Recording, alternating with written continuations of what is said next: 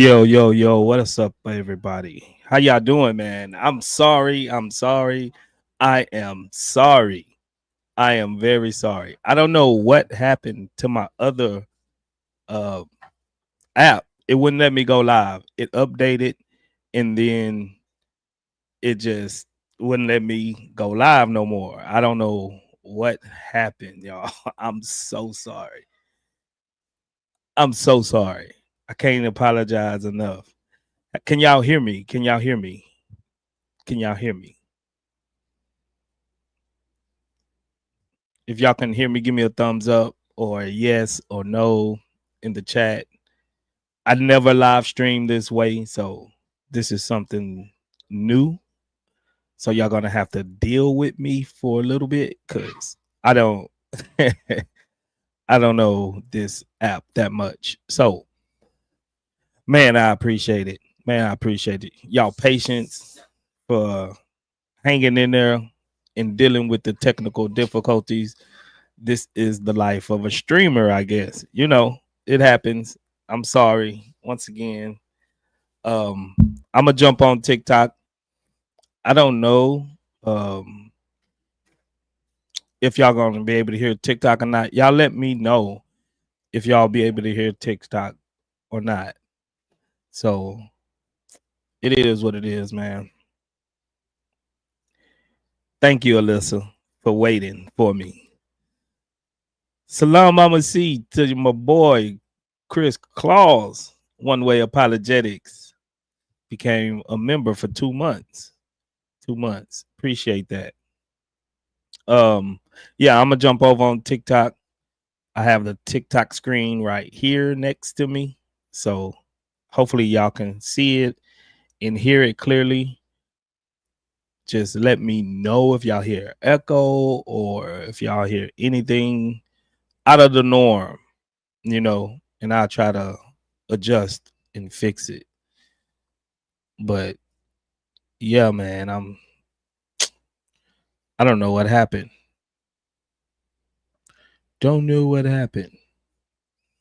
Okay, you'll join TikTok. All right, brother Chris. I'm gonna go on TikTok right now. Shout out from Dallas, Johnny Blends from Dallas, Texas. I'm all the way down here in South Texas, man.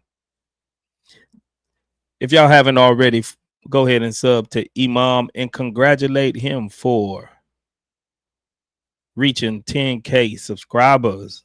Chris Claus, much respect, respect to my boy, to the one and only Chris Claus. I was banned on TikTok last week, so I was banned on TikTok, so I didn't go live last week because my account was banned. You know, Claus in the building. Can you hear me?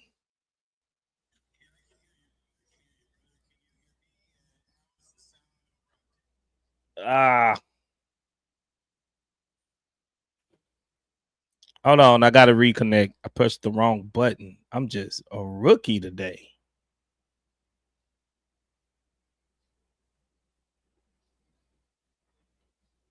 Just a rookie.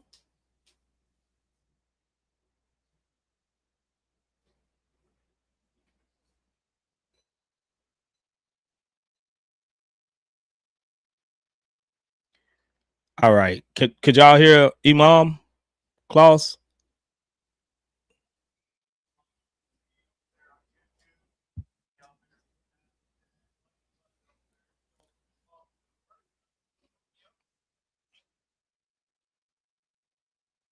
Yep. Y'all heard him. Y'all heard him. Was it an echo? Could y'all hear him? Could y'all hear him? Anyone? Did y'all hear TikTok?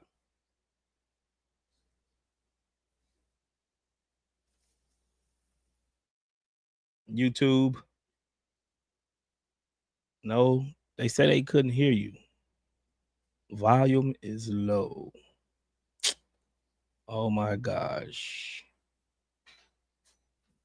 Let me check something real quick.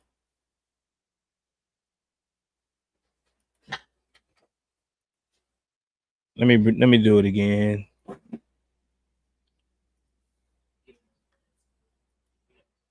To share audio, share a tab or screen instead.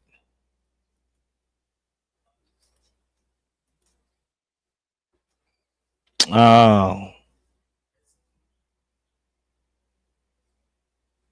okay.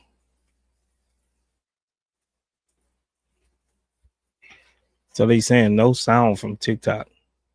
Let me try it this way, y'all. Told y'all this is my first time doing it this way.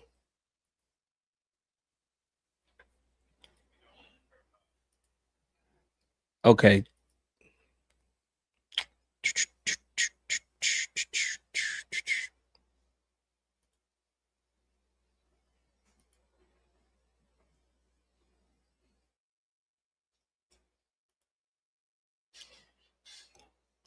All right. Let me see. It might be an echo this way. Yeah.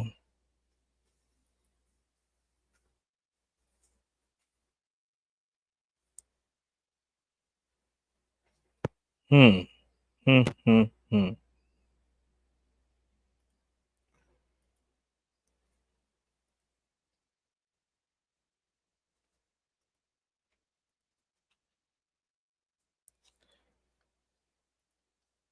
All right, brother Chris, say something.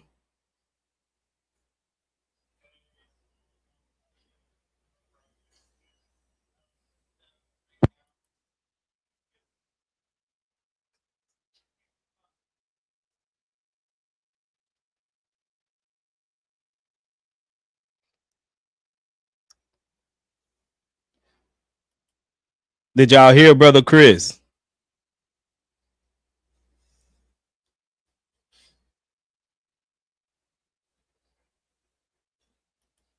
What? Y'all can't hear him? What?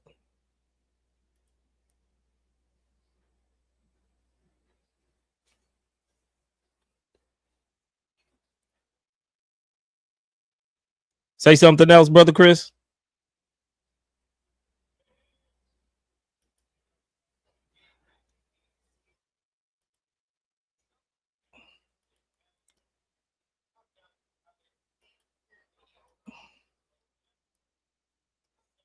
Um.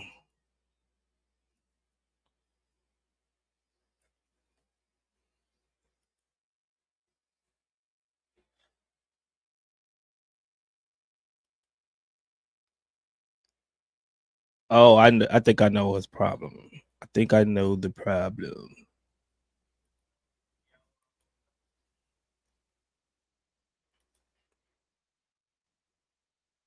All right, now say something, brother Chris.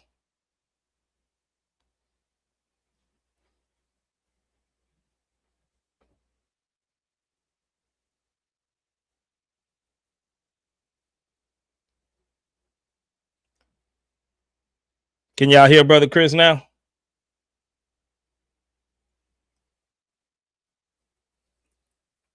Still nothing. What? Y'all gotta hear him.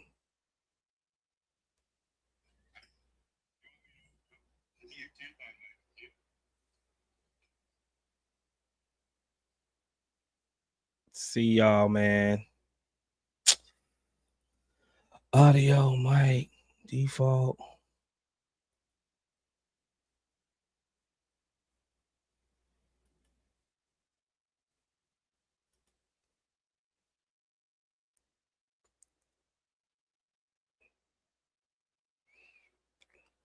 Supposed to be a way y'all can hear him, man. Come on now.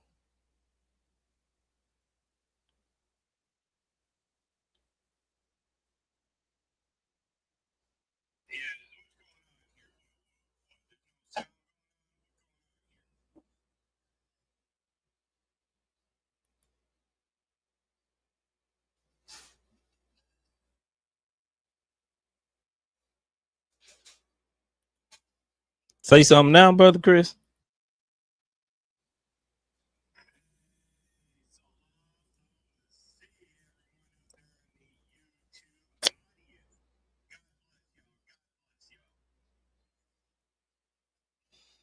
Man, think I'm gonna just have to.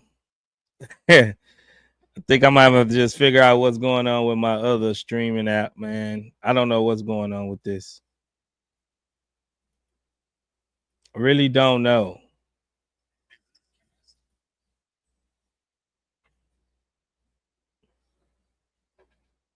This I'm see the Easy Cast supposed to just pick up. I don't know why it's not here. Hold on, let me try something else. Let me try one more thing, y'all. If it don't work, I don't even know. I'm gonna have to spend the night working on this. Let me try one more thing.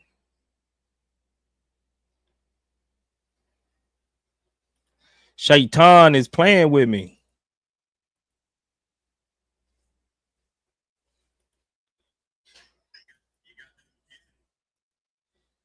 I know, huh?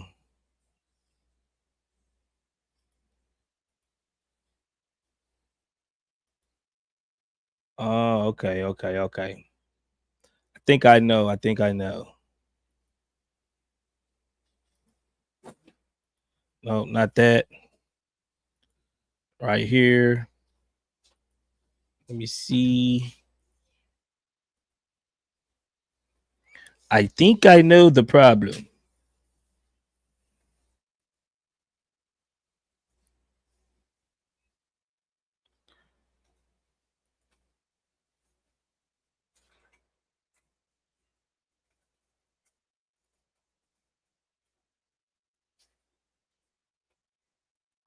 Okay, there we go.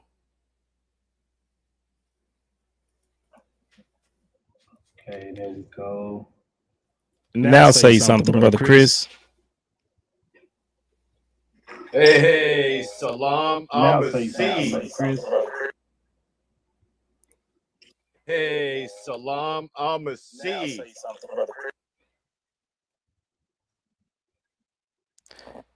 Can y'all hear brother Chris?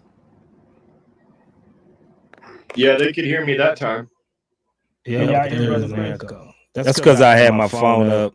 Yeah, they could hear me that time. Say something else, brother Chris. Yep. Hey, what's going on? I That's 'cause just I want had to my say phone Salam Amassi to Manny Say something else, Burgos. brother Chris. Salam Amassi to Hey, Simba what's over going there. on? We I got just wanna Johnny. say We got Salam Pierce Amassi Taylor. to Manny We got Burgos. Elisa over Salam there. Amassi to Jay Simba over there. Rich. We got Salam Johnny. We got Amassi echo. Taylor. We got Elisa over there. You know Jay what? Rich. I'm gonna have to Salam remove Amassi. myself from there. You know what? I'm gonna have to remove myself from there.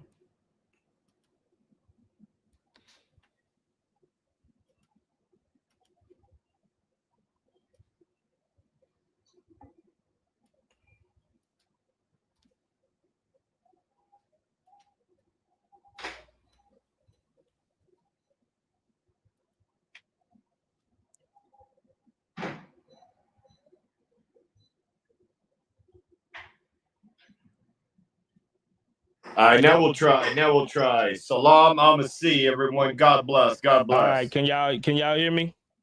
Now we'll try. Salam. All right, can y'all hear me?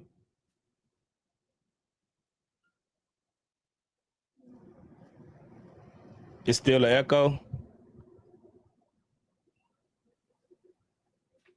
It's still an echo. All right, let me see something. All right. Just wait. How does I know that the word doesn't have an echo, but what about me?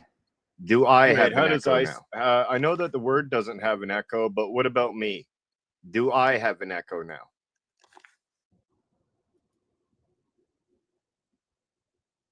I think I know. I have to mute myself. I think I know. I have to mute myself.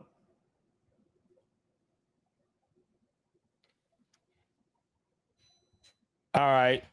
Y'all can hear me now? All right. Y'all can hear me now?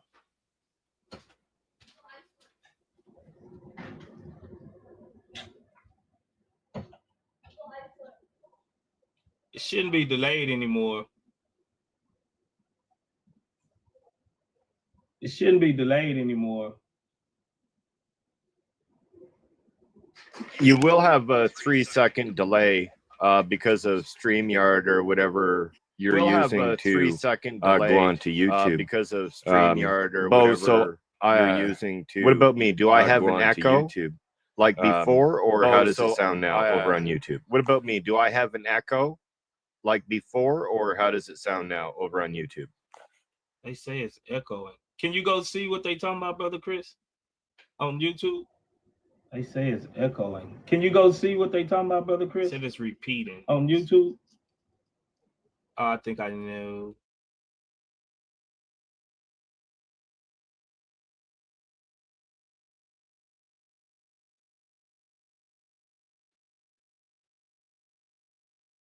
Same echo. Hear me on YouTube. Oh, let me see if I got a YouTube tab open. I don't think so.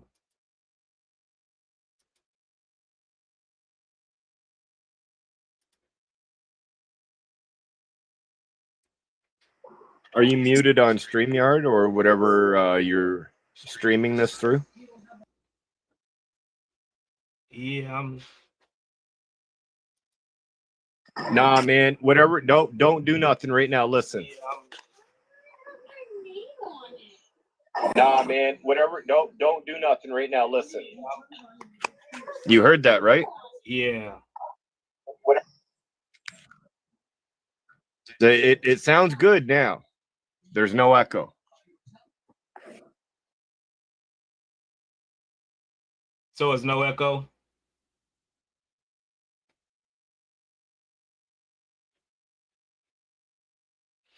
All right, no echo, no echo. Let's see what we got.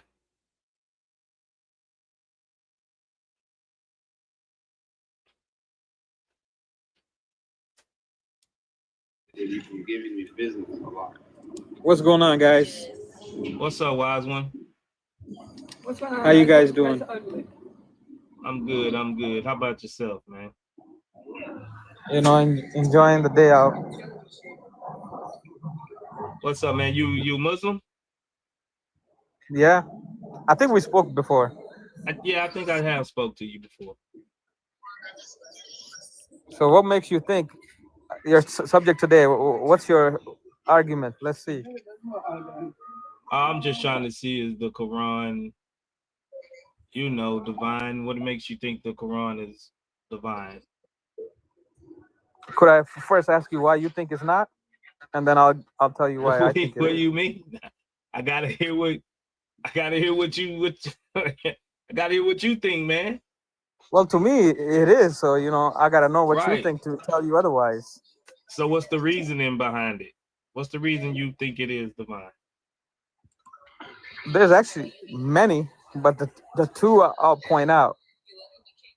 Basically, there's a challenge in the Quran. I'm pretty sure you're familiar with it. To repeat a surah like basically, yeah. Has anybody do you think in that's really 1400 like years produced even a chapter like it? Do you really think that's like a good challenge to have? Oh yeah, if you understand the linguistic reasoning behind it, it's it's a living miracle of the Quran that's even valid at any given time until the end of the world, basically. So you think that just because it's a linguistic miracle that is divine? Oh yeah. Because if nobody can produce a chapter like it, the only understanding would be that God is the one who revealed it. And then there's another one. There's a second part to it. First part is that produce a chapter like it, and the second part is if you really think it's not divine, or if you think it's man-made, you would find inconsistencies in it. You would find mistakes in it. Even that, those two challenges the Quran presents. I think the linguistic miracle thing that's just subjective, bro. Because you can think that it's divine, but I would think that it's not. Well, to me, it's a very important thing. Why you don't think so? Elaborate a little bit. Well, because we see these stories, we see these revelations that claim it's Allah, like we see them before. We know where they come from. We know where a lot of them come from. They're not No, you're divine reading in any way. You're reading the translation. Even I'm reading the translation. I don't speak Arabic, and I think it's just like any other book. But in the language Arabic, it's a miracle how it's compiled together, how it was put together over 23 years. Nothing was put together. Like nobody sat down and wrote it. That's the whole point. Nobody sat down who wrote it. It was put together in a way which is people over the centuries looked into it and say it's impossible. No, I'm saying, but what if we see these same supposedly revelations already from the past? It even says in your own Quran that the people was like, well, this is nothing but ancient tales of the ancient. We know these. We heard these before. Well, there is history in the Quran, but that doesn't it's not take history. away from what it is. It's not history-wise. It's supposed to be divine revelation. Revelation means that it was once hidden, and now again it is brought to light. Okay, I think that's your interpretation of what divine is then. No, I said revelation. So you think revelation is something that's hidden and then it's revealed? It's literally revealed. The word revealed is in Revelation. That's what it means. So divine revelation is that it is revealed from God. Yeah, so those two tests that the Quran puts out, no, is to prove that it's from God. Linguistic miracle, but that's subjective. What's linguistic miracle to you is not linguistic miracle to me or to the next person. No. The linguistic miracles of the Quran is relevant to anybody who understands Arabic. No, it's not. That's not what I'm saying. No, because I know Arabic Christians or Arabic atheists that say no. That's the Quran is really not nothing special. Matter of fact, it don't make sense in a lot of ways. Yeah, I think I would disagree with that. Of course you will. You're a Muslim. Yeah, I don't. So either they're being biased in terms of understanding it, or they're downplaying what the challenge is, because nobody has been able to produce anything like it. But that's subjective too.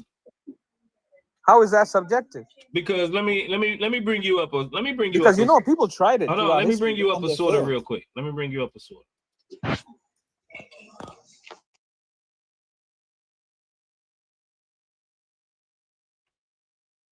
What is it? Surah Al-Kafirun. I know you know 109. Surah 109. It's a short one. Huh? Yeah, it's a short surah. Yeah. It says, say, O Prophet, O you disbelievers, I do not worship what you worship, nor do you worship what I worship. I will never worship what you worship, nor will you ever worship what I worship. You have your way, and I have my way. You don't think no one can come up with anything like that? Not in Arabic. You look at that. Not in Arabic. Not in Arabic. What? Because if you know the reason why it's a linguistic miracle is open up the tafsir of this verse or this surah. It's like 3 or 4 pages.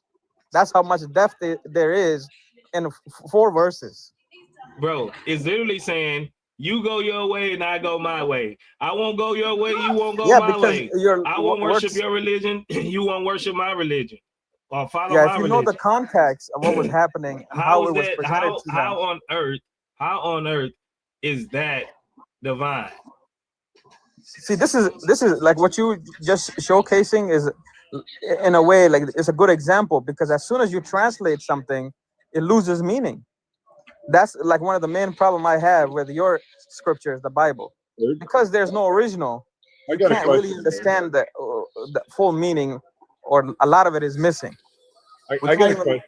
Hey, just give me 1 second here, sir. I got a question though, Word.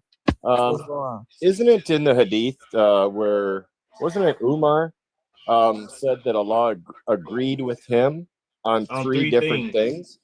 Now, Umar said something, and then it made it in the Quran. Is that not creating a surah like it if Allah uses the exact words that Umar is using? Not if it's in the Quran, no. It has to be outside of the Quran. It was, no, yeah. Umar said it, and then Muhammad revealed it after Umar said it. But it's still part of the Quran. Only after Umar said it. Yeah, I would have to understand like if you can bring it up, maybe we can go over what's actually happening. But then it still is part of the Quran. It's not something outside of the Quran. Yeah, but if I was standing there and I because said, you know, there's some quotes in the Quran of what people say, like what Jesus, when God asked him, "Did you tell anybody?" Hello, how are you doing? You're God, and we have Wise one, can you hear me? Jesus. Hey, wise one, can you hear me? Hey, 1 second, y'all. 1 second, y'all. I'm supposed to did this earlier.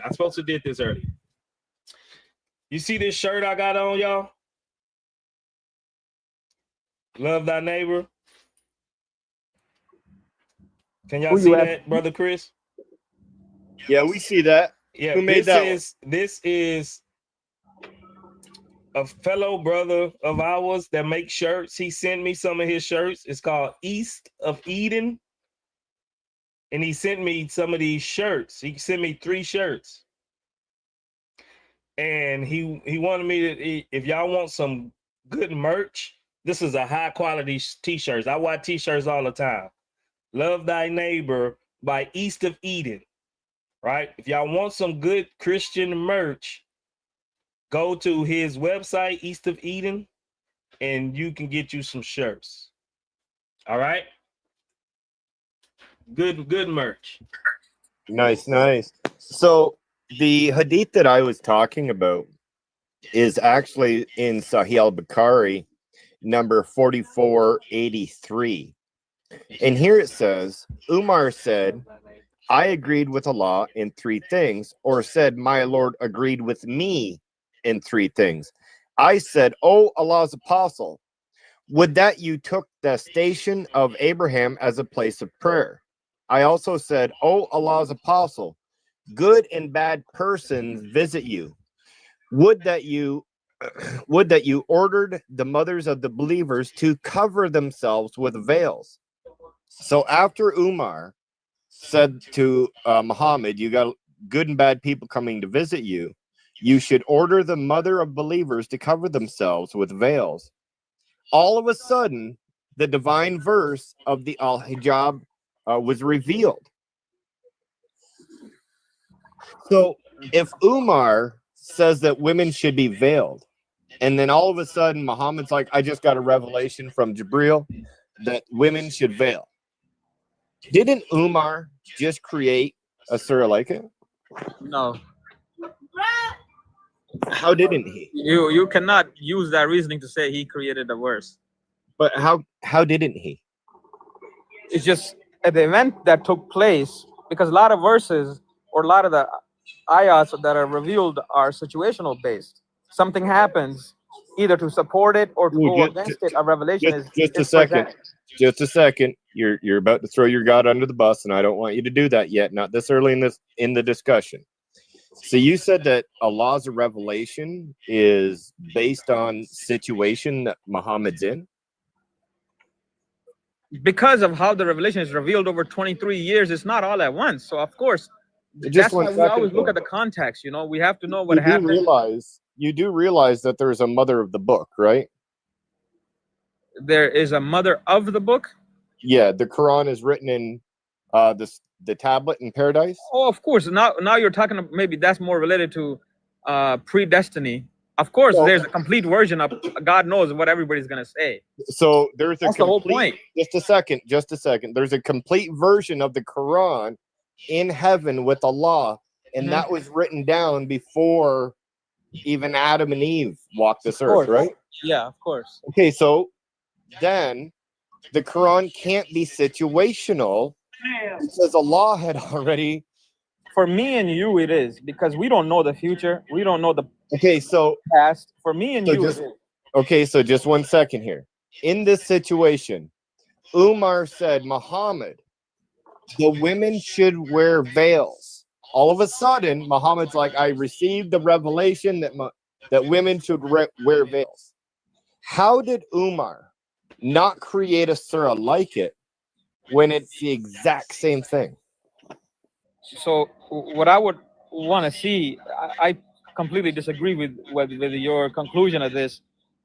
Is it the exact same words that Umar said, or was it just agreeing with the basically his conclusion of his statement? So your the verses about the veil are not his exact words. They have. So are you saying that your God agreed with Umar? Yeah, I would have no problem saying that. Yeah, he's a believer. You would have no problem. And he has a very high status in Islam. Just one second. You as a Muslim have no problem with your God borrowing what his creation said and saying, yeah, that goes in my Quran. No, it's not about borrowing. This had to happen for that to be revealed. You can look at it that way. The same way we look at, one other example I can give you to reference this. We like in Islam, we believe, Adam and Eve were put in heaven, and God knew eventually they were going to eat the fruit. They were going to do the mistake they were going to do. I totally understand that. I do. But we're talking about this, and this is a whole different situation. No, let me connect it. It'll make maybe it'll make sense. Maybe it won't. But the reason why, we look at the story of Adam a little bit differently is we knew they were God knew, not we. God knew eventually they were going to eat the fruit.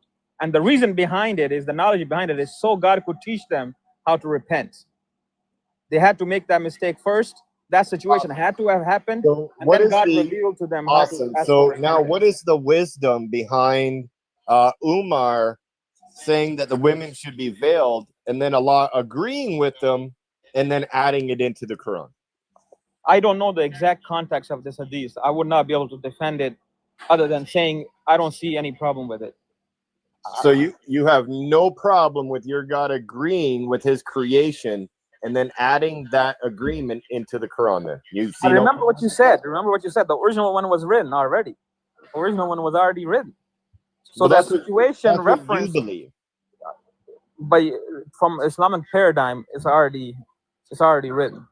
So what you say or I say or what Omar said is not really going to be relevant. Somebody was going to say something, and a verse was going to be revealed. So did Allah? So hold on. So did Allah compel Umar to say this? Why not? I'll agree with you. So why not? Allah, so there's no free will? Not free will the way you guys understand it. Everything happens by will of God. We have a choice to make. Either you can agree, or you can obey, or you can disobey. That's the only free part. After that, there's consequences. And God made a path. Either you pick the right path or you pick the wrong path. That's the free will is in terms of making a choice, but then there's consequences with your choice. Saying free will like the way most Christians understand it would mean there are no consequences. What up, Zay? What, so now, because you're saying now there's free will, we don't believe that there's like predetermined things. But the way you describe it, how would you say then that God is all-knowing? Is that Allah predetermined Umar to say these things? Of course. That's the power of God. How can you say God is all-knowing and He doesn't know what me and you are saying right now? No, I'm saying He made Umar say these things. Well, the thing is, everything happens in God's knowledge. As soon as we say or we don't say, we think or we don't think, God knows. No, but he already wrote this. Yeah, this is even the conversation me and you are having is already written down. But is He making us say these things that we're saying? We're saying it by our own choice, but He knows our choice. So Umar, Allah already knowing that Umar was going to say these things, He wrote it in His eternal tablet to agree with Umar. Yeah. You don't see Why that? not? You don't see that being a problem? Are you saying that's a problem because there's no choice or will in there? No, it's because if He already seen the future, then he already knew Umar was going to say this, then why not reveal this verse before Umar even say it? So with this hadith, Chris, if you could reference a verse, which verse is it exactly? Maybe we can get to the bottom of this if we know which verse exactly was revealed with according to this hadith. The Do you know? the veiling Yeah, hadith. I mean, there's multiple verses about covering up. Okay. I believe The it's one- 36. Is this chapter 36?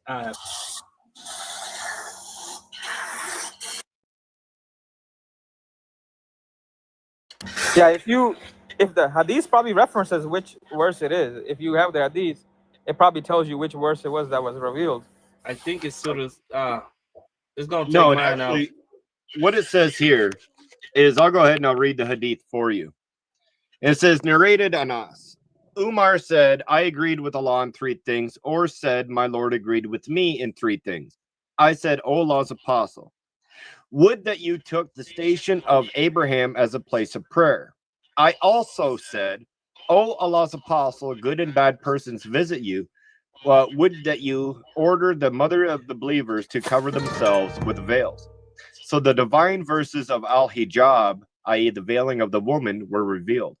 I came to know that the Prophet had blamed some of his wives, so I entered upon them and said, you should either stop troubling the Prophet, or else Allah will give his apostle better wives than you.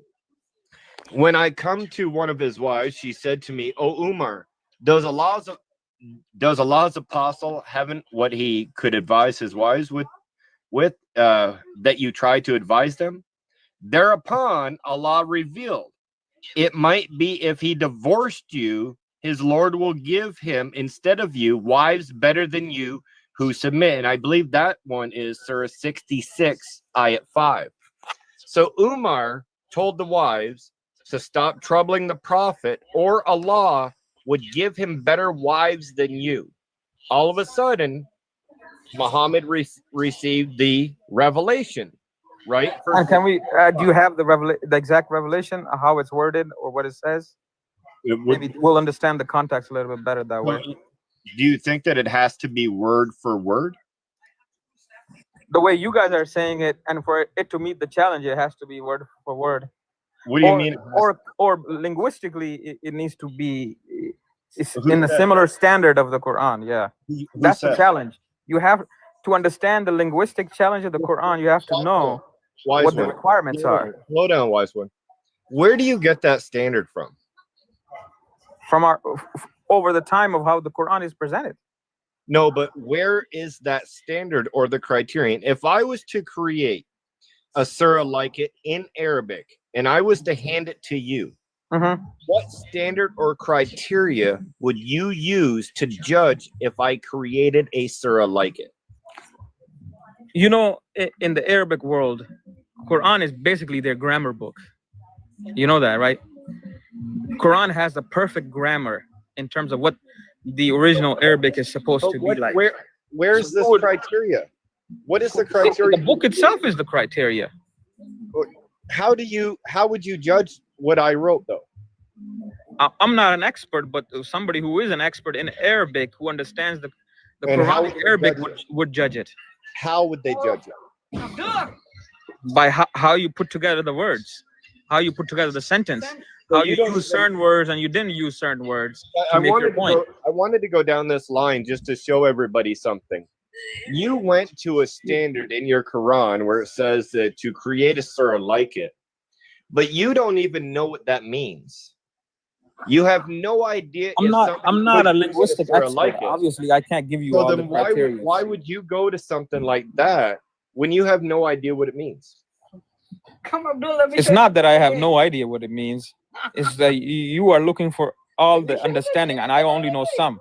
I just know it needs to, because Quran is a linguistic miracle. Hey, wise. Where does the Quran lay out this criteria for itself? Literally, how every verse is put together. No.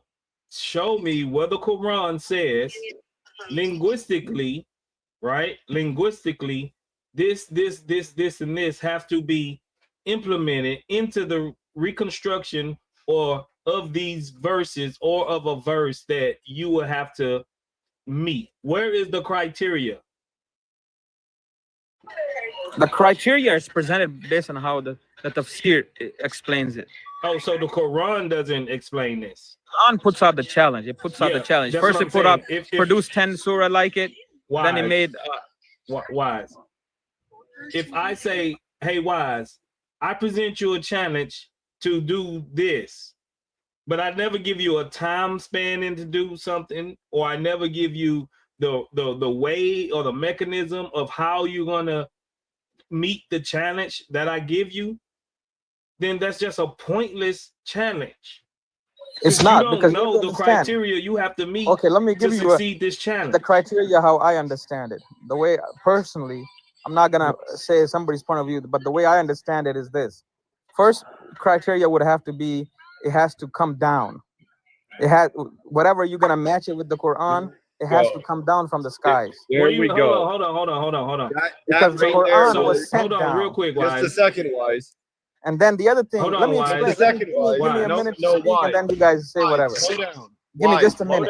Slow down. Hold on, Wise. No, I had to mute you. Right there, you just exposed the whole situation. Right there in your very first point. You just said that this has to be divine revelation from God. Exactly. This is why this challenge is just silly. Because Muslims believe that Muhammad is the last prophet. So if someone was to get divine revelation from Allah, then that will destroy Islam. The challenge is that strong. It's a bulletproof challenge because God made it. That's the whole point. It's a bulletproof challenge. No, it's not a bulletproof challenge. It's a silly challenge. Believe me, nobody has been able to do it. People try, and it's literally plagiarism. Wise one. It's a silly challenge. It's not a silly challenge. It's not. Because we don't. Me and you, we don't speak Arabic. Somebody's already did that. Somebody's already done that challenge. His name is Joseph Smith. No, they haven't. Yeah, he claims that an angel. Are you talking about the Book of Mormons? Yeah, he claims that an angel came to him from heaven. There are no linguistic miracles in the Mormon Bible. How you know they probably think it is. Who said? Yeah, who says you? That's why I say this is all you guys subjective, probably seen bro. the videos of the linguistic miracles that are inside the Quran. But your first thing was that it had to come down from heaven. Joseph Smith believes that his revelation came down from heaven. You would have to then prove whether or not if he was a true prophet. According to what? According to what a prophet is supposed to be. Where do we get that information from? Since he's representing a sect of your religion, you would have to come up with that. I don't know nothing about Mormon. He's not representing a sect of anyone's religion. Aren't they supposed to be Christians too? No, they're polytheists. All right, then I don't know much about Mormonism to talk to you guys about it. Yeah, so all I'm saying is their prophet, Joseph Smith, believes that he received a revelation from God. So the first criteria that you put forward, Joseph Smith. So if he thinks he gave a revelation, then you would go. If he thinks what he produces a revelation, then you would go on to the next step and seeing if there's any consistencies, seeing if there's any misinformation or like mistakes in terms of what he's saying, because that's the second part of the challenge. Okay, so if we see a mistake, or if we see that the Quran does not. Well, let me ask you this then: how do you think? Scripture, just a second. If we Can I jump in real quick? If we see that the Quran doesn't go along with the previous scripture and makes mistakes, then we can discount that as revelation, then, right? You would have to produce that previous scripture. The gospel that you guys believe to be the Bible is not the gospel that's mentioned in the Quran. The Torah that's in the Quran is not what the Jews are reading today. Well, you would have to produce that first. No, you would have to prove that. Because the Quran says a singular gospel, a gospel. Okay, that was given to Jesus. You think Jesus preached Mark, is Luke, the John? Torah a singular word? As it is today, no, because somebody else wrote it after Moses. Is the Torah a singular word? As far as I know, even the Torah today, that is even part of the current Bible. Torah, the word, a singular word? Whatever was given to Moses, whatever. That's. Do you even understand the words that are coming out of my mouth? Yeah, I do. Okay, so the question is the word Torah a singular word? I believe so. Oh, excellent. I know so. Yeah. So now the Torah. How many books are in the Torah? I don't know. Maybe like it's like 40 something. I don't know. 39. 39 books in the Torah. Yeah. And you think that you're qualified to get up on a Christian stage and have a discussion with a Christian after you stated that the Torah contains 39 to 40 books? I'm not sure what your point is. Well, my point is that you have no idea what you're talking about, because the Torah contains No, I'm only talking on the perspective of 5 books Quran. of the Old Testament. Well, can I jump in for a second? Hey, I'm not sure. Hey, Word, did you have anything left for Wise One? I don't even know. Let me explain a little bit of why we got 40 books in the Torah. Give me just a minute, guys. I don't know Give what me you're just gonna a minute. say next. Can I have a minute? You cannot cast him out just because of he does. It's okay to not know something, so he is totally fine. The Quran did not state how many books are in the Torah, so Yeah, it it does. stated that you guys have distorted the books, and it is fact that you guys have distorted the books. I can give you proven facts from your own book of how many Slow contradictions you down. guys have. Abu, why are you lying on your God? Your God does not say that the Torah and the Injil are corrupted. Yes, it does. The scriptures have been distorted. Show us where your God أفتطمعون أن يؤمنوا said that the لكم وقد Torah and كان the فريق Injil منهم were يسمعون textually كلام الله. corrupted. Go on to Surah Baqarah, chapter 2, verse 75 to 79. Start from the Hey, context. Word, do you want to deal with chapter 2, 75 to 79 with Abu? No, I want them to tell me why the Quran is divine revelation. The Quran is divine because Allah already challenged every single human. From the time the Quran has been revealed to date, nobody has ever been able to come up with a verse like it. No That's one. subjective, Allah challenged bro. you guys. Sorry? That's subjective. I'm talking about objectively. That is not subjective. That is well, subjective. We already have people from the back in time, the kuffar, the uncles of the Prophet already challenged him. They said he was getting his revelation from the jinns. So who's making? And then Hold they on, could Abu, not, Abu, because they were Abu, poets. Abu. They were okay. Intellectual and Who's the poetically judge? Hold eloquent. on. Let me show you why this is a flawed way of trying to do anything. Who is going to be the judge of someone actually, if they do try to meet this challenge, is going to say, well, yes, that is like the Quran, or no, that isn't like the Quran. Who's going to be the judge? Another challenge, Allah also tells you to look into the Quran. Find any contradiction and bring it forth. Answer my question. Find any contradiction in the Quran and bring it forth. Yeah, this is a 2-part challenge. Answer you have to my get one part. Who's going to be the judge? I'm saying you that criticize the Quran. Who's going to be the judge? Intellectuals, you, me, all of us gonna be the judge of the Quran.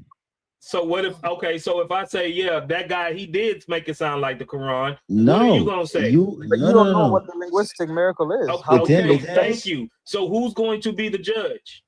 So let me give you some criteria.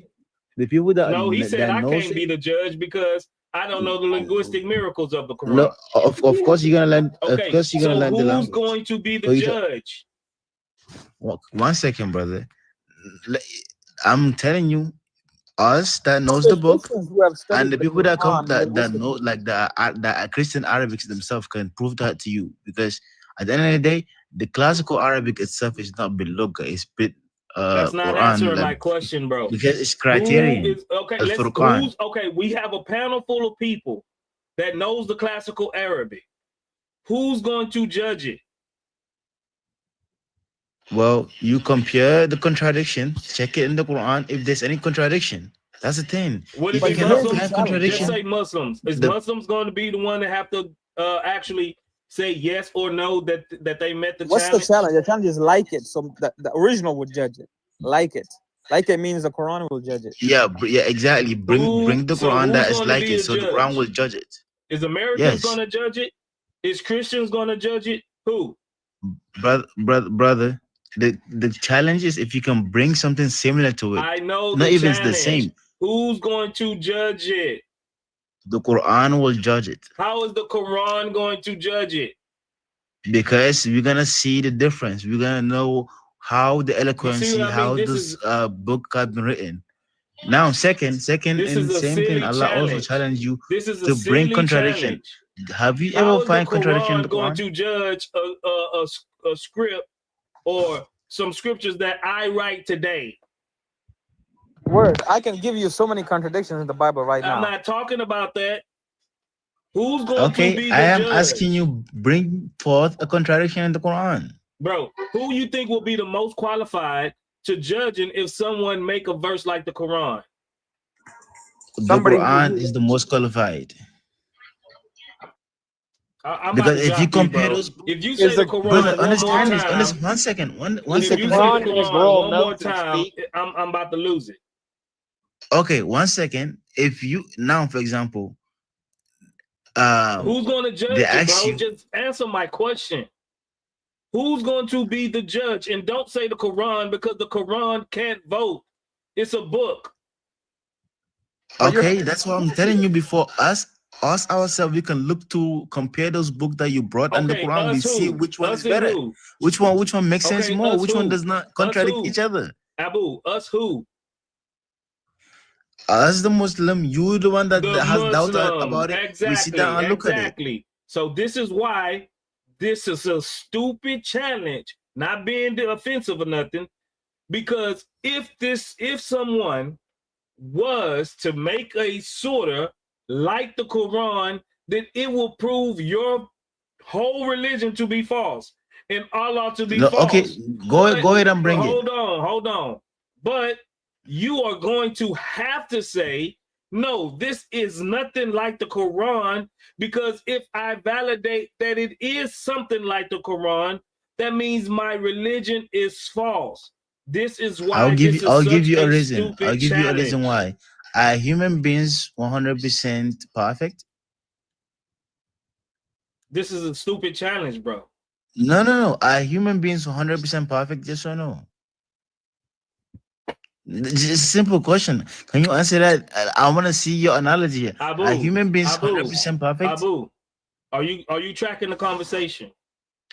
I am tracking the Okay, that conversation, means but that's what I'm asking you. If Muslims are the most qualified to your, as far as your example, your criteria, if Muslims are the most qualified to judge if someone else, right, made a surah like the Quran, and if this hinges upon whether your religion is true or false, no Muslim on the face of this earth would agree that someone made a surah like the Quran, because it will falsify your whole religion.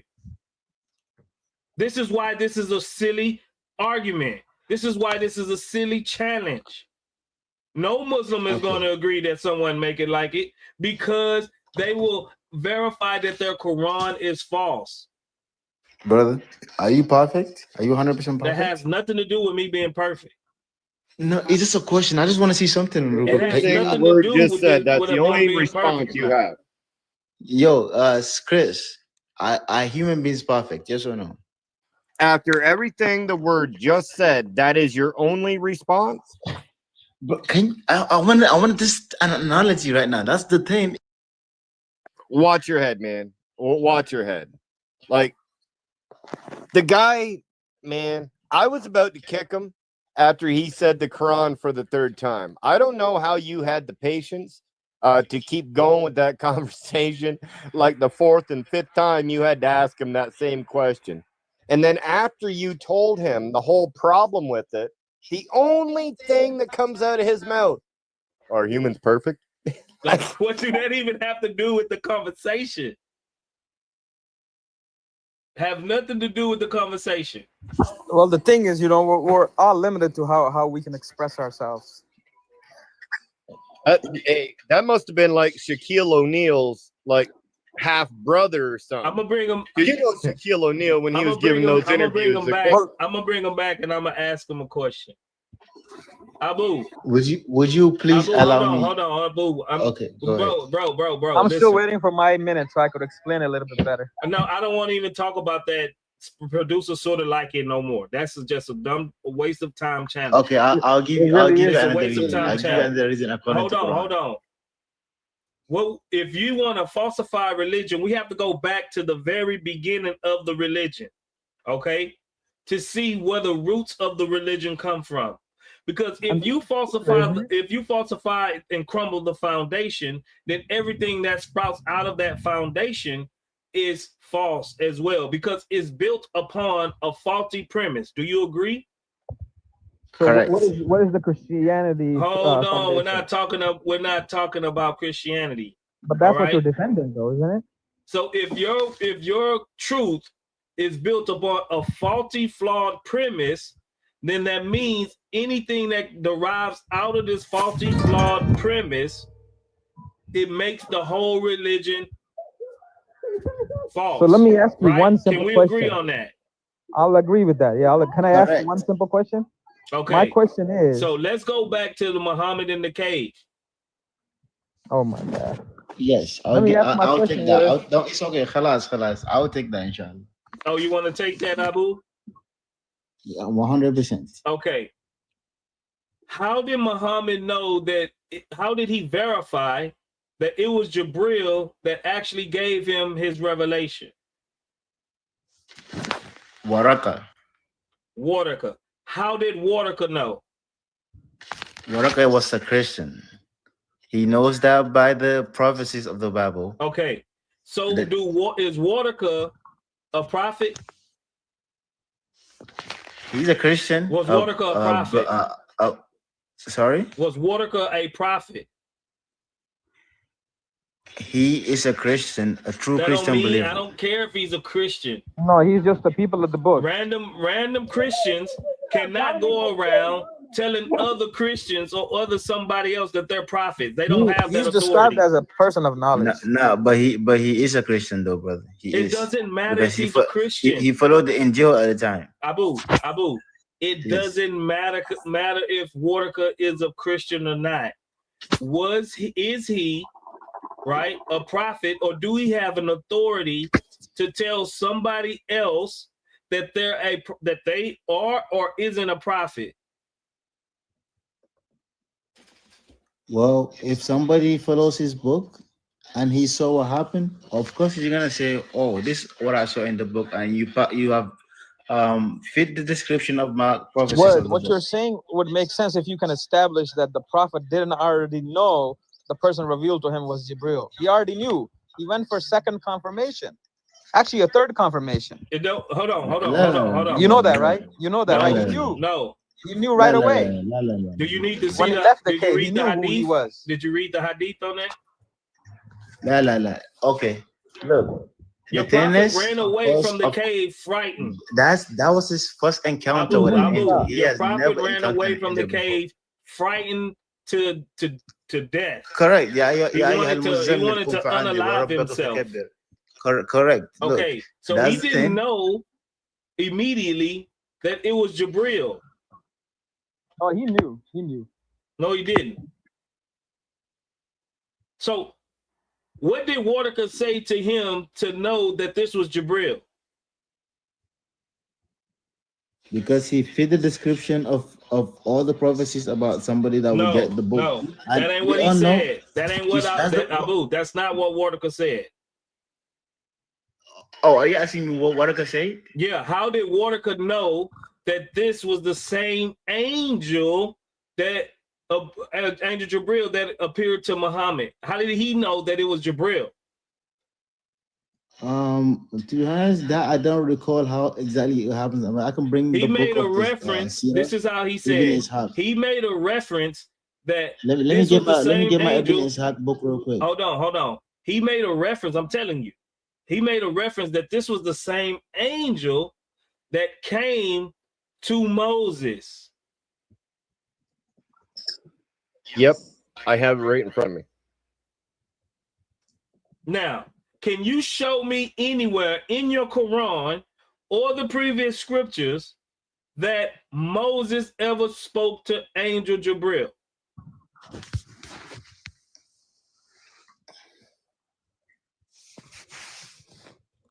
Can you do that? Yeah. I mean, I can give you a couple ones. I can give you ones about Ibrahim. I can give you ones where did he speak to Angel Jibril? In the drill about Ibrahim. Jibril spoke to Moses, because this is the standard that Waterka said that he knew that this was Jibril. Let me remember the ayats, man. Subhanallah.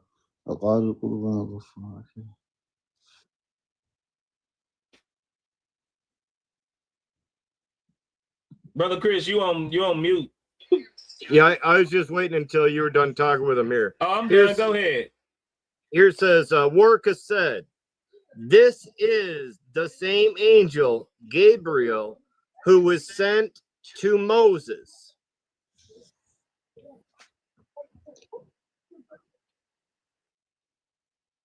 So he used the criteria, the encounter that Moses talked to Angel Jibril. Hello? That's how he knew that it was Jibril with him in the cave.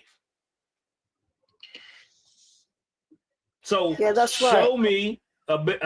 Be quiet, Abeda. You just got up here. You can't get paid right away. I'm talking to Abu. I'm just saying that's right. What you said, I'm saying that's right. That's why I came up to say, because he might not have read it. But that's why I come to affirm what you just said. Are you a Christian? That's right. Are you a Muslim? Gabriel came to Moses and said, Waraka basically said the same angel had gone to Moses behind the burning bush. Hold on. Are you a Muslim? What book is that? Did he show from? What's the name of the book? Are you a Muslim? Yeah, I am. What, you Shia, Sunni? Well, for the Quran and the Sunnah, yeah. Okay. So are you agreeing that Moses never talked to Angel Jibril? I didn't say that he never spoke to Angel Jibril, but he said no. He said that was the same angel that went to Gabriel and gave the message to Moses as well. Yeah, and how do you verify that? Sorry? And how can you verify that? Yeah, obviously you go back to thingy, the books, innit? Do you know what I'm saying? Go back to where? I mean, it's not the only prophets he went to. There was other prophets he went to as well. No. But he directly said Moses. Yeah. That Morocco did mention Moses. Yeah. So where do we find this at? Sorry? Where can we find an encounter between Moses and Angel Jibril? Like, what do you mean? Because Waterka, now remember, the Quran wasn't written yet. Oh, why did he leave? Who leave? He was just talking, and then I asked him a question, and he bounced out. Like, no. I don't think he left. Maybe his phone died or something. But don't worry, because the thing is, Allah especially said in the Quran that that He has sent down angel Jibril to all His prophets, like to reveal to them. Because when He says in Surah Al-Baqarah, whoever is in I think Surah Baqarah, وَلَقَدْ آتَيْنَا مُوسَى Subhanallah. Okay, let me remember listen. This. Hold on. If Jibril came to all the prophets like you claim, and he is the one that gives the revelation to the prophets like you claim, then we should see an encounter between Moses and Jibril. No, because Allah generalized all the messengers as to but that's who not, Allah hold on, down. Don't shift. We're talking about what Waterka said. We're talking about what Waterka said. Waraka said that it was Moses and Jabril. Is Moses part of the prophets of Allah? Yeah. Okay, if he's part of the prophets of Allah, Allah said that he used Angel Jibril to send revelation to all of them. Okay. Why won't you So accept where that? do we see this happen? Do you want the verses that Allah talk about that he sent down? No, the angel to all Quran the wasn't prophets? written yet. Yeah, was you? I mean, The Quran of course wasn't the in Quran was. existence. Okay, but then that's so Allah where is would affirming to Waraka, what how would happened. Waraka know that Angel Jabril spoke to Moses? Because of the same situation he see him in, because he knows it's only an angel can come to, and already in the prophecies of the time that a man will be visited in cave. Only an angel. You know, there's thousands of angels. Okay. One of the how did he know it was Angel Jabril? Waraka, one of the prophecies he mentioned that he will be visited in cave where he'll be given the Quran, the unelected man that cannot read nor write, and then the angel will speak to him to read, and he said, "I do not know how to read. This is in your books. Please do not change that." Hold on. No. You're talking about in Isaiah, and that is a condemnation scripture. I'm pretty sure you don't want to use that scripture if you really know condemnation what that scripture is saying. Abu, how's that condemnation scripture, bro? Abu, quit lying, because Waraka never said that. I'm not talking about what. You literally just said Waraka. Give me the name of the book you are reading from. This is the problem. No, don't shift hold on, Abu. You cannot shift the burden of proof on us. We're asking you. Show me. I have Ibn Ishaq and Tabarani and Bayhaqi. No. So give me the book you are showing me. I need to know your book. This guy, you're not running from this. Slow down. I'm not running from it. I'm fine with not running from it, but I need you to show me the book that you're reading from. Stop talking. Stop talking. Calm down, Abu. Can you show me the book you are showing me the Waraka from? Stop. You're starting to manifest. We were talking about Waraka bin Nawfal, saying that Muhammad had Jabril come to him because Jabril came to Moses. So the question is to you. Fine. Show me the book you are reading from, brother. Give me the name of your book that you are reading from. Stop talking. The question is to you. Show us where Angel Jabril came to Moses. Brother, you claim about a book. I need you to show me the book you are reading from, because I know that for sure in the books I read from, Waraka did not say that. So give me the name of the book you're reading from. I just showed it on the screen. Show it again, please. Give us the name. Sahih al-Bukhari. No, that's not Sahih al-Bukhari, bro. That is not Sahih al-Bukhari. Show it again. Give me the verse number. Give me the verse number. Sorry, maybe it's Mishkat. Sahih al-Bukhari 6982. Okay, and the heading of it is the commencement of the divine revelation. I got it 6982, right? And this other one here, I'll give you another one as well. We number 3. What? Oh my God! Which one that talks about Waraka? That's what I want. That he said about this is what happened to Moses. I need to know that, bro. That's the one I need. I don't want anything else. It's a hadith, bro. So here, let me go ahead. And since he's going to the reference that I sent him, I'm going to take the big screen so I can show him once again, because apparently Muslims forget what the commencement narrated by Aisha. حدثنا يحيى بن بخر حدثنا ليلى حدثنا عقيل عن ابن شهاب حدثني عبد الله بن محمد. Be quiet. I am just going to mute you, Abu, because you have no idea what you're talking about. So it says here, Waraka asked, "Oh, my nephew, what have you seen?" The prophet described whatever one second. Waraka show us said, the book. Show us what hadith is that. Angel Gabriel, who? Bro, that is not a hadith he's reading from. The one I'm reading is not the same he's reading from. Whom Allah had sent to I need him to type the hadith himself from start. Shut up. He says this is not the same hadith. Let me go down. Okay. What's the number that I told him? Bukhari 6982. And you're saying this is not the same hadith. and I just went back up. You're a liar. Okay, let me share my screen. Let me share my screen. Let me share my screen from what you have. Why? Let me He's share my reading screen it then. right there. No, because what I'm seeing here is not the same thing. Tab the stuff from beginning, bro. Tab it from beginning. Look where I'm at. What's that website, Abu? Sunnah.com. Is Sunnah.com a legitimate website to read Sahih al-Bukhari from? Yes or no? Why you have equal waraka in there? Why Yes, you have equal? because I'm searching. Bro, you have a whole waraka translation, indeed. And this is what I got. Because in Sunnah.com, you can use the search bar to find the hadith that you want.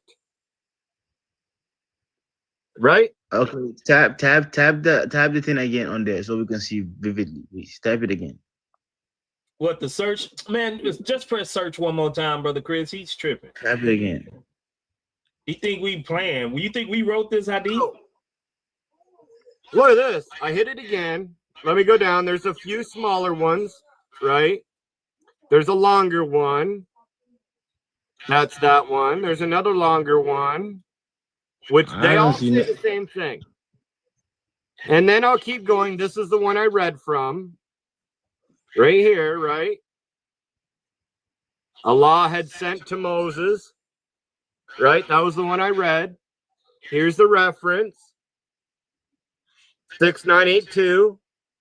I just hit the search one more time, scrolled down to the hadith that I was reading from in Sunnah.com. What else you got? So you see, you take the screen backwards. Waraka says that was Angel Jibril in the cave with Muhammad. Show me where Angel Jibril ever talked to Moses. Well, like I keep telling you again, I can give you the verse that Allah said that He sent down Angel Jibril as the angel to send to the prophets. So what? We're trying to verify that claim, Abu. But brother, is like I asked you again, is Moses a prophet? Yes or no? You say yes. You're making a presupposition. You're presupposing. It is not, hold because on, Abu. if you fall under a prophet, then that means you're a prophet. Abu, you're presupposing that just because this is in Islamic theology, that Jibril appears to the prophets and give them revelation, that's what it is. We're challenging you on that claim. Okay? So now, when did Moses get his revelation? Where did it start?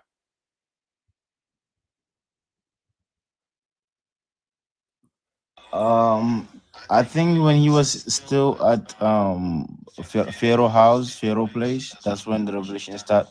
Actually, no, when he departed for a travel first. By the time when he came back, where was he at? That's when he. Sorry. Where was he? He went to see. Allah asked him to make a travel to go see.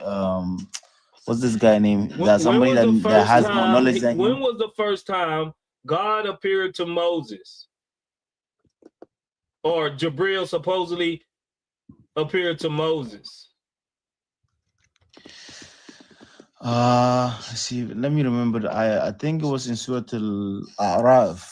Subhanallah, this is the problem. I don't remember those numbers in my head. Let me just get my laptop real quick. I'm trying to Muslims only, y'all. Muslims only. If you're not a Muslim, I'm gonna have to drop you.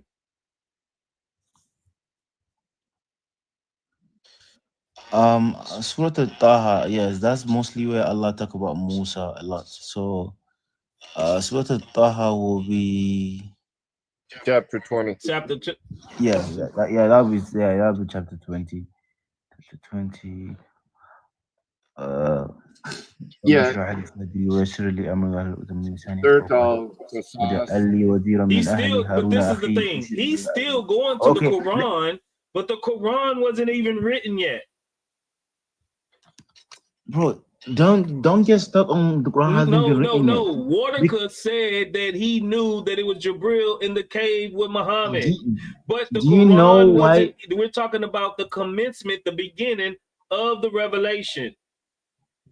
Okay, So Moses. Hold on, listen to me. So you real close, so you can get it. What scriptures was Wartaker reading to know that Moses talked to Jibril? If the Quran wasn't even complete, wasn't even written yet. Don't get stuck on why the Quran wasn't written even yet. Of course, the Quran. I see what you mean. Allah is explaining to. Watch your head, man. You see what he means, Smile? Yeah, I see what he means. Right. So something don't make sense. It ain't adding up in there somewhere. But you say you're a Muslim, right? Yeah. And you believe that it was Jibril in the cave with Muhammad, or this is why. This is what Wartaker said, right? Say that again. This is what Wartaker said, that how he knew that it was Jibril in the cave with Muhammad, because that's the same angel that appeared to Moses, right? Yeah, that's what they say. I mean, we just read the hadith, and it's also in the life of Muhammad, the Sirah of Muhammad. This is the same story that they tell. Yeah. Right. Yeah. So, but the same story is told. The same story is told in many different religions in different ways. You know what I'm saying? Not really. Yeah, really. Sometimes you gotta study the other religions and relate the stories, and you'll see how they line up. Okay, so what text? How would Wartaker know? How would Wartaker know that Jibril spoke to Moses? That's when you gotta do your own studying. What do you mean? You do your own studying and you'll find the answer you're looking for. So you don't know? I mean, it's not for me to tell you, for you to find your own way. That's religion. I know where the only other story of Moses lies at, and it's not in any other religion. You find it in the Torah that's in the Bible. Oh, that's so about the question. Prove the Quran is a divine. You know what I'm saying? This is at the heart of it, because this is the very beginning. Everybody that reads the Quran and that really moves off the principles of it have the perfect mindset. They don't live like or make certain choices that Christians make. Christians go to church and then tomorrow they be on some bullshit. Did you just hear the last man that was on this stage? Did you just hear the last man that was on this stage? He just ran. What's going on? Why they running? If you're a Muslim, you can come up. What's up? Are you a Muslim? I'm wondering why he was actually up here to talk. He's like, well, I'm not up here to anything. You got to search out your own truth. Well, then why are you on the stage? And then he just ran away. Coward. So is your question if Moses ever met Jibril? Yeah, because we know the way that Wartaker verified that Muhammad. Hold on, what's up? You want me to answer? Mm-hmm. The way that Wartaker verified that it was Jibril in the cave with Muhammad is he said that this is the same angel that spoke to Moses, that came to Moses. This is the way he verified that it was Jibril in the cave with Muhammad, right? Yeah. Okay. But the Quran wasn't written yet. Yeah. So what text was Wartaker reading that shows that Moses spoke to Jibril? Oh, you want so you don't want Islamic sources that Moses spoke to Jibril. You want it wasn't. That's not. Wartaker didn't have the Quran at his disposal. Yes, but you do know what we think Muslims think about Waraq bin Nawfal. And I'm challenging that. But what I'm saying, do you know who Waraq bin Nawfal is? Yes, it's Khadija's uncle. All right, okay, and who is he? He's a Christian convert according to your sources. But how come he could write the gospel? Who guided him writing the gospel? Say what? Allah guided him. Guided him to do what?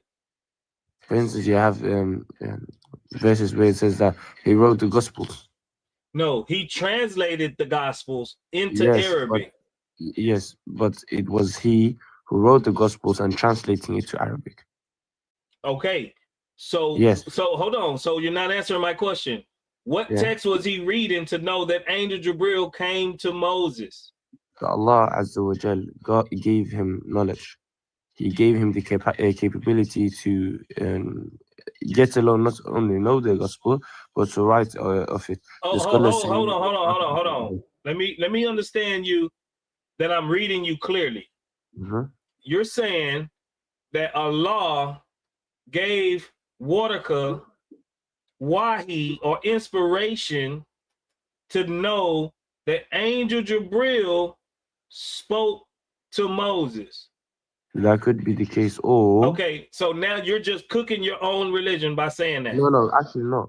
Do you know why? Because that will make Waraka a prophet, correct? That wouldn't make him a prophet. Huh? That wouldn't be making him a prophet. Yeah, it will, because that means he's getting divine revelation from Allah. Also, it's a divine revelation to translate? No, that he would know that Moses spoke to Angel Jibril. Has Allah Azza wa Jal ever spoken to anybody else? Or yes alone?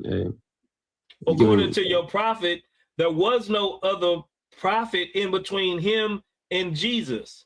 Yes. Okay. Was Waraka in between him and Jesus? What did he say?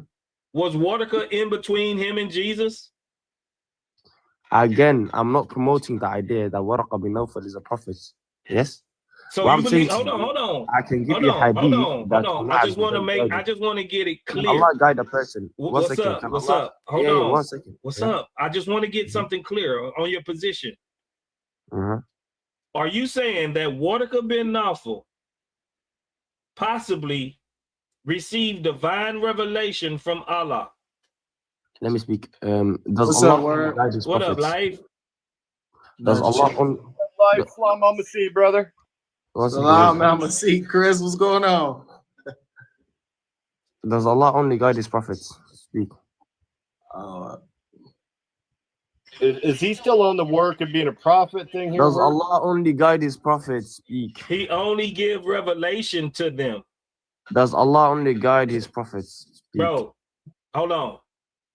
Was Angel Jibril talking to Moses a revelation? Who gave the knowledge to Waraka? What's up? I'm gonna give you one more chance. Guess what? I'm gonna give you one more chance. Yes, I'm gonna give you a verse. 1 second. No.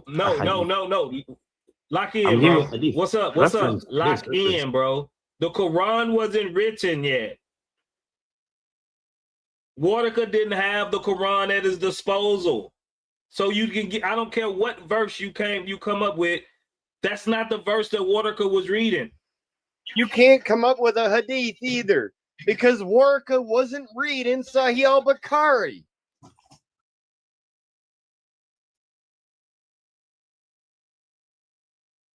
If you off the app and you speaking, we can't hear you, bro. What's up? So far we've got Abu just had no idea even who he was or where he was tonight. That was a complete laugh show. Wise one, he was out for lunch and he didn't have a lunch. He was that type of guy. And now we got what's up. This guy now saying Waraka is a prophet. Hey, peace be upon Waraka. My milk. Waraka a prophet, y'all. Say that Waraka was a prophet? Why are you lying? Did Christ tell you guys to lie? You said he got divine revelation. Did Christ tell you guys to lie? You said he got revelation, right? Yeah, but I didn't say he was a prophet, did I? Did he get revelation from Allah? Guided by Allah. I said he was guided by Allah. Did he get revelation from Allah? He didn't get new revelation. Okay, so how did he know that it was Angel Jibril that talked to Moses? I'm telling you, firstly, Allah Azza wa Jal guided him into be able. It was only him who was able to translate, to write the Gospels. Right? He was the only one. Right? Allah guided him in that sense. And then you also have. He guided him to do What's what? up? What's up? Let me answer him. Mo, Yes. come in to save you. Muslims do believe in the gospel, the original text of the Injil, the way Gabriel came down to Jesus, he came down to Moses, he came down to Noah, he came down to Adam. Angel Gabriel came down to Jesus? Brother, just let me finish. Hold on, no, because you're making a lot of claims and not substantiated. What I'm telling you, just Gabriel the way the gospel came down. How did the gospel come down? Tell me.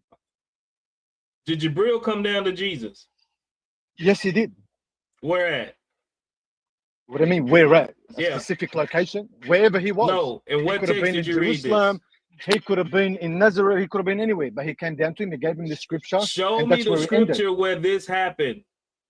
Okay, I'm going to ask you a question. You're a Christian, right? So you're sitting here preaching Christianity, but you're trying to defame. No, stop, stop. For you to cry, bro. We're having a discussion. If you want to cry, then we got a 1-800 victim line. You can call.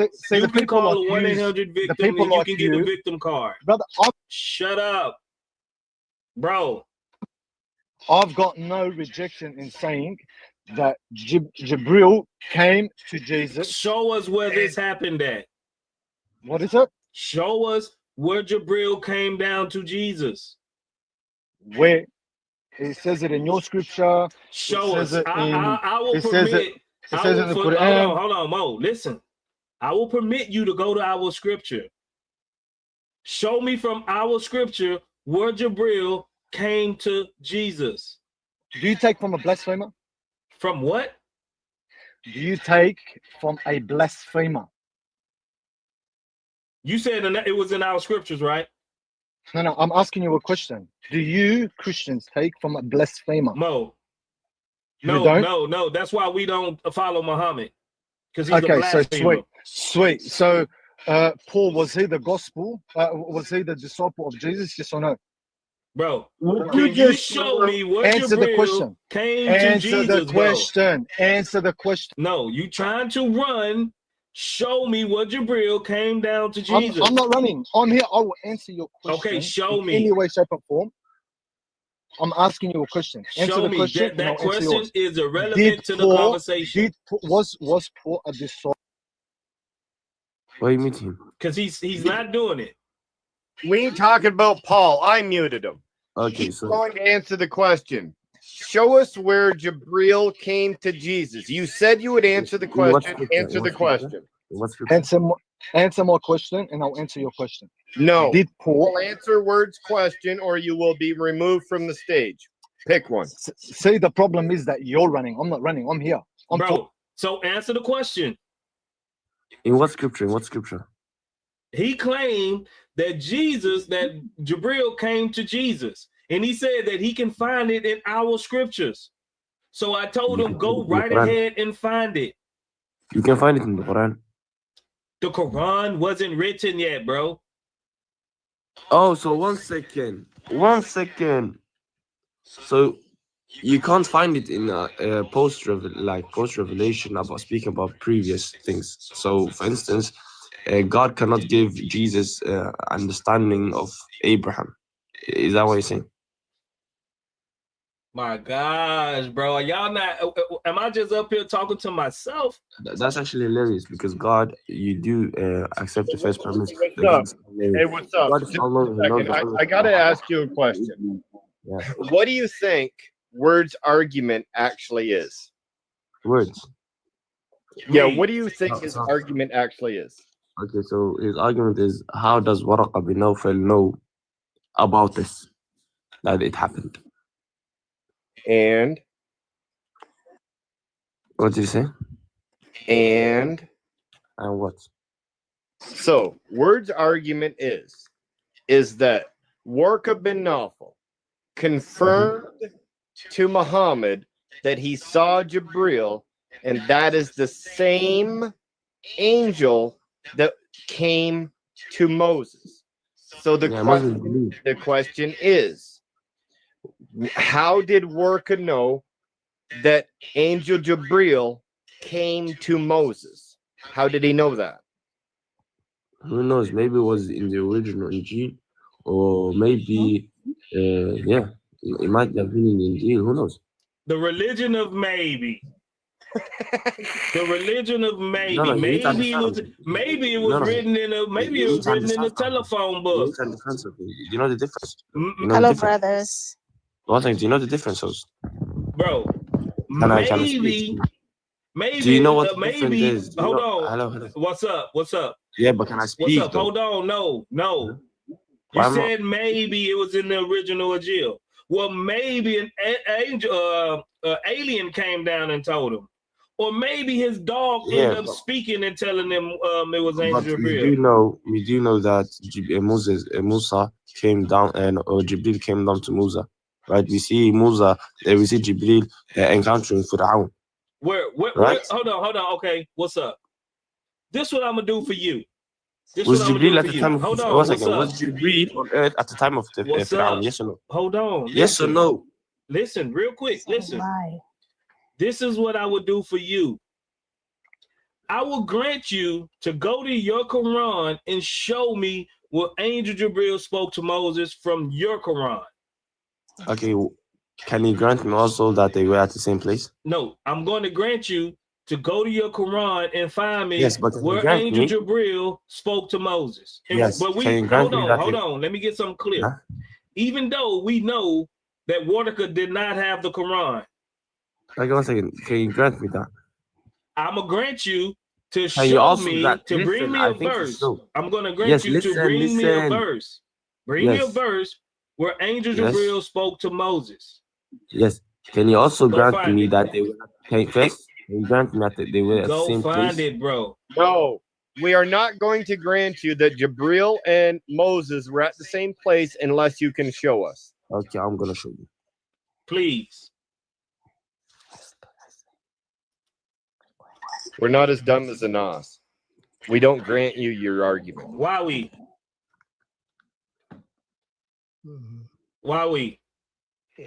Hello. Hello, you on stage. Are you Muslim? No, I'm a Christian. I was just, thank you, brothers. God bless you guys for what you guys are doing.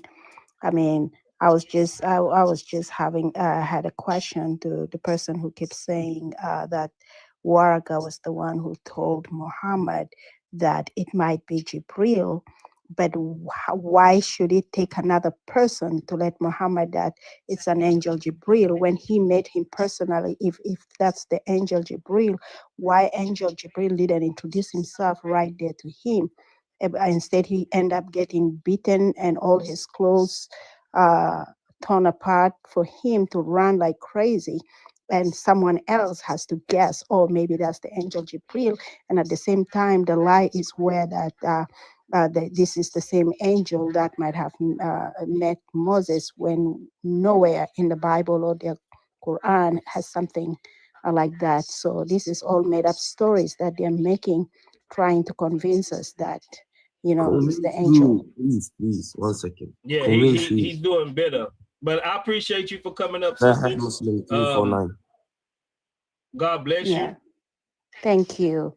And then I have one thing, if you will allow me to just say, if you don't mind, like the one question I always ask the Muslims, like that they keep saying that the prophet, the number one miracle that he did was to go from Mecca to Jerusalem, and from there to go to heaven.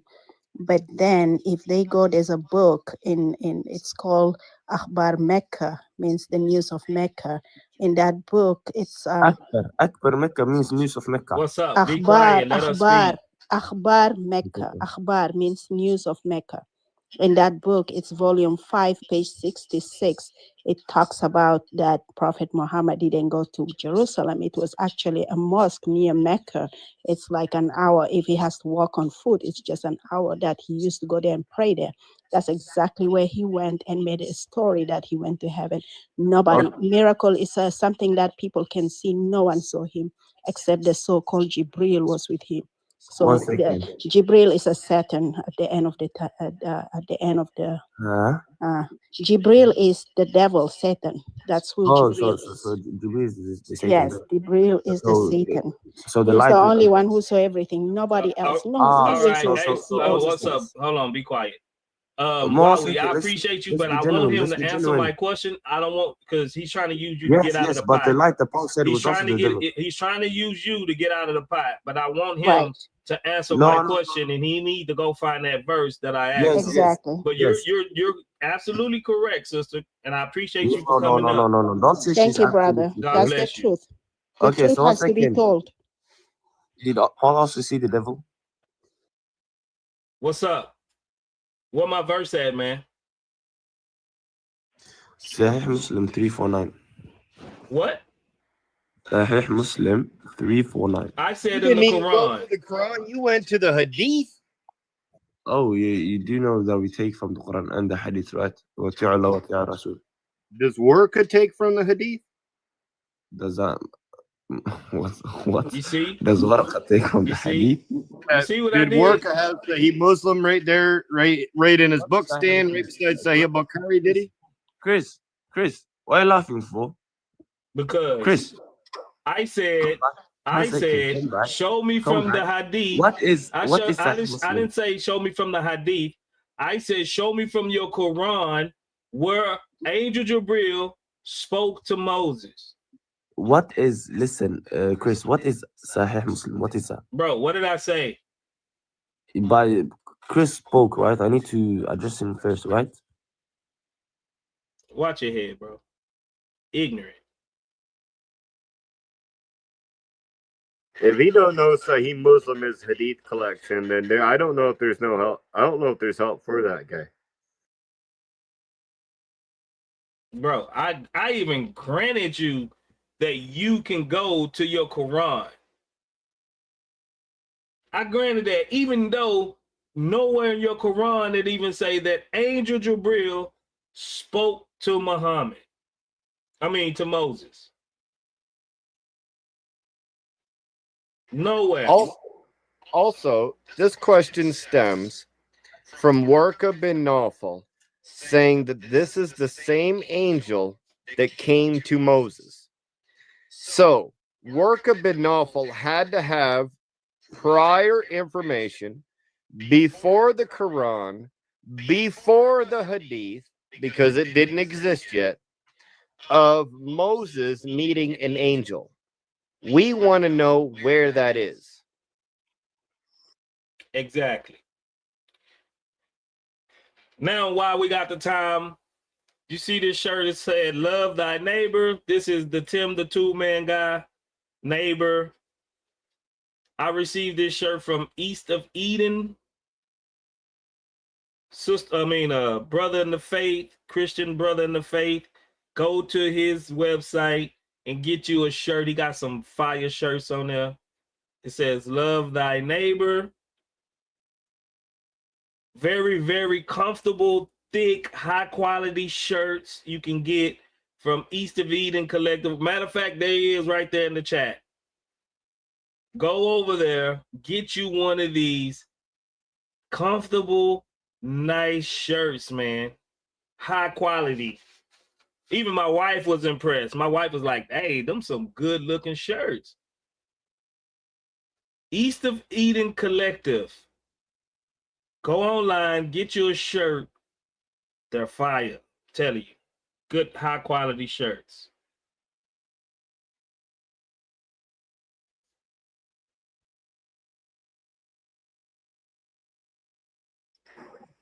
I hope you're not a second account of somebody that got kicked. I didn't even look at the followers. Oh, y'all want me to stand up? You. Love thy neighbor.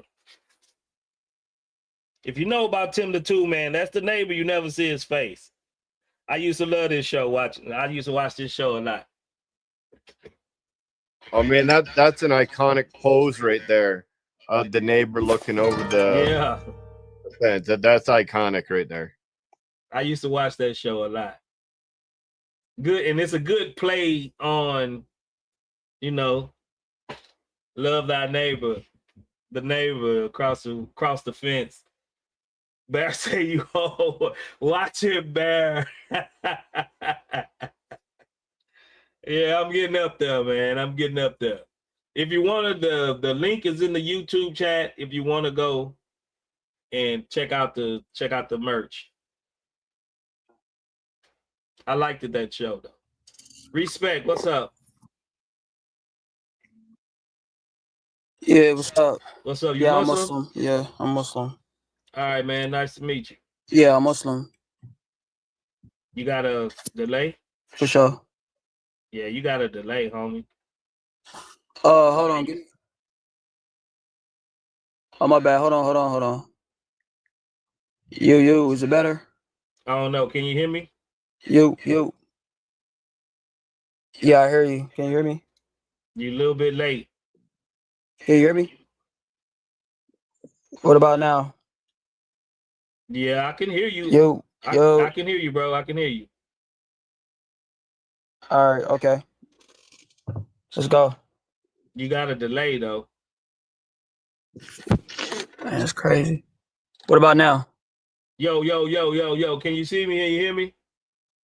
I hear you. I see you. Yeah. All right, we'll see if we can work with it. Sounds like it's getting a lot closer anyway.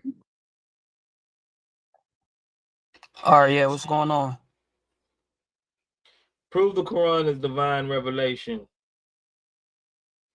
Prove the Quran is divine revelation. Okay. Well, we can look at the prophecies of the Prophet Muhammad.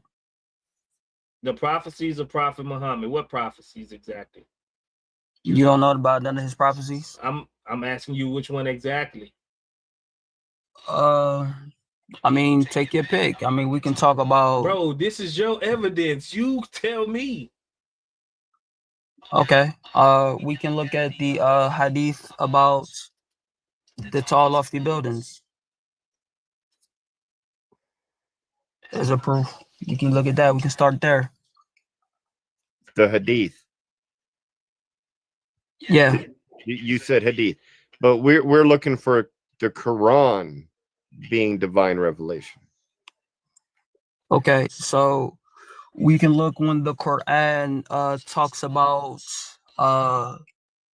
when the Romans will be victorious, and it says that they will be victorious in a certain time frame, and it says that they will win in the lowest land.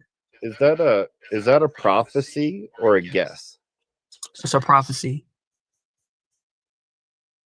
Do you know when they said that when the actual Romans actually, because if the prophecy says anywhere from between 3 to 9 years, correct? Yeah. 3 to 9 years. That's a guess. Is that very accurate? Well, if you look at it from that point, right, you can say that. I can but say then if what? You can say it's a guess if a person gives a time because frame. it's working on probability. It's not working upon exclusive time frame, month down to the month, day. Even if it would have just even got the year correct, then yeah. But it actually took 14 years for this prophecy to even come about. So, if you look at it, so when you say the word probability, right, the Romans were being beaten very bad, and it's the equivalent to seeing, a boxer in a ring. In the 12th round, he been getting beat up all 11 rounds, and then somebody come and put $1 million on him, right, and say, "Yo, he gonna knock boy out. He gonna win." And then you'll look at him like, "Yo, what are you talking about? Like, yo, he been losing the entire time, right?" And then 12th round come, he knock his opponent out. He wins. So do that make you a prophet? So it's easy for a person. Do that make you a prophet? Of course. That makes you a prophet if you actually bet on the underdog and then the underdog actually get a lucky punch and then knock somebody out, that made you a prophet? So you said lucky punch, right? But I'm obviously obviously he was outclassed and outskilled. But And anyone you get in the any point. boxing match have a chance as if they catch the opponent slipping the right way. So it's called a puncher's chance. Have you ever heard of that? I heard of a puncher's chance. Right. But So if you're throwing punches, then everyone. So the point. Hold on. Listen. Just a second, because I'm going to give a better analogy, because your analogy wasn't very good. No, it actually cooked him. True. I liked his analogy because it actually cooked you. Because you wouldn't say, just because you say this guy is getting pummeled, right? And I'm a bet on him anyway. Something I got a gut feeling he's gonna come back. Just something in my gut, and I'm gonna put $1 million that he do, and it actually happened. Is that a divine revelation? Is that actually getting a revelation from God, or you just got lucky, a 1 in a million chance that this dude actually, right, succeeded and did what you said he was gonna do? What's more likely? So the reason I brought that up as an example, right, is to highlight that on a probable, when we using probability, because you brought up probability, it's not probable to bet on a losing fight if the entire world is seeing that this person is losing, or this kingdom is losing, this kingdom is being defeated. There's no way this kingdom can come back. And the Prophet Muhammad sallallahu alaihi wasallam within the Quran says that the Romans will be victorious. You're making up history. That's not what. So was the Romans victorious? Yes or no? He done. But the story of the boxing match is that you got two guys going at it for about, in a 12-round fight. The point is that it's not probable 5 rounds. The person is losing. That's the point. It's not probable. Slow down. But you act like it's impossible. The real but analogy, it's not probable. The real analogy is one boxer won 4 rounds, another boxer won around 6 or 7 rounds, and you bet on the one that won 4 rounds. That is the real history. I never said that. But that's the real history. Based off the Roman Empire? Based on the historical data of what happened in the battles, because there was many during that war. Okay. So let's read. Let's read. Happened. So let's read. So let's read. Let's read. Let's see. At the time, let's see, Romans being defeated, the Byzantine Empire had indeed suffered significant military losses against the Sasanian Persian Empire. Here's the historical background. Around 613 to 614 BC or CE, the Persians launched a major invasion of the Byzantine territories. They captured key cities, including Jerusalem, in 1614 CE. The Byzantines were clearly on the losing side in this conflict for several years. The Quran's prophecy in Surah al-Rum states, the Romans have been defeated in the nearest land, but after their defeat, they will overcome within 3 to 9 years. And the verse, the actual verse, what it says in the Quran, it says that they was defeated in the lowest land. And so what we know, hey, brother Chris, real quick, can y'all see me? Yeah, we can. Yeah, we see you. Yeah, I see you. Yeah. What? So Chris, what was you talking about? Hold on. YouTube, do y'all see the stream? Can you ask them if they see the stream?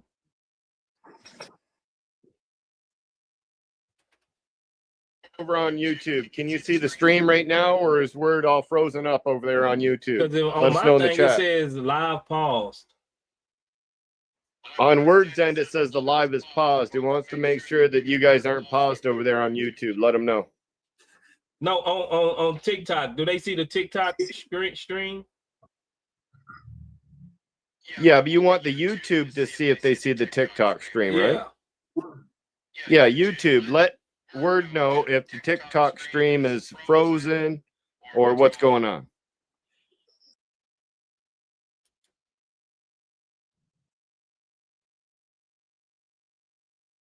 All right, I think we back. Yeah, so you reading just a little piece about a Muslim cue on what happened doesn't give the whole historical analysis of all of the battles that had happened. It only keyed in on the last battle that had happened. That's all that did. I wasn't reading Islamic source. I'm still speaking. When it calls Muhammad a prophet, it's an Islamic source. I never said anything about Muhammad being a prophet within what I just said. You did. We have it on YouTube. So, brother, no, I didn't. You misspoke. We'll say that you misspoke. Okay. But period, I wasn't. I'm not reading from a Islamic source. Still speaking. All right, go ahead. I agree that the one group won more of the battles, and they were on the winning side. Now, historically, was it between 3 and 9 years when the battles were over? Between this prophecy said that the prophecy said 3 to 9 years, right? That the Romans would be victorious. Okay. After 9 years, was the war totally done? The verse is not saying that the war was totally done. It said they would be victorious. What does victorious mean? That you won, right?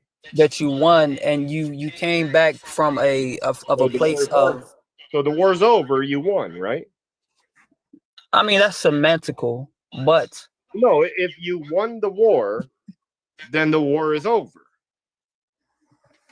right? Oh, so if I won, if I was in a 100-meter dash and I won the race, does that mean the race is over? In that context, yes. Excellent. So I said in that context. Don't pigeonhole what I said. I said don't pigeonhole me. Don't pigeonhole me. In this context, what's different? Okay. In this context, right? You go from a state of being demolished, right? This is what you have to think about. And this is 2 parts to this prophecy. We got to pay attention to both parts. So you go from a state of being demolished. So it's not even probable that you will come back and be victorious. To the point of you won. So let's read what the verse says. Let's read what the verse says. Give me a second. Let me look it up. Am I understanding that correctly? That Muhammad's prophecy would be that the Romans would win the war after between 3 or 9 years?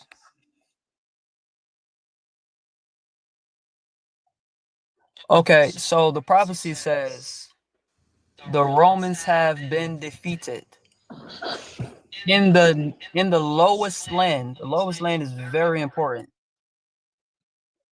But they, after their defeat, will overcome. It does not say they will win. It said they will overcome within 3 to 9 years. So after 7 years, the Byzantine Empire was defeated. The Persians at the Battle of Nineveh in 627 CE, fulfilling the prophecy. It's not even a prophecy that they would win the war. It's just like, hey guys, hey, in another 3 and 9, between 3 and 9 years, these guys, they're gonna do pretty good. That's what the prophecy is. The prophecy is betting on a empire that's going out, is fading out. It makes no sense to bet an entire religion on this claim. So it doesn't make sense. Because look, it will make more sense. Let's just go with the winning team. Just one second. I got you here. And the word now is gonna not like me for this one, and he might drop me. But why would you do that? Just imagine that the Rockets don't be silly playing the Warriors in a series, and just imagine I don't know nothing about basketball, so on the Rockets to win the series. What there it is, right there. Bring that up, like. There it is, there. What is your actual problem with this prophecy? Like, what is you thinking? Like, what's the problem? It like, wasn't accurate. It wasn't saying a whole lot of nothing, bro. The prophecy is in detail and down to the very. I would say at least to the very within 6 months of the prophecy. This prophecy actually took an extra 4 to 5 years to come to. It wasn't 3 to 9 years when they did it. It was actually 14 years when they actually was defeated. It's not an accurate prophecy, bro. No, it is accurate prophecy because it says was a they probability. It was a probability. That was a word, bro. Hey, I predict today that in the next 3 to 9 years, the Rockets will win a series against the Warriors. We're gonna have to wait a while, but we will see. I don't like talking to people that don't take stuff serious, man. I don't have to believe in Christianity. Bro, you don't have to believe in Islam. We are taking it serious. We was taking it serious, bro. What no, happened? I'm saying the guy, Chris Claus, he playing around. I don't want to play around. Respect. Listen, what happened is your prophet got lucky on this prophecy. He got lucky. Yeah, it was he just played the probability game, and it was probably not, but it actually ended up working out in his favor.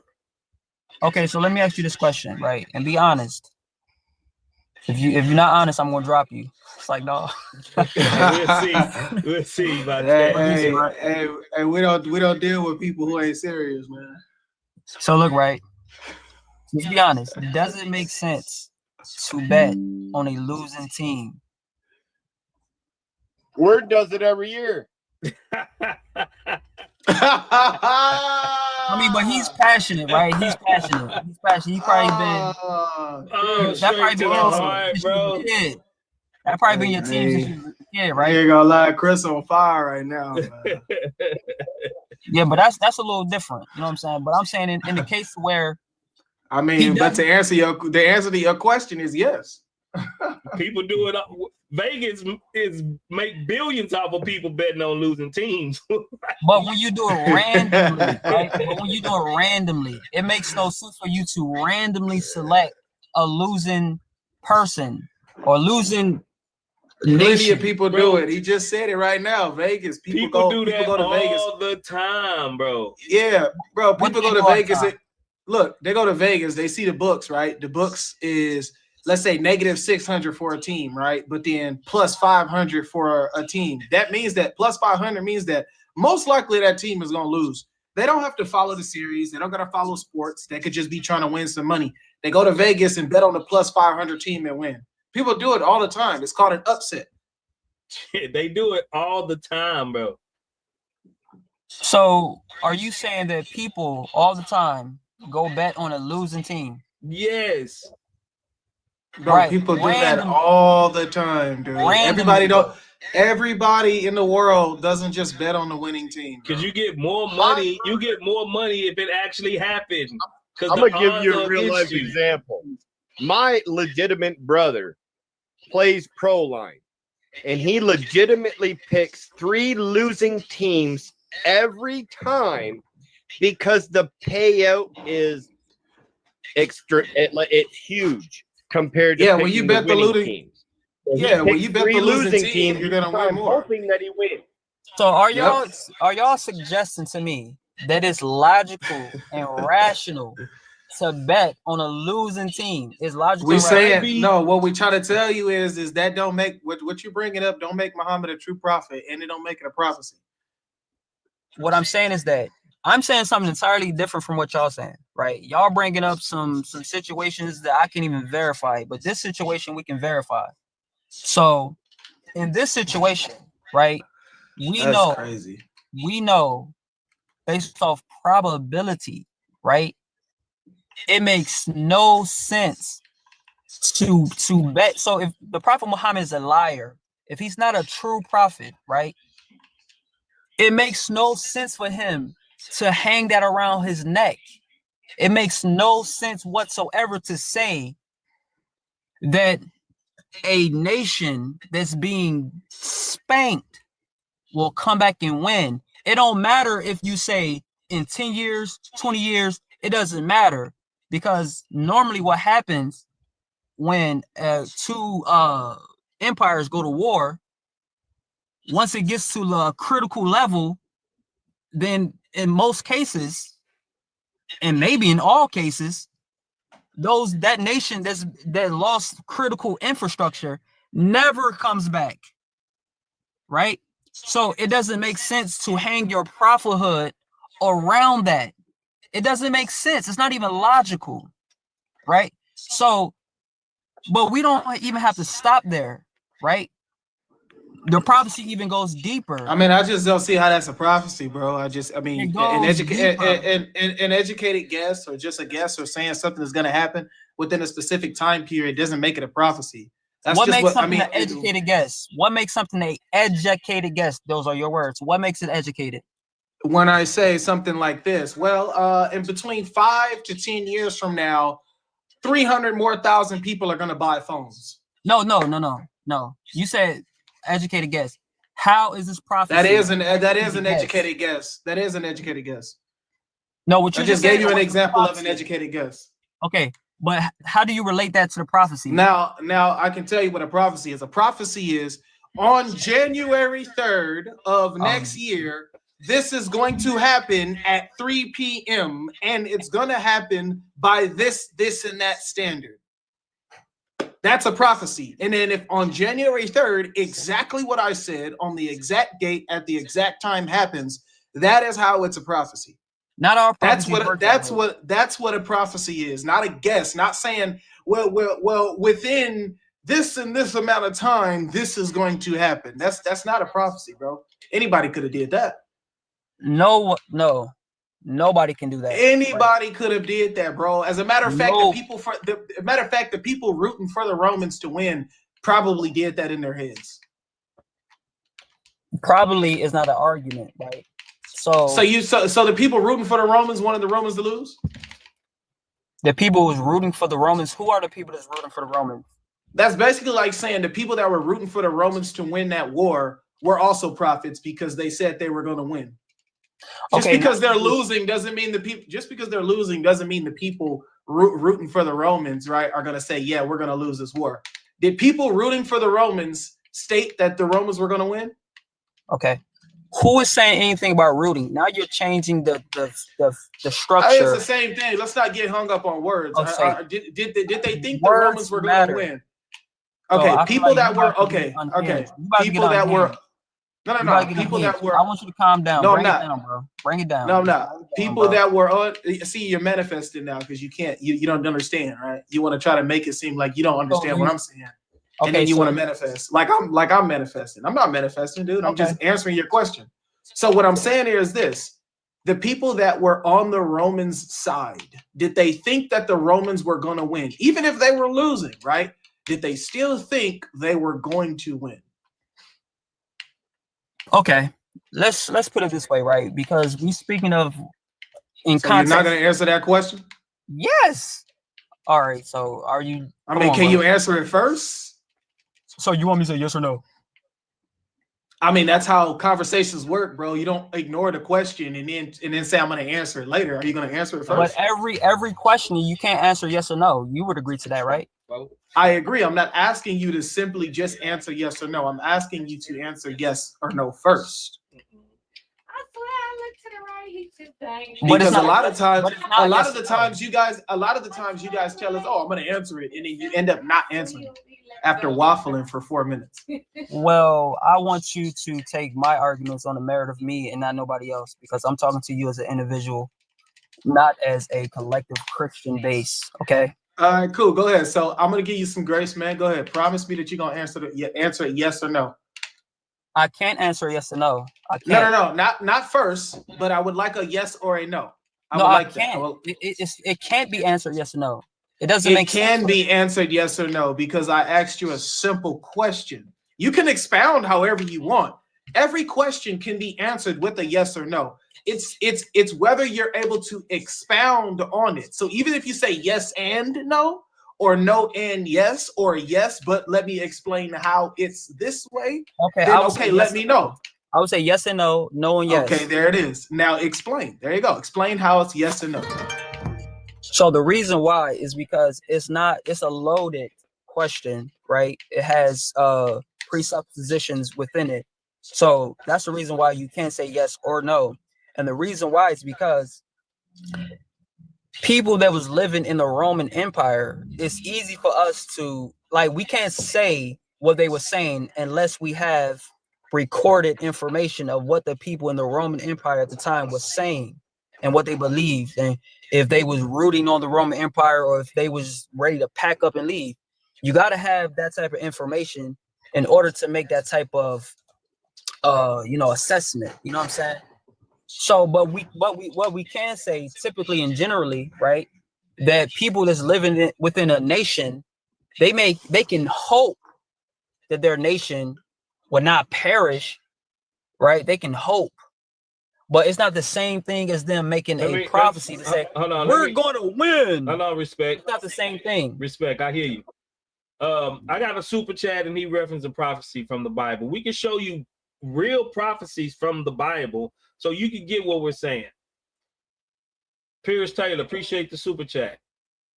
He says, Matthew 17, Jesus says, the Son of Man is going to be delivered into the hands of men, and they will unalive him, and he will be raised on the third day. That's a prophecy. Isaiah 53. Wait, don't go too far. Don't say too many because we gotta deal with one by one. Is that cool? Okay, is this a prophecy? No. Why is that not a prophecy? Wow, that's crazy work. It's not a prophecy. That's not a prophecy. What he just read. So how many days was Jesus in the ground? For 3 days. He said 3 nights. 3 days and 3 nights, right? 3 days and 3 nights is just a Jewish idiom of how they spoke, right? Because if you was born at night, it's still your birthday, right? When they said 3 days and 3 nights, it's just a way that they spoke. Okay, so basically it's like special pleading. Special pleading? What, bro? What bro, because we got a verse in the Bible that says Paul was at sea for a day and a night. So does that mean he was at sea for a full day and a full night? Is that how you would read it as a Muslim? What else would it mean? Oh wow, this is crazy, bro. Hold on. So hold on. You're willing to say the difference between, and I don't agree with you on this point because that's just the way they spoke in Israelites spoke. You're willing to say the difference between a 6-hour period from day to night is not a prophecy, but if someone says in 3 to 9 years it's going to happen, but it don't happen till 14 years, a 5-year gap, you're willing to grant that as a prophecy? Well, actually, it happened the 7th year. No, it didn't. Okay, so look. So let's go here, right? So the Prophet Muhammad sallallahu alaihi wasallam said, Wait. You're not granting 6 hours as being a prophecy, but you're accepting over 6 years as being a prophecy. What? Exactly. That's what I'm trying to say.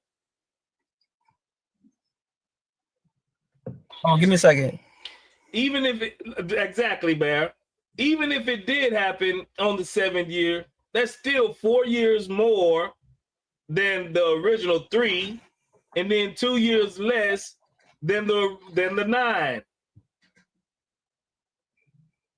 But you're not willing to grant 6 hours. Come on, man. Wait, what do you mean 6 hours? What do you mean? Between what day and night. 6 hours between day and night. Yes. So okay. So the prophecy, it has to be specific, just like y'all said. Wait a minute. If you're going, wait, are you going with it has to be specific because we said it, or okay? But is it because we said it, or because you're now falling in line with that position? Do you think prophecies have to be tight-knit specific, or do you think they can be open, like how you just tried to say Muhammad said within a span of 3 to 9 years? So the Muhammadan said, Allah said it, right? And well, I believe Muhammad said it because I don't believe it's a true prophecy. So the prophecy, so the difference between this prophecy and the prophecy that y'all saying is that this prophecy clearly defines a time period, number one. No, I'm just asking you. I'm not asking you that. I'm just asking you specifically, right? Are you, since you're gonna go with this position, right? You're getting ready to try to refute how specific a prophecy should be, right? Using that as an example, the prophecy should be specific, tight knit, right? Okay, so do you believe that, or are you just trying to flip our argument against us? Well, I don't believe that it should be open to interpretation. It should be very clear. Okay. Okay. So Jesus saying that he was going to be delivered into the hands of man and then dead and die and rise again in 3 days. That's not clear enough. So the reason why I don't accept that as a prophecy, number one, well, because you reject the crucifixion. That's going to take it. So I don't even want to go that deep because I don't really take I don't take those sources as being authentically true. Like, if this is true, you can attribute everything to Jesus. Respect. If this happened, I know you're a Muslim, so you gotta deny it. But if this happened, isn't that more accurate of a prophecy?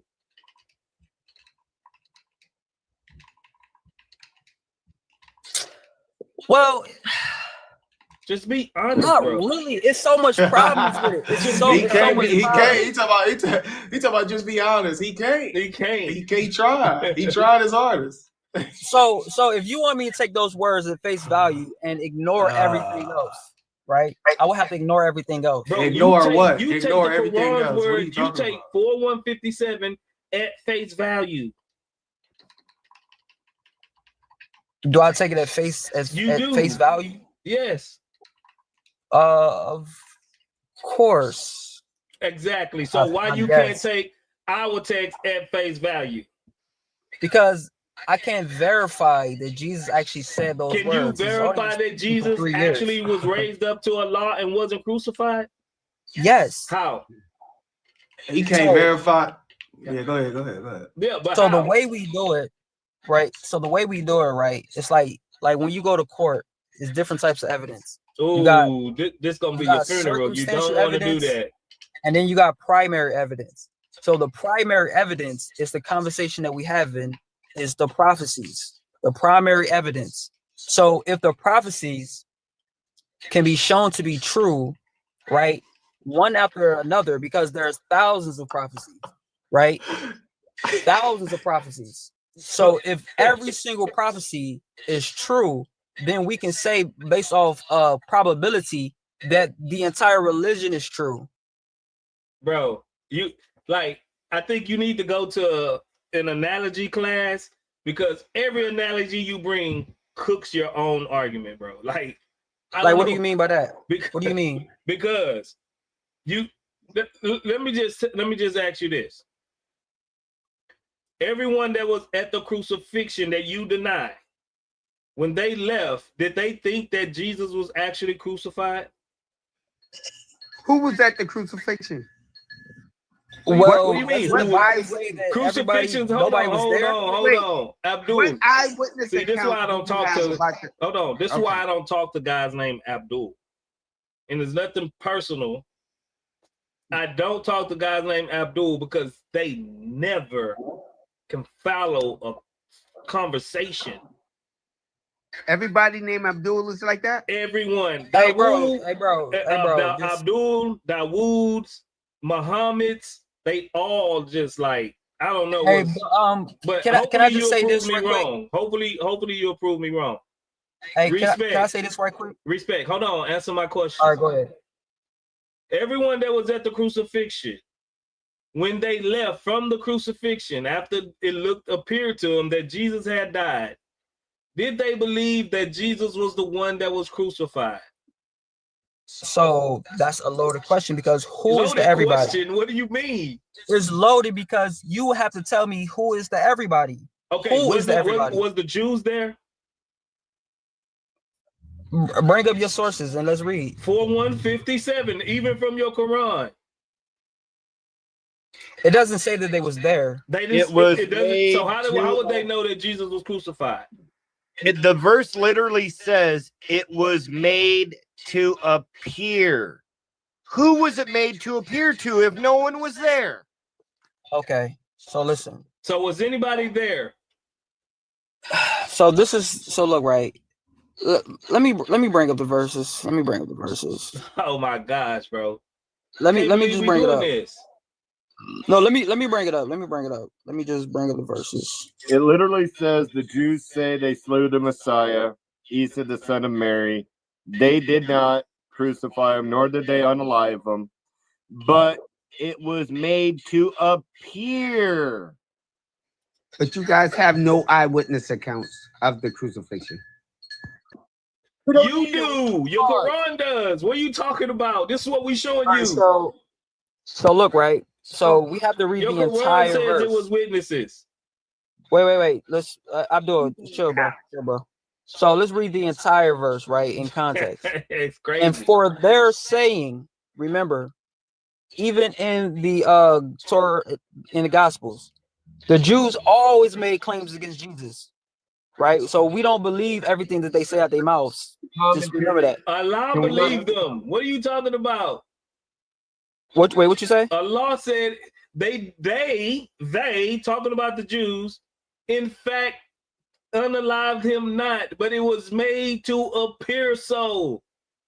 So the point that I'm making is that this is a claim that the Jews was making. The Jews are they liars, right? So look, right. So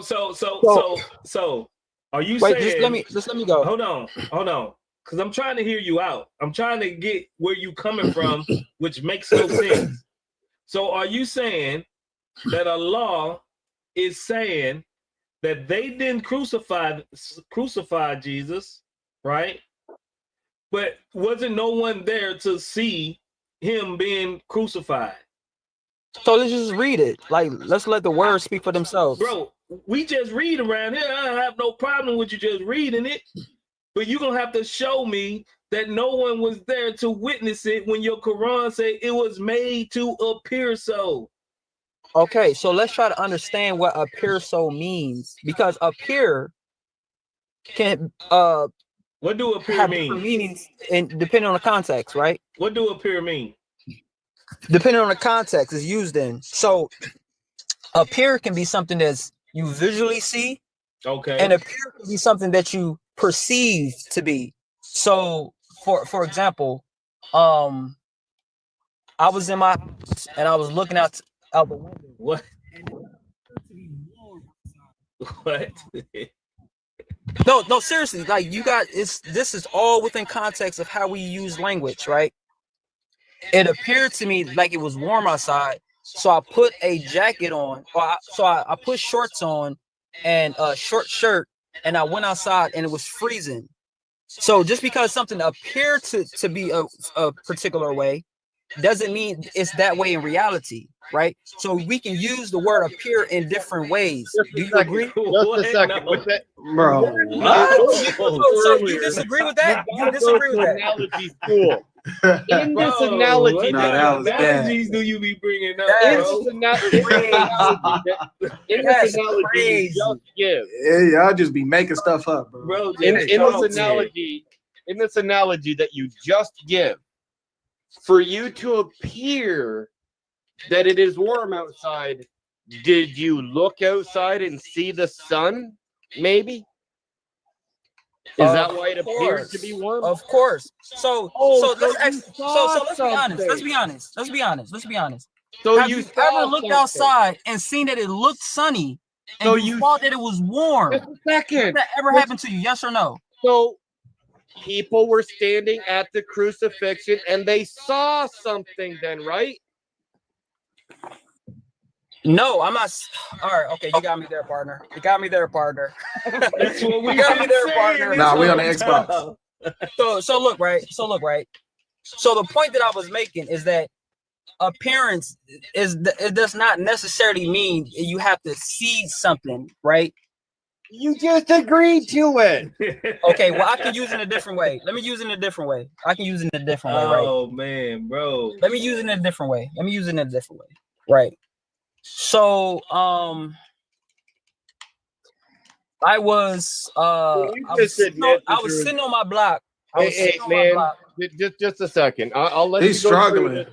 I'll let you go through this another analogy, but one second. Wait, let me finish. I ain't gonna lie, bro. You crumbling right now.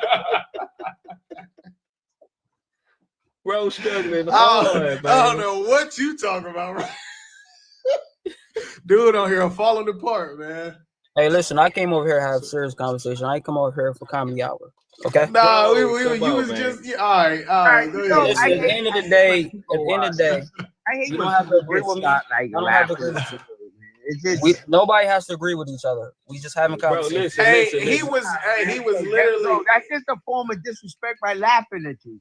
Abdul. Nah, he was literally just joking earlier. Bro. Now when we joking on him, he want to get mad. Yeah, listen. No, I'm not upset. Hold on. Let me say something, y'all. Let me say something. On my panel, we are serious. But when we laugh. We don't have. I don't have to be angry and mad at you and like, come on, man. Yeah, I'm not saying nobody's angry. Discussing about religion should be lighthearted, right? nah, listen. I don't have a problem with people being lighthearted, but here's what a tactic that people do, and I see it on all the platforms, and it happens in life too. They will group up and start laughing at you to make it seem like you're an idiot. But and that's a form. That's just a form of bullying. But hold on, no. Nobody is saying that about him. But listen, one thing I don't. If he go, hold on. Nope, nobody is saying that about him. But if he's gonna make himself look like a fool, then it's gonna be funny. Somebody can laugh. Like, don't get mad. Hey, Abdul, I got this, bro. Don't get mad at what he. Don't get mad at what he said. Don't make no sense, bro. I don't think Christ would be laughing at people and making jokes at people. Like, I don't. What do you mean? I think you can laugh and have fun, but I don't think you should. Abdul, you don't know nothing about Jesus, bro. And so, life. Let me ask you this question, right? So, if you was to go into a Muslim life, right? Mm-hmm. You believe that Jesus is the true God, correct? Hold on, no, hold on. He's trying to switch. I'm not switching. We trying to get to the bottom of something. No, I'm promising. I'm still trying to make the same point. I promise you. I'm not even trying to change. I promise you. So you go into a Muslim life, right? You believe that Jesus is God, and you want to go in there and you want to prove it to the people, right? And so it's a couple Muslims on the live.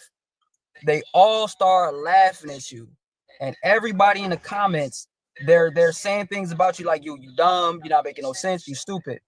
So it can appear, right, that what you're saying is false based off of the reaction of the people around you. So it can appear that way, bro. So what? Muslims do that all the time. Let's get back to the respect, bro. Let's get back to the verse. Look, Muslims do that all the time, bro. You'll go. Let me see. This is gonna take 5 seconds. I promise. You'll literally. This happened to me so many times. You'll literally go into a Muslim live stream, bro, and you'll ask a Muslim a question. They'll ask you something off topic, or maybe ask you, "Do you know what an Arabic word is?" And if you say no, they'll all start laughing and act like you just lost the battle. Bro, it happens all the time. Who cares? That, bro, because you got Muslims that don't speak Arabic. So I disagree with what you're saying. I kind of think you're just trying to. All right, bro. Whatever. Panels, Abdul. So the point is that, right? The point is that just because people are laughing and making the claim, and it's a group of people doing it, it can appear that you are a fool, or you are saying something that's foolish and false, but it may not be that. That may not be the case in reality, bro. right? Do you want to get back to the topic, or I can book you All a right, so session with getting back to Dr. Phil? so yeah, my bad, sorry. So getting back to the verse, all right. So it says, "And for their saying, indeed, we have unalived the Messiah, Jesus, the son of Mary, the messenger of Allah, and they did not unalive him, nor did they crucify him, but it was made to appear so to them. And indeed, those who differ or argue over it are in doubt about it," right? "They have no knowledge of it except for following assumptions, and they did not unalive him for certain." So what this verse is saying is that the people that argue for this matter, they don't have any direct knowledge about it. They only have assumptions of what they heard. Okay. Right? But that still don't answer my question. When people, because they had to hear it from somewhere, when the people that was there left the crucifixion, did they believe that it was Jesus that was crucified? It doesn't. So what I want to know, you want us to speak for eyewitnesses. Right. We do not have an eyewitness. So who are the eyewitnesses? That's the point. Just Who answer are the question. eyewitnesses? Exactly. Who's the eyewitnesses, and do we have an account of what they saw and what they Yo, thought? my phone dying. Bro, answer the question. We just did. How did the message of Jesus being crucified travel? The same way rumors travel. So somebody just made up. Listen, all I can tell you, brother, is that So hold on. So somebody just made this up that Jesus was crucified? No. Okay. Yeah, maybe. So did it? Maybe. So was it really someone on the cross that was crucified? We don't say that. We go with the information that was given. The information that was given is that it appeared that there was a crucifixion, and that they thought it was. It's not that they thought it was Christ. It's that people arguing about something that they don't know. Because the problem with the Christian verse and in Islam is that we do not have an eyewitness account. You got Mark, you got Luke. They're telling a story. They weren't there, and they have not even. We have no account of an eyewitness that said they saw anything. And Allah subhanahu wa ta'ala has told us that he was not crucified. Let me show you even from your top series, man, because y'all just be making stuff up.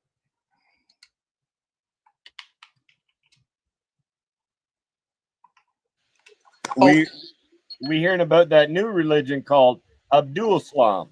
Hey, what about Christ being called Emmanuel? Well, that's something that didn't come true. Isn't that one of the prophecies that didn't come true? Hold on. While we're looking at it, look. Hold on, bro. Why are you asking for eyewitnesses when you literally just admitted people saw Jesus being crucified? I would assume people saw it because Allah subhanahu wa ta'ala said it appeared. So were there eyewitnesses? So why did we go through all of this? I would assume that there was eyewitnesses to a crucifixion. So why are you asking for eyewitnesses when you just admitted that there were eyewitnesses? No, I said we don't have an eyewitness account of what happened. We do have eyewitness accounts, but you yourself admit that there were eyewitnesses, right? There were eyewitnesses, but we don't have their gospel. We got the gospel. We do. We do. Well, who was the eyewitness, and we got the gospel? John. Yeah. Oh my goodness. You really need to go through a little bit more research, man. So that's how you refute it? Yeah, you really need to do a little bit more research. Bro. So you want me to study? You want me to study how you don't agree with my point? Show me where John was the eyewitness. Show me in the Bible. Show me in the Bible where John was an eyewitness to the crucifixion. He literally talks to Jesus while he's on the cross. And Jesus talked to him, bro. Literally tells John to look after his mother while he's on the cross. Okay, who? Oh my God! Why do you keep giggling? Yeah, like because he don't have no reputation. Wasn't he just complaining about laughing? Yeah. How you guys doing? Now all he can do is laugh. That's crazy, right?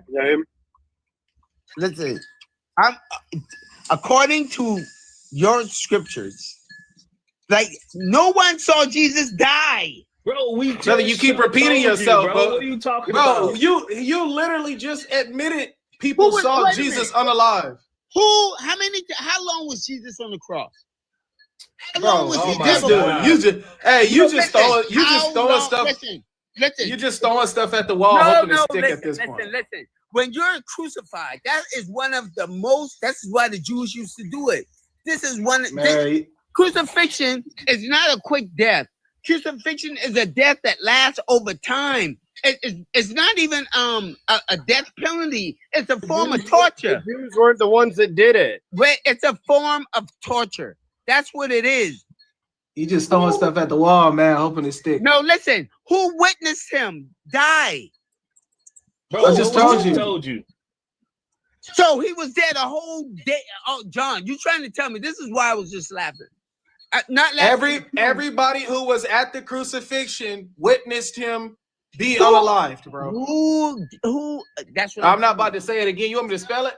No, listen. Who, as an eyewitness, that we have their account? All right, word. Go ahead, man. He don't want the answer. I answered it. I'm saying, who has an eyewitness that we have their account? Brother, I just answered that already. Why do you keep asking me the same thing? Brother, you trying to say John witnessed Christ died on the cross? Hey, Abdul, let that brother talk. Lord, Abdul, watch your head, man. I told you, Abdul's, bro. Abdul's, Dawood, Muhammad's, like, bro, like, I don't know what it is. I literally answered him 4 times, and he asked me the same question differently every time. Okay, can I prove that this didn't take place at all with evidence? Can you speak up a little bit? What didn't take place at all? The crucifixion. So you're trying to prove the crucifixion didn't take place at all? Hold on. Well, with evidence, not just from my own perspective. That's not the topic of discussion. We just went there with him because we appeased him. We're trying to prove this. Yeah, from the Quran, correct? No. Obviously, what the Quran says, the claim that the Quran is divine revelation. Yeah, the Quran is the divine revelation of God. That's correct. How? Yeah, he said prove it. Alhamdulillah, we have many ways to prove it, such as signs, miracles, even from your own Christian fellow, Ibn Waraqah. But can we get back to the crucifixion topic? Let's stop right there. What did Waraka do so he knew that it was Angel Jibril? According to Ibn Waraqah, the Sahih Hadith, they will say he said something about Moses, the same angel that visited Moses. Yeah. If you want to call so him, how would if you he want to call him, that's hold up on. to you, bro. So how would he know it was the same angel that visited Moses? That's the claim he made, right? Yeah, but this is your whole religion is built on this foundation. Not at all. Our whole religion is built on the Quran itself. No, we don't need any. Waraka is the one that verified that Muhammad is the prophet that spoke to Jibril first.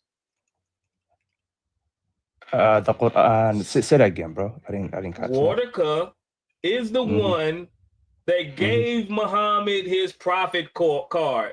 Oh, you know what? That what you saw in the cave was the same angel that came to Moses. How do Waraka know? Waraka wasn't there. Yeah, Waraka was a Christian monk. So what? Was he there? Did he see Jibril in the cave? Jibril visited Prophet Muhammad. No. When Muhammad was in the cave, was Waraka there? Waraka was not there. Okay, no. So how did Waraka know? So can I? Yeah, exactly. So Waraqa asked him, if you read the hadith, Waraqa said to him, can you describe to me everything you saw and what you heard? And when Prophet Muhammad described to him exactly what had happened, he had informed them that this is the same angel that had visited Moses, as the hadith would state. But if you obviously want to disagree with him, then that's up to you, bro. No. We're putting that claim to the test.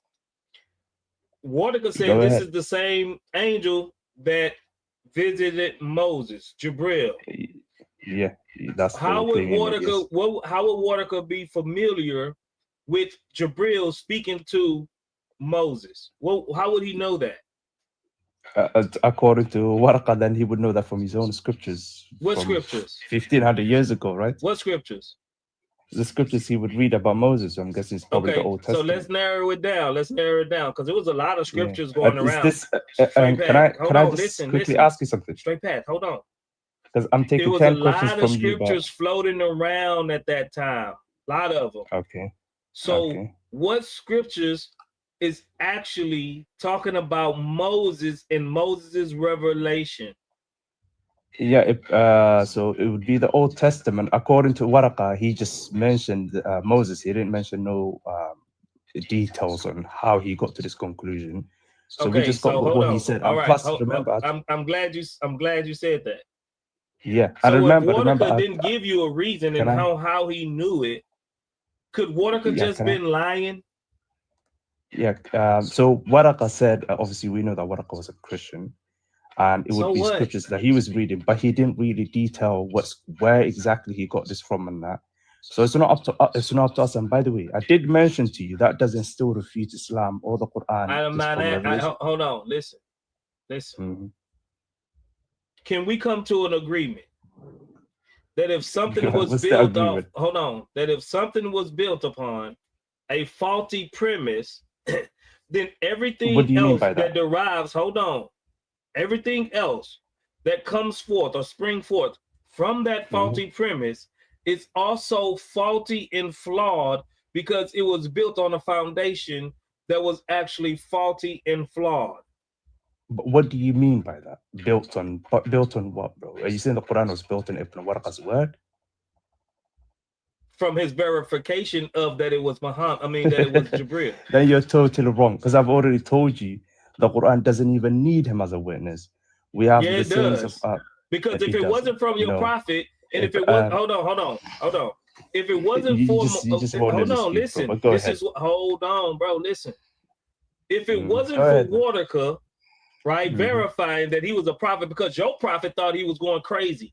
Your prophet thought it was something else demonic that was trying to unalive him. Matter of fact, he even tried to go up on the roof, the cliffs, and jump off several times. So your prophet didn't know. Your prophet was blitzed and scared out of his mind. If it wasn't for Wartica confirming that it was actually Jibril, he probably would have not even thought that it was an angel to begin with. It had to come from Wartica. Okay. Can I get a word in, or are you finished? Go ahead. All right. Thank you, bro. So remember earlier when you first asked me the question, I made 3 categories first. We have signs in the Quran, miracles. And then I said, I didn't say to you, Ibn Warqa verified the Quran. I said to you, even from your own fellow men, the Christians, they said that was the angel Gabriel. That's what I said to you. You asked me who it was. I said, Ibn Warqa.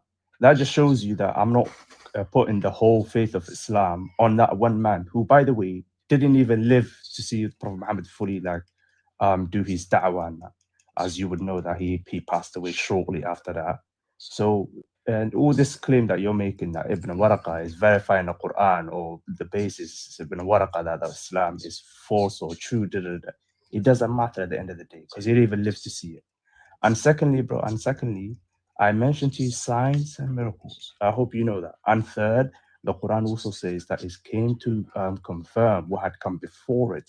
So the Quran itself is standing on its own basis of truth. So anything you bring in to verify this and that, it doesn't make sense. Okay, I'll let you talk. But also, can we get back to the crucifixion? I'll let you talk. No, we're not talking about the crucifixion. God bless you, brother Imam. I told you I could Claus. prove it. What happened? We're talking about, we're talking about how Wartica verified that this was Jibril talking to Muhammad. This is what we're talking about. Yeah. Okay. Now, would you consider Ibn Waraq a Christian? I didn't cut you off, bro. Go ahead. I let you stop. Go ahead. Finish. Yeah, if Waraka made the assumption that the way he verified that this was Jibril talking to Muhammad, and he wasn't there to see it, and you can't also verify how he knew that this was Angel Jibril talking to Muhammad in the cave, then your whole religion is based upon the beginning of it is weak, is at least daif, because you have no way of actually verifying what Waraka or what anyone was saying that he was actually talking to Jibril in the cave. You have no evidence of it. No evidence. So now all you're going off of, hold on, I'm gonna let you go. Go ahead. Now, all you going off of is a word of mouth or someone's opinion without facts. Okay. All right. You finished, or you still got more? When I stop, you can talk. All right, no problem. So, but this would be quite weird to me, all these claims that you're making, because we know that you also, like, if I just bring up right now to you, say, such as Jehovah's Witness or the Mormons, and say, Ibn Waraq was a Christian, they'll say, no, he was not a Christian. I actually think Ibn Waraq wouldn't even consider you a Christian, same way you wouldn't consider him a Christian. You would say he's a heretic monk. And we know that, even to your standards, such as Paul, you say he met Jesus, or vision, he had a vision. How can we even verify that? There was no witnesses, nothing. Or Moses having a revelation from God, the tablets from God on Mount Sinai. How do we know that? Yes, we know that he was with people another time, but he left them, right? He left them to go receive the tablets, this and that. How do we know he didn't write that himself? People would say, hey, he got that from God. So all these claims you're making is double-edged sword. At the end of the day, I hope you know that. And also, I mentioned to you, Ibn Waraq doesn't matter to us anyway. I just said even from your own fellow Christian would say that was an angel. That's all I said to you. I didn't say he had verified Prophet Muhammad just to be an angel or the prophet to be a prophet. All this stuff that you're using this to have your little point, which is relevant at the end of the day, bro. I hope you know that. Because the Quran stands on its own. We have miracles in the Quran. We have signs. We have evidence to support it. And the Quran is head of science Okay, hold itself. on. All right. Before you fit to go somewhere else. Go ahead. I'm done anyway. Waraka, now, I will grant to you, for the sake of argument, that Waraka was a Christian. Just because I'm a Christian, I cannot put anyone into the prophecy lineage of God. I can't do that. I don't have the authority, and Waraka can't do it either, because Waraka don't have the authority to say someone is or isn't a prophet. He doesn't have the authority. And if he was reading if he was a Christian, that means that he was reading Matthew, Mark, Luke, and John, all of the prophets and from the manuscripts that we have today, from the Torah. Now, if he was a Christian, that means he had the Torah to read, and he was able to verify Jibril talking to Moses from the Torah, because the Quran wasn't written yet. Okay? So now, hold on, straight path. So now you would have to show me where in the Torah did Jibril meet Moses and appear to Moses. Okay, so I did a little research this for myself, and obviously to just see where he would have got this from. And I've come across maybe a verse in, if I'm not too mistaken, Exodus, I'm guessing, or the angel of Lord had revealed to Moses or something.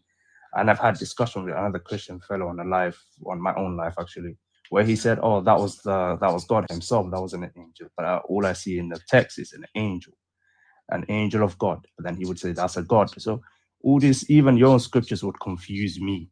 I'll be honest, bro. And are you still there? Yeah. And also, at the end of the day, remember I've told you for the 5th time, even Ibn Waraq, it doesn't matter to us what he had said or not, because the Quran stands on itself. And also, if I right now ask you, same thing you're asking me, how can we prove Prophet Muhammad was a prophet? And how, because I've already given you my answers, how can you prove Paul was a prophet? Go ahead. No. We're not going to Paul just yet. I know you want to go to Paul, and I will cook you on Paul in a minute. I will cook you on Paul in a minute. But first, we're going to have to say, because you say, hold on, bro, I let you talk. I didn't interrupt you. Go ahead. You said there's no way to verify from Exodus that it was an angel in the bush. I've never said that. Well, no, I said, let me repeat it. You said that even in my book that there was an angel in the bush. Exodus 3, right? Exodus something, yeah. But who did that angel identify? Hold on. Who did that angel identify himself as? An angel of the Lord. That's what the text said. Okay, the angel of the Lord. But when Moses asked him, who should I say that is sending me? Who did the angel verify himself to be? Let me get the verse up for myself again. It's been a while since I've seen that verse. What number is it again? Exodus 3. Exodus 3. Okay. Would that be the angel, since it's the angel of the Lord? Is that the angel of the Lord? Read from 1 to 5. Yeah, so can you help me understand it? When it says an angel of the Lord, is that the angel of the Lord or is that the Lord? Bro, just read the verse and it's going to show you. Go ahead. Read it. I'm just getting up my other device. Bear with. So what verse? Exodus chapter 3. And after this, can we discuss what I came here for, which is the crucifixion? What? Remember, I came up here to prove the crucifixion never happened. I don't know what you came up here for. You took it back, right? No, I'm saying I don't know what you came up here for. We was already the crucifixion. Remember, I came up here to prove the crucifixion never taken place. That's what I said, and I got evidence. I said. Okay, well, we can talk about that in a minute. Right after this, I appreciate it. And Exodus chapter 3, verse. Read from 1. Man, read from 1 to 5. Or 1 to 6. Yeah. Kron, you do hear me say after this. So how am I running if I say after this? But anyway, what are you talking about? I didn't say you running. What are you talking? No. There's people in the comments saying I'm running. Don't worry about the comments, bro. They only distract you. All right. Now was tending a flock of No, read it. Read it. Yeah. So I'm reading. What do you want me to read the whole thing from? Read verse it out loud from 1 to 6. From 1 to 6. Okay. Now Moses was tending the flock of Jethro, his father-in-law, the priest of Midian, and he led the flock to the far side of the wilderness and came to Horeb, the mountain of God. The angel of the Lord appeared to him in flames of fire from within bush. Moses saw that through the bush was on fire, did not burn up. So Moses thought, I will go over and see this strange sight, why the bush does not burn up. When the Lord saw that he had gone over to look, God called over to him. God called to him from within the bush, Moses, Moses. And Moses said, here I am, do not come any closer. God said, take off your sandals, for the place where you are standing is holy ground. Then he said, I am God of your father, the God of Abraham, the God of Isaac, the God of Jacob. And this, Moses hid his face because he was afraid to look at God. Okay. The Lord. So now, hold on. So where's the angel gone? Who's talking from the midst of the bush? We see that now God is talking, but there was an angel. He saw an angel. So where's that angel gone that he saw at first? The angel is identifying himself as God. So God is the angel. Angel just means messenger. Angel is not talking about his ontological makeup of what he is. Angel just means makeup. That's what messenger. That's his role. That's his duty. He is a messenger of God. So God is the messenger here, you're saying? Yes, because can an angel, hold on. Would Jibril ever come to Muhammad and say, I am Allah? No, he's a messenger. Jibril is different from Allah. Exactly. So if Yeah, this but you said the angel and God is the same for hold you. on, because you believe that angels don't have free will, right? Of course, Right. yeah, So we do believe. this But angel, wait, can we go back to oh that point you no, just made? be Because I need to quiet. respond. Be quiet, bro. You're not letting me respond, bro. Because you know you're in the pot and it's getting hot. No, but you're running from the point. No, I'm not. Point by I'm point. directly addressing the point. Okay, This go ahead. angel, the messenger, identified himself as God. And you want me to show you how even your Quran agrees with this? Can I respond? Oh no, hold on. Do you want to know how your I thought this Quran was agrees dialogue, with man. this? Okay, can I just respond to your point? Straight And we path. can go to the Quran? Listen to me. I'm gonna let you Bro, you're talk, just running bro. from point to point, I'm man. gonna let you Again, talk, bro. Hold on. You've been Go going ahead. on monologues, man. You've been going on monologues. I ain't Yeah, I cut like you to have off. conversation, but you're just making three Straight different points. path. I want to respond to one at least. Who was in the midst of the bush? According to the scripture, is the angel of the Lord appeared to him. And when he said, when he identified himself, who did he say he was? So I will go over and see this strange sight why the bush does not burn up. Go to And verse. no, I'm just oh, seeing. no, go I'm to seeing verse where he 5. identified himself.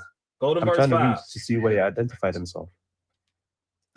You asked me questions. Let me Yeah, just read I'm it, showing see you where it is. Okay, go ahead. Go You to show me verse then, go 5 ahead. and 6.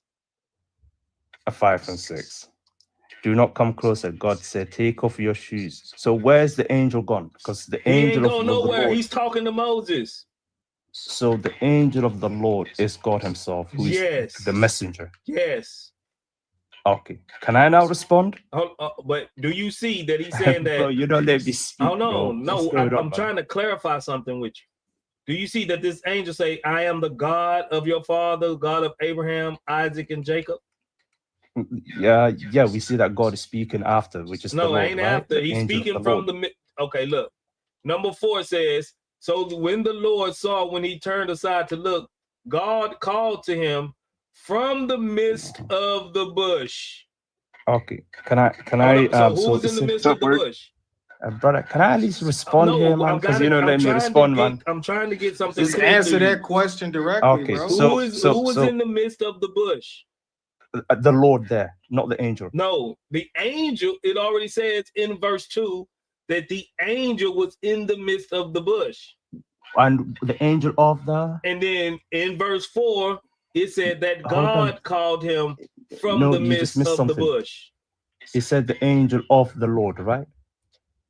Was in the midst of the bush in verse 2.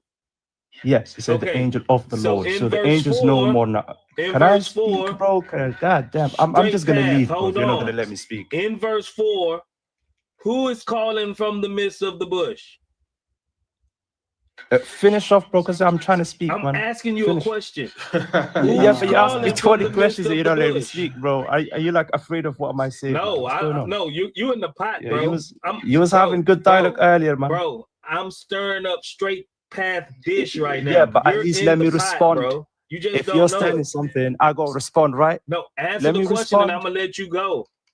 Who is identified calling him from the midst of the bush? Okay, so it's the angel of the Lord at first there. Then after is the Lord calling. There's no more angel there. No, there was not. What are you talking about? That's the same angel that is identifying himself as God in the bush. Okay, so read verse 2 for me, please, bro. Bro, I already showed you what read verse it 2 again. say.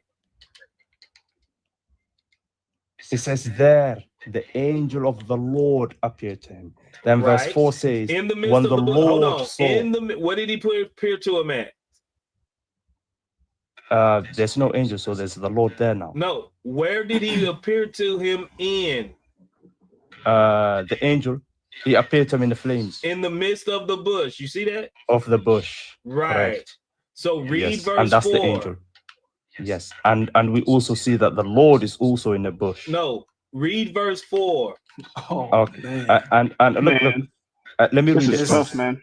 This is let me read it. I'll read it from. Watch this. When the Lord saw that he had gone over to look, there's no more angel there now. Keep reading. When the Lord, Yeah, so over to look. God called to him within the bush. So now the Lord is in the bush, right? Oh, so hold on. When did the body swap? When was there a body swap? What are you talking about? The person that's identified in the midst of the bush was the angel in verse 2. And now he's saying that the Lord God called him from the midst of the bush. Same figure in the bush that was in verse 2. Okay. Can I now speak since you said you was going to let me speak? All right. So earlier Can we agree with that?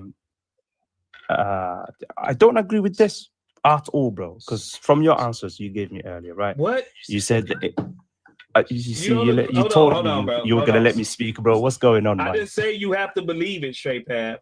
I say, can I at least respond? Because you did say I can speak. I'm bro, because you acting dumb right now. Unless you're taking your words back as a man. You acting dumb, bro. Okay, can I speak at least? So at least let me finish my point then. Bro, critique. Listen. Oh my days, bro. Because brother, you I'm just gonna dumb, leave, bro. and I'm gonna leave because you can't have a conversation as a man, bro. I don't care. All right, respect, bro. You being dumb anyway. Watch your head on the way out.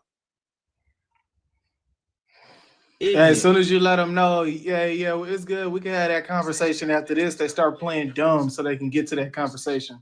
Stupid. That's why. What's up, BJ Troll?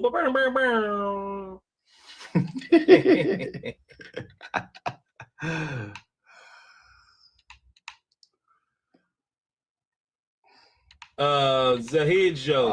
I wanted to see how he was gonna debunk the crucifixion. He wasn't. He couldn't even get to that though. He was too busy lying. He was trying to run. If he was just being truthful. What's going on, brother? What's up, Zahid? Yeah, Zahid. You can talk to him live or DJ, one of y'all. I mean, yeah, it's all good. What is he? I got a question. It's not from like someone who's a religious perspective, not Christian, not Muslim, not no Jew.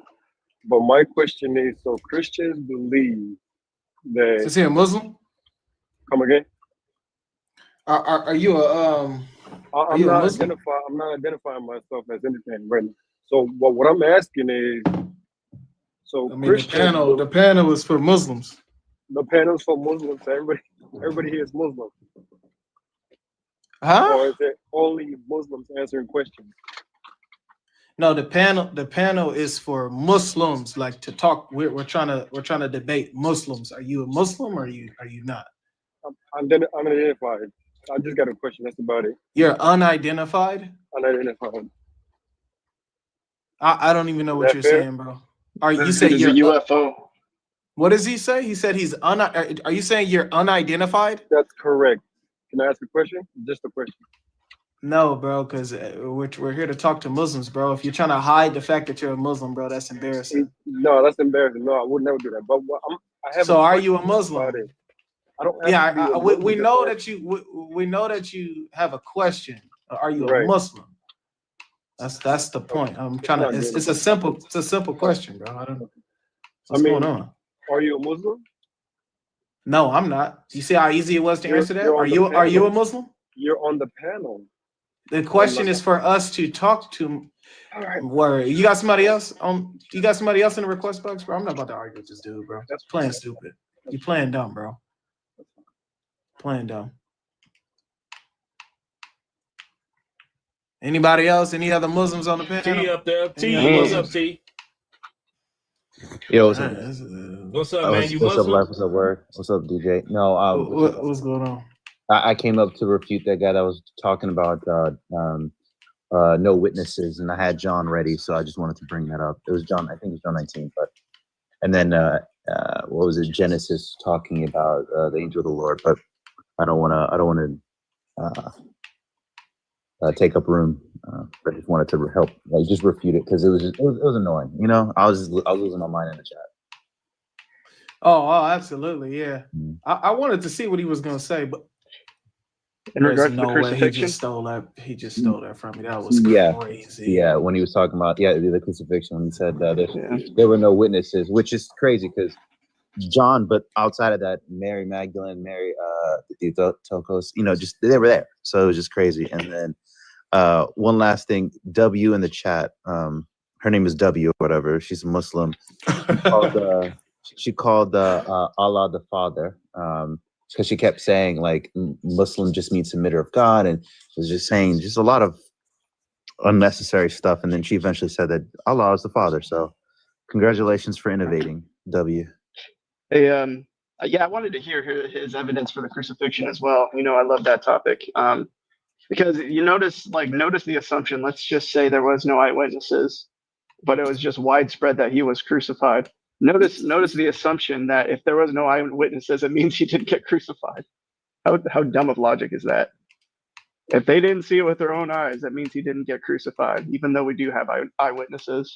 Exactly. Yeah, I love how you said, show me who witnessed the crucifixion, and then proceeds to admit that there were eyewitnesses of the crucifixion. Exactly. And then he starts to play games after that. Like, bro, even you guys admit that there were eyewitnesses, bro. What is going on, dude? As a Muslim, eyewitnesses? you have to admit that there are eyewitnesses. Right. Where were the eyewitnesses that shows he didn't get crucified? I'm wondering about that. Yeah, and logically, it would make like Josephus, for example, would argue that there were no witnesses and Jesus wasn't crucified, because I think that would substantiate the Jewish perspective. Anything like that, it's not true, and it's like Christianity is made up. But why would a historian or a Jewish historian argue that it actually happened outside of being truthful? It wouldn't make sense for them to support that it actually happened. Like outside historians wouldn't make that claim. You know what I mean? Well, yeah, but it's just stupid because crucifixion is a public event. I lost. Mm-hmm. It's public. It's a public execution. Yep. People going to be there to witness it because they want you to see him how he died, so you can be, stay in line. Stop. Don't even think about doing what he did to get there. Yeah, to stay in line, exactly. Yeah. And Romans were historically known for being really good at killing people, so it's just shameless. Yeah. Life, are you playing? I appreciate you for coming up, though, T. What? Are you playing COD right now? No, I'm playing Fall Guys. I hear the remote in the back. All right. Yeah. Y'all have a good one. I appreciate you, bro. Appreciate you. Nah, you too, all right, bro. God bless you, man. Appreciate you, bro. That was funny earlier. I mean, he kind of got around the. Obviously, the angel of the Lord is called God in Exodus 3, but you notice what it wasn't called? What the angel wasn't called? Jabril. Jabril. They know, bro. They know that argument, bro. It cooks them. They don't have nothing to say, bro. Yup. Nothing to say. Any more Mootma news? Go on ahead and request, Muslims. God bless everybody over on YouTube. Probably word, you probably got to change the topic up now, bro. They can't prove the Quran is a divine revelation, man. Hey, they believe. We believe. They believe. What y'all want to run with, man? Morality of Muhammad. Nah, that's gonna probably get you banana. You just got that. I just got off clanks, man. Yeah. Just got out the beam, man. I just got out the beam. Man, we were running that argument last night on James 007 channel. Me, Amin, and Travis and James, and on James' channel we had the Iblis bowing down to Adam. Oh, the contradiction. I know you love that argument, Life. So that's my favorite one. That's my favorite contradiction argument. Yeah, dude, and it's funny. And what I was pointing out is the fact that this, I don't have it down pat like you, like in all the Islamic sources. But what I was pointing out is, this story is stolen from like legends, like Gospel of Bartholomew, Legend of the Jews, Yeah. the story of Adam and Eve. These were all previous stories that Muhammad learned from because he's called the ear, right? Yep. And you know what he's called though, right? He's called an angel in all those sources. The devil is called an angel. And so if the Quran came to correct, the previous scriptures, as the Muslims like to say, why is he correcting that one to create a contradiction for himself? Yeah, embarrassing. And the only way that it has to work, I mean, I know you saw it yesterday. I know you saw it a couple of days ago when I ran it. I mean, the dude ended up saying, "Well, yeah, Allah was referring to Iblis figuratively as an angel." Yeah. So I mean, the lengths that these guys have to go, bro, in order to make sense, because it only makes sense if he was an angel, but he can't be because obviously the Quran always shoots itself in the foot every turn. You try to make a point, and then you just go somewhere else in the Quran where it literally refutes itself. So there's no way Iblis can ever be an angel, and it's a stolen story in which they retold it wrong, so they shot themselves in the foot by doing so. So it's like it came to correct, but it got it wrong and created a contradiction for itself. Yep. Man, the Quran is a hoot, man. It's funny. Quran is so blatantly false, bro. Quran out here making us feel bad for Jabril. Bro, if you notice, most of the big dawah boys, they don't want to talk about their Quran.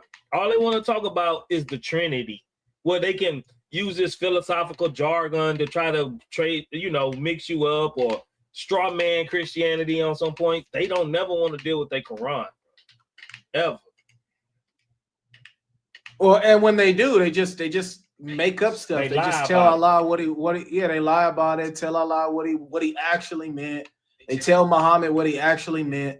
That's why everything is true. Like when they say, I'm starting to think that that one guy who debates Muhammad didn't even exist. I'm starting to think he's right, bro. They just make Muhammad say whatever he wants. They make Allah say whatever they want. Islam is ever so changing. We always see that. We always see how Islam, their position changes. There's nothing that they hold to that's just standard except for Allah is one. It's the easiest thing that they can say. So they think that they got a good position by just screaming that at the top of their lungs. But when they get into their theology, I mean, it's just embarrassing, bro. It's bad. It's bad. It's just there's like what else can they do? They don't have anything. They don't have anything else but lies in order to fix this stuff. And then they got to play games. I mean, we just had a guy yesterday. We just literally had a guy yesterday, bro, literally tell us that if he were to justify the verse about the Iblis, right, the contradiction that we were posing. If you guys heard it a couple of days ago, this guy literally, like, to justify the contradiction, admitted that if he was in a room full of white people as a black person, and the guy says all the white people go out of the room, he would go out of the room. As a black person, he would follow a command given to white people. Oh my goodness! And this is only to justify Islam's foolishness in that verse in regards to Iblis, where Allah is addressing what? Angels. Allah is addressing angels, but a jinn is supposed to respond to a command given to the angels. So they got to play games like this. It's embarrassing, bro. Their whole their logic goes out the window. Their brain goes out the window. They don't know how to do anything. They redefine math. They redefine language. They redefine everything in order to fit their narrative. And then they like to go with the hypothetical things where they can just play games with it. I mean, it's just at some point you got to realize, man, these people just make stuff up as they go, and they love putting themselves in a position where they could just flop in and out of truth. I'm like, I mean, say they're really atheists, bro. Nah, for real, they're really atheists for sure. They don't really believe in Allah, bro. And what's going on, Answers? Hey, I'm doing well. I just had to run away from logic, you know. You ran away from logic? Yeah, I had to run away. Why? What happened? Nah, he was Nah, I'm just messing with you. I didn't run away from logic. I'm just messing with you. like the Muslims run away from real logic. Trouble, what's happening? What's up, brothers? How y'all doing, man? No disrespect nobody on the platform. Nah, you good, you good. You Muslim? I'm nothing. You what? I'm nothing. When I was born, I wasn't nothing. So why am I just pick up something just because somebody give me a book? So you don't believe in nothing? I ain't nothing no more. I used to believe in all that. I know what you So you don't believe said in I'm nothing. so, I'm like, what? so you're an atheist, basically, bro, right? When you were born, when you were atheist, if they what they told us, not Muslims. No, we were Muslim when we were born. Yeah, According to according Muslims, we were born Muslim. But I ain't never heard that in my life. Okay. According to Islam, we was all born Muslim, man. We was all born Semitters, man. You talking about a book though? Yeah, I guess so. I guess we are. But I'm just saying, I ain't get on nobody's platform, be all that cursing and all that crazy stuff. I'm gonna respect everybody on here. You know what I mean? So are you an atheist? That's what you're saying. I ain't nothing. I can't be no atheist. Do you believe there's a that's God? That's something a white man came up with, or us. Do you believe in a God? It's sure gonna be a woman, because I came from a woman. All right, you got All right, man, watch your head, man. You got some other guests, man? I ain't been even entertain that. This dude doesn't exist. Nah, that's word. Not entertaining that tonight, bro. That's a word, hey, right? Hey, I'm surprised. Man. Hey, word, I'm surprised you ain't talked to him longer, man. Nah, man, I ain't got the time tonight. Seems like your speed. I'm surprised you didn't want him to up here cooking with us. I'm sorry, no, I messed that up. It seems like Hey, word, man, hold on. Let me say something to him real quick. Hey, word be like, hold on, let me ask him something real quick. Have an hour-long conversation with him. Right. And he ended up being up here for 40 minutes, man. Nah, not tonight, homie. Bear says worried about to give him big screen. Yeah, he ain't dealing with it tonight, huh? I ain't doing it tonight, man. Oh, man. You got to turn around this reputation. Yeah, I can't do it tonight. Oh, we especially can't have this weirdo up here, man. This is Brother the worst Daddy of the worst. Davis. What's going on, man? Good to see I ain't you. nothing, man. I just want to come up and say hello. God bless you, brother Daddy. I ain't nothing. I ain't nothing, man. You don't He exist, come huh? up. So you an atheist? I ain't nothing. I ain't nothing. Yeah, hello guys. Hello You heard guys. me, man. What's up, good? Hello, man. Yeah, I think my English is a little bit different from you guys because I don't speak English. I speak normal English, African English. You understand? You all right? You Muslim? Yeah, I'm Muslim. Yeah. All right. Go ahead and talk to him, like. And I want to talk to you about the crucifixion factor. You understand? I guess I But I heard you change guys the topic to speaking. the crucifixion, huh? Everybody want to talk about the How you crucifixion. doing? You might as Let well put a crucifixion tab up there, word. Yeah, Mr. Nobody. Yeah, you I'm Muslim? coming. Let me remove my earpiece. Real quick, good. Yeah. Mr. Can Nobody, you you guys hear good? me You now? Muslim? Yeah, I'm Muslim. Yeah. No, nobody down at the pot. Yeah. You Muslim, bro? Yeah. All right. So y'all want to talk about the crucifixion? Yeah. I want to enlighten something about crucifixion if you give me time, because I I'll think let it's a him. little bit different here. I'm Muslim, but I don't believe Jesus Christ was not crucified. Can you hear me, guys? Oh, you believe Well, that then you ain't Jesus was Muslim. crucified? I'm a Muslim, but I don't have this perception that Jesus Christ was not crucified. Listen to me. We have Well, then different you're not crucifixion. Muslim. I'm a Muslim. No, you're not. Why? You must be a Don't Muslim. tell him what he believes. Why? No, that's why I Why are you said telling him what he some believes? people. Wait. Some I people have didn't. some I'm not perception. telling him what he believes. I'm just telling him what Yeah, religion some he's people not. have perception. Listen He to can me. believe Jesus was crucified, but you can't be a Muslim and do that. Hello, listen. You have a lot of Muslims who come to this platform and said he was not crucified. They want to try to make someone take the place of Jesus. I said no. I'm a Muslim, but I believe Jesus Christ was put on the cross, but he didn't die on the cross. Listen to me. Let me talk, please. Oh, I see. Your Quran says. Your Quran says No, that. the Quran said he was made to appear to them. He was trying to tell him something, but that doesn't mean Jesus Christ was not put on the cross. We have difference between. But it says he was neither. It says he was neither what?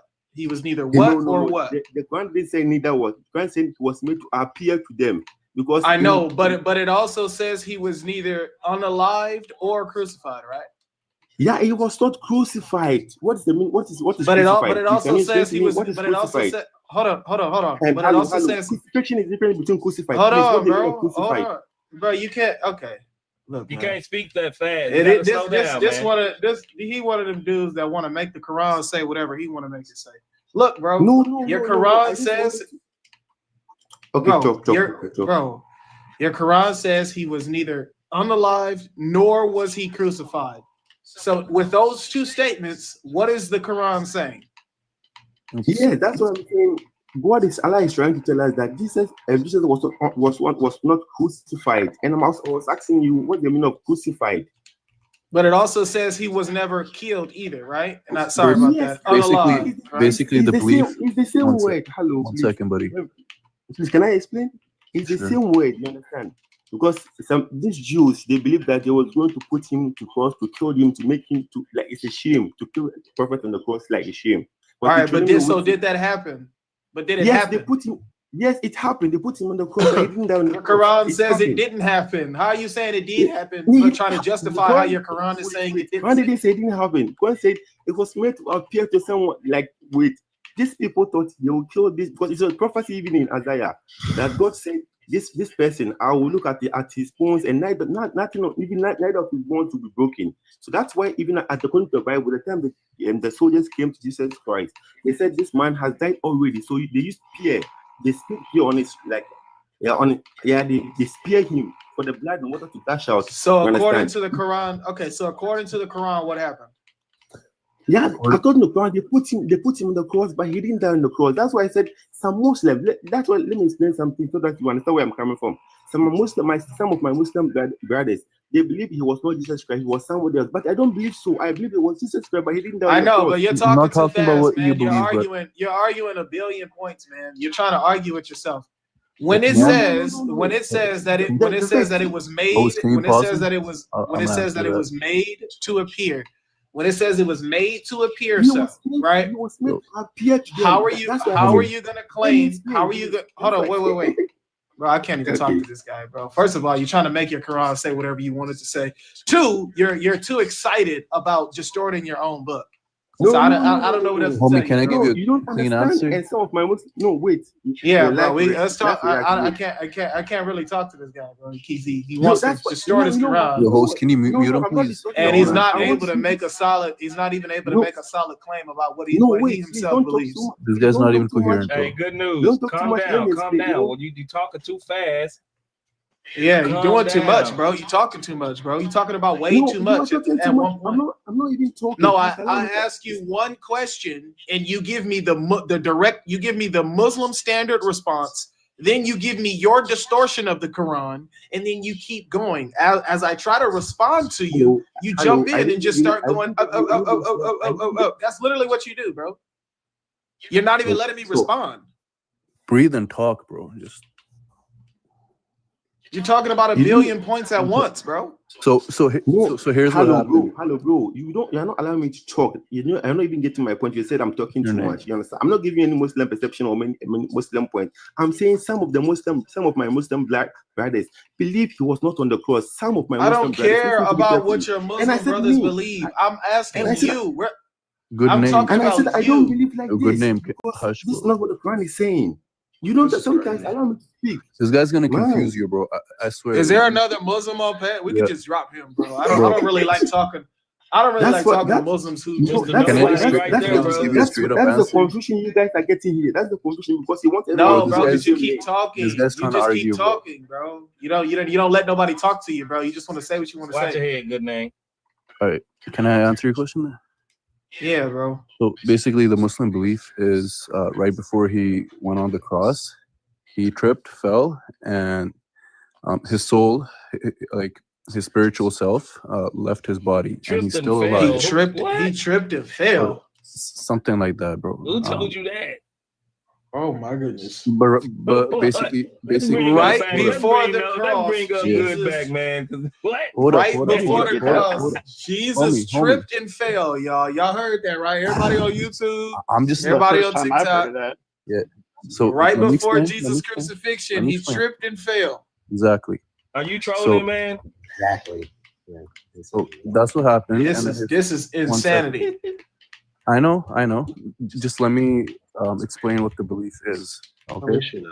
So the belief is that his spirit left the body in that instance, and then everyone's gonna live and everyone's gonna die. So he's. You're trolling. One second. I'm just giving you the belief. What? I'm just giving the belief. This is this dude is playing. He's playing games. So he's bro. gonna be reincarnated. This guy's playing games, bro. Oh yeah, he's sorry, man. Watch your head, bro. We might as well just wait for somebody else, bro. This dude is playing games. Bro, hey man, he said I y'all got me rolling over here.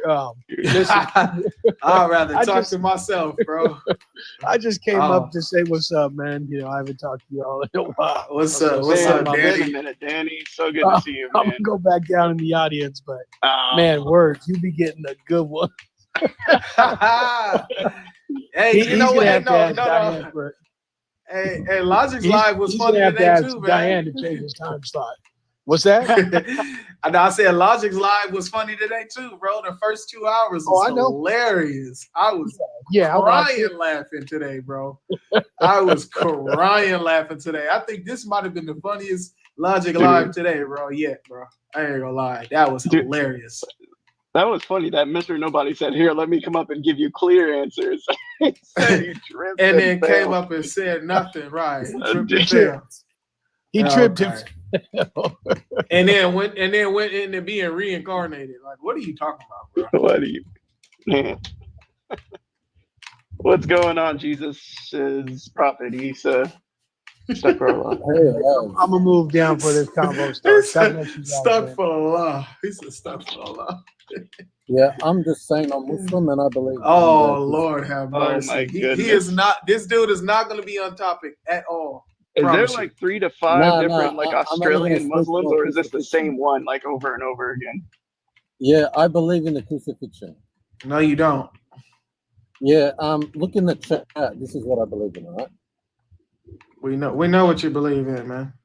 Yeah, that's what I believe in, the crucifixion. You believe it. You believe in not staying on topic, bro, and just have start a the read book. in the comment, bro. That's the crucifixion. Man, that's clever, man. What did they put in the chat? I didn't see it. Crucifixion spelled F-I-C-T-I-O-n. Because the word congratulations F-I-X-I-O-N is non-existent in the dictionary. And what happens is it becomes fiction. Wow. So I believe in a crucifixion because it's fiction. Is that right? Is that right? Yeah. Congratulations, bro. And if you don't believe me, you can do a simple Google search. Okay. All right, bro. So do you have any evidence against the crucifixion? So do you have any evidence against the crucifixion? Yeah, Jesus himself said that someone else is going to be crucified instead of him. Where? Oh my goodness. Where does he say that? Matthew 16:21-27. Read it. Yeah, so this is when Peter says, "This shall not happen to you." I'm reading it, bro. Chill. Okay. Peter says, "This shall not happen to you," and then Jesus says, "Get behind me, Satan." Right? But wait, then, what shall not happen to you? Him dying on the cross. Okay, that's what Peter told Jesus, right? Yeah, and Jesus called him Satan, even though the crucifixion is what Satan wanted. But anyway. Wait, hold on. So Jesus rebuked Peter? This is insane. Jesus rebuked Peter? You went to the exact passage to show that he wasn't going to get crucified. Oh my goodness. My argument, please. I'm being honest. So I just want to get this. I just want to get this really quick. So did Jesus rebuke Peter for saying this is not going to happen to you? Peter said that this shall not happen to you, but then Jesus said, "Get behind me, Satan." So he rebuked him, right? Rebuked him for what? Saying this is not going to happen to you.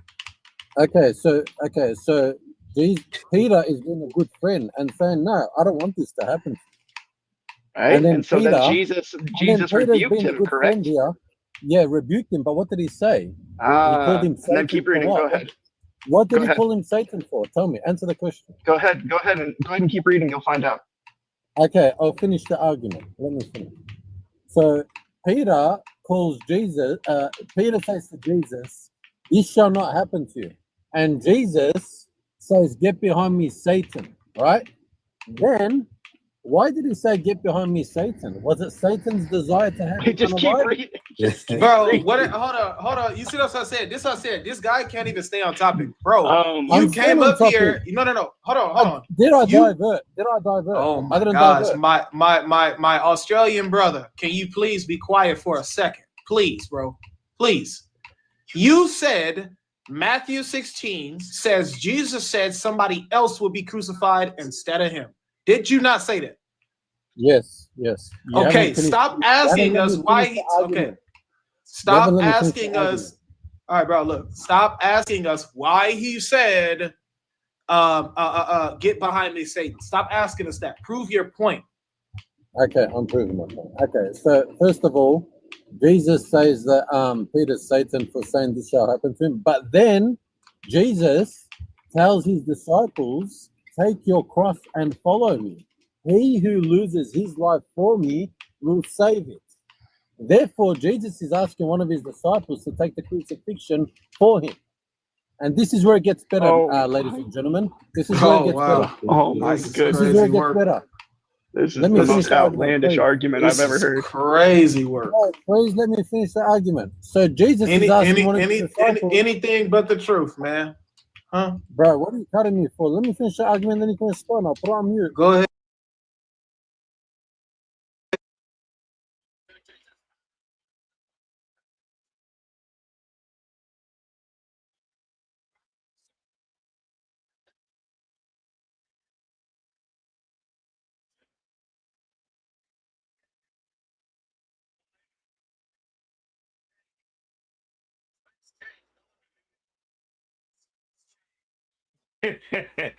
Hey, Prophet Issa,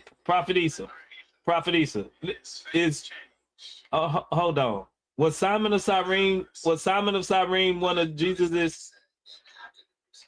Was Simon of Cyrene one of Jesus's followers?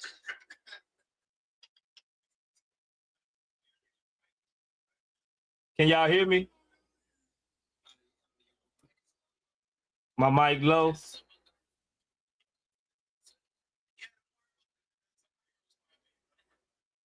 I just want to know,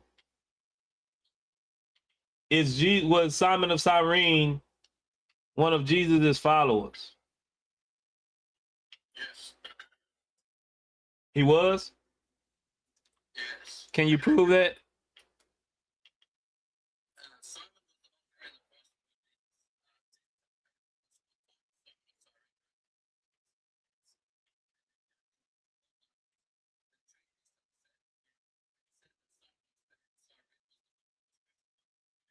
The treaties of sin.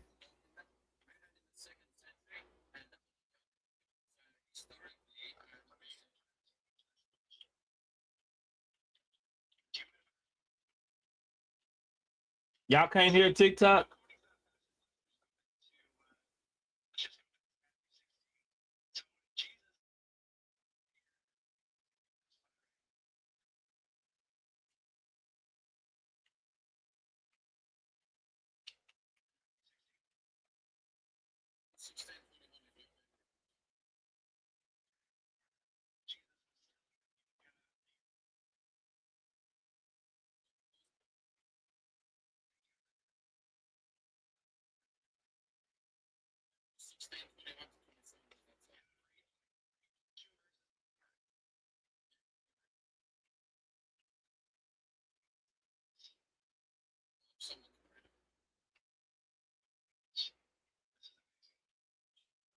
How can y'all hear me?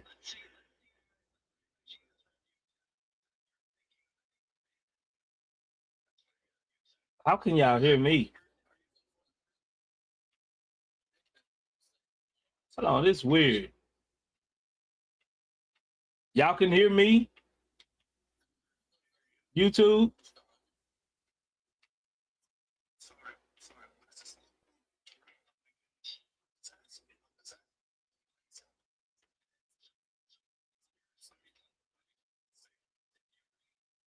Y'all can hear me, but not YouTube.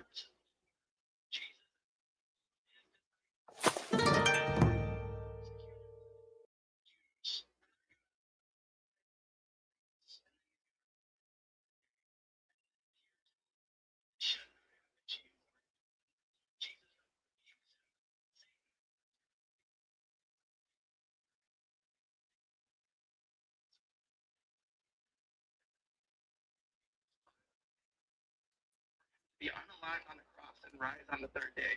Now, it's funny it's funny you mentioned that the treaties of grace. What a terrible source to go to. I mean, treaties of great set teaches that Jesus is God and he doesn't have a body. If you read the whole treaties of great set, it teaches that Jesus Christ is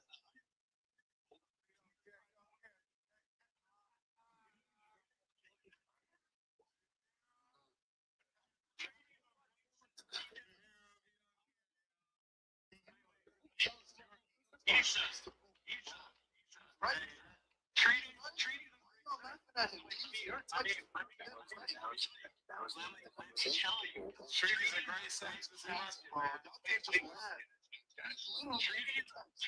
Hold on, dude. Treaties of great set teaches that Jesus was just a spirit. He didn't have a body. He was too godly to have a body. That's what it says. He was an unchangeable, godly spirit. That's why he only appeared. Okay, so one second. When a Christian goes to the Quran, when the Christian goes to the Quran and tries to prove something about Islam, is it right for me to say, oh, the Quran also says this? Exactly. What's up with you? Why y'all be laughing? He literally is wrong. That's crazy. You appeal. First of all, you appeal to Matthew, where it says he's got to be crucified, and then you appeal to the treaty of grace that says that he's too godly to have a body. These are your sources. I didn't get it. Yo, DJ. Oh my God. Yo, DJ. Funny. Yo, DJ. I'm just saying, like, yo, DJ. So when you said that Jesus rebuked the disciple when he said that this shall not happen to you, then why was Jesus praying? What is he rebuking him? That was my next part, brother. Exactly. Why was Jesus praying? To be saved. Yeah. Answered his prayer. Yo, calm down, bro. So actually, this actually lines up greatly. So what is he pray? Not my will, but your will. By the will of God. By the will of Jesus God. Hold on. According to Jesus in Matthew 16, what was the things of God? So let me say I don't give myself answers, so I don't.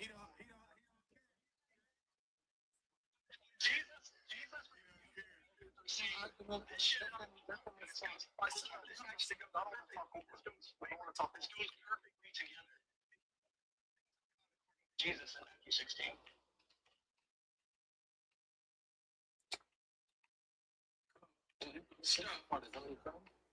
Stop. You ain't got nothing to say. No, I said I'm gonna mute myself so I don't talk over. Because when we talk about it, Let me retry this.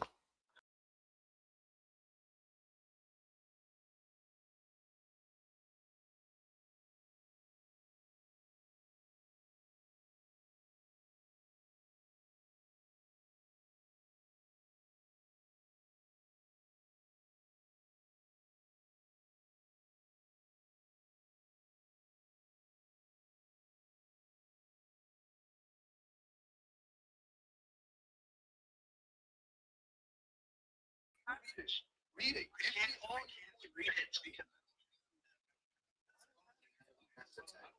that's why I can't read it.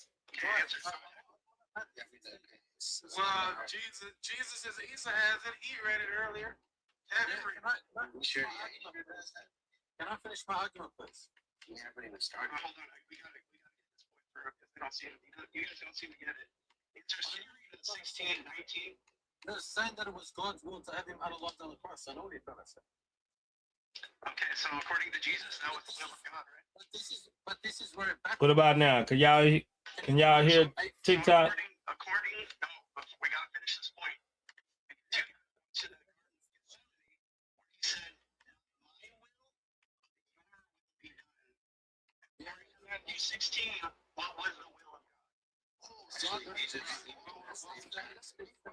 Does Jesus and the Father have different? Are they have the same will? This is crazy. Different. Are they? Do they have the same will? Even Does in the that will of same God have the chapter in same will? Matthew We're not 26, talking about. We're not even talking about the incarnate thing right now. We're wait, talking wait, about. one But second, DJ. that doesn't make sense. Why are we talking about by not by my will? Dude, we're not What is talking about Jesus that. We're saying? talking about Jesus the can't do nothing. crucifixion. Okay, Jesus has two thank you. natures, two Stop, wills. stop Next. hopscotching, man. You Guys, all guys, over the can I place, finish bro. my argument, please? Now all of a sudden he forgot about the argument because he think he So, heard something else. no. So Matthew 16, 21 to 27, Peter says to him, this shall not happen to you. Read Jesus 19. calls it, brother, let me finish the argument, please. Oh my And goodness, then Jesus says, get behind me, Satan, even though Peter's trying to help Jesus. But then Jesus says, let one of you take your cross and follow me. He who loses his life for me will save it. Now, Watch this is your where it head, gets big interesting. dog. John 8:44, it's Thank God. Yo, just for the panel, like, can you read 19 verse 21, like through 21? Let me bring out the Yeah. the Bible and let me search it up. It says, and I will give you No, keys that of the is kingdom of heaven, and funny. whatever you May bind on you told me earth this. will be bound. Hold on, Hamza. Hold on, Wait, Hamza. no, be quiet, Henry. Okay. And I will give Let you me the see keys. something. I will give you the keys of the kingdom of heaven, and whatever you bind on earth will be bound in heaven, and Let me whatever see you something. loose on earth will be loosed in heaven. Then he commanded his disciples that they should tell no one that he was Jesus the Christ. And then it says in verse 21, from that time Jesus began to show to his disciples that he must go. I can barely hear you. Somebody's typing. I apologize. I'm just saying. Who's ever typing, I can't. I think you I could got get better if your mic was muted. Go to Jerusalem and suffer many things from the elders and chief priests and scribes and be killed. Keep going all the way through where he says you're not Then, thinking the then things. Peter took him aside and began to rebuke him, saying, far be it from you, Lord, this shall not happen to you. But he turned and said to Peter, get behind me, Satan. You are an offense to me, for you are not mindful of the things of God, but the things of men. Okay. So according to in that context, Jesus is telling them, hey, I'm going to be unalived and I'm going to rise on the third day. And then Peter says, this shall not happen to you, Lord. And then Jesus rebukes him, get behind me, Satan, for you're not thinking the things of God, but you're thinking the things of man. So according to this, Hamza, according to this, what is the things of God? Enlighten me. I'm letting you just say all your points. We just read it, man. Did you read it or did you listen? So just let me know. Let me know. I'll take your word. Just let me know. I don't even know what the argument. So you didn't is. listen. Is he trying to argue that Jesus get crucified according to the Bible? Is So, that what his argument was? Goodness. Yes. Oh my God. I mean, I'm not here to argue that. I'm just trying to okay, he did, but we don't believe that. Oh, okay. I don't know why you jumped in on his argument and got Then excited why were you about his jumping in on argument. his points? Because you guys laughed at him. This is the thing. It was just because it deserved to be. It was laughed bad. at. It was you laughed at him when he gave you a source instead of just and saying, but that source says it aligns with our beliefs of Jesus. Like that's come on. What is that? The point is that the fact that he's quoting that source for one, it's You can if you quote the Quran, I'm not gonna say, but the Quran says this. One second. He's quoting a bad source for one, but even if he went with that source, it doesn't work for his understanding of why Jesus Christ would have not been crucified under that paradigm. Right. And by the way, in Matthew, and by the way, the same Matthew 26 verse 39 that you keep quoting to talk about how he's trying to be saved in prayer. If you read just a few verses before that, in verses 26 to 28, it literally says that this is the cup, of the blood that will be poured out for many for the forgiveness of sins. He's literally talking about how he's going to be unalive during the communion. Then why was he asking to be? Why is It doesn't say contradicting? it doesn't Why say is it that. You just every added. time It doesn't say contradicting? that. It doesn't say So that. You he added was that. just praying because he wanted to be crucified. What was he praying to? What was he praying for? He literally says, "Not my will, but your will be done." And in Do they share context, the same will? yeah. Not by my will, but So by we're talking. your will. We We're talking about understand. Jesus as human being. I'm not understanding what does that got to do with him being crucified. Jesus, The as thing a is, human, I can't argue that. That's a dumb. Like, first of all, that guy trying to argue you're to still crucify, that was still dumb. missing the point. So how would you argue against the idea that Jesus was not crucified historically? Okay, there's no historical proofs outside of Christianity. There's no historical proofs. No, that's actually inaccurate. Go. Where's Outside the of Christianity or outside of the Quran? I can go to the Quran says no, but then you Okay. can Do you go, have any historical proofs outside of the Quran that says he wasn't crucified? I don't have it as same as you don't have it. That he Okay. was. Okay. We're both Okay. there. So This I is can't- where we I can't have an argue. advantage. I don't know if you want to share some stuff. Answers. Go ahead. You want to share some stuff? Yeah, so the advantage is we have sources outside, inside, however you want to put it, whether Christian sources or not. And by the way, What's the outside inside? What's the sources? yeah, so a few sources, you would have people like Josephus or Tacitus, to give a few examples that are not Christian.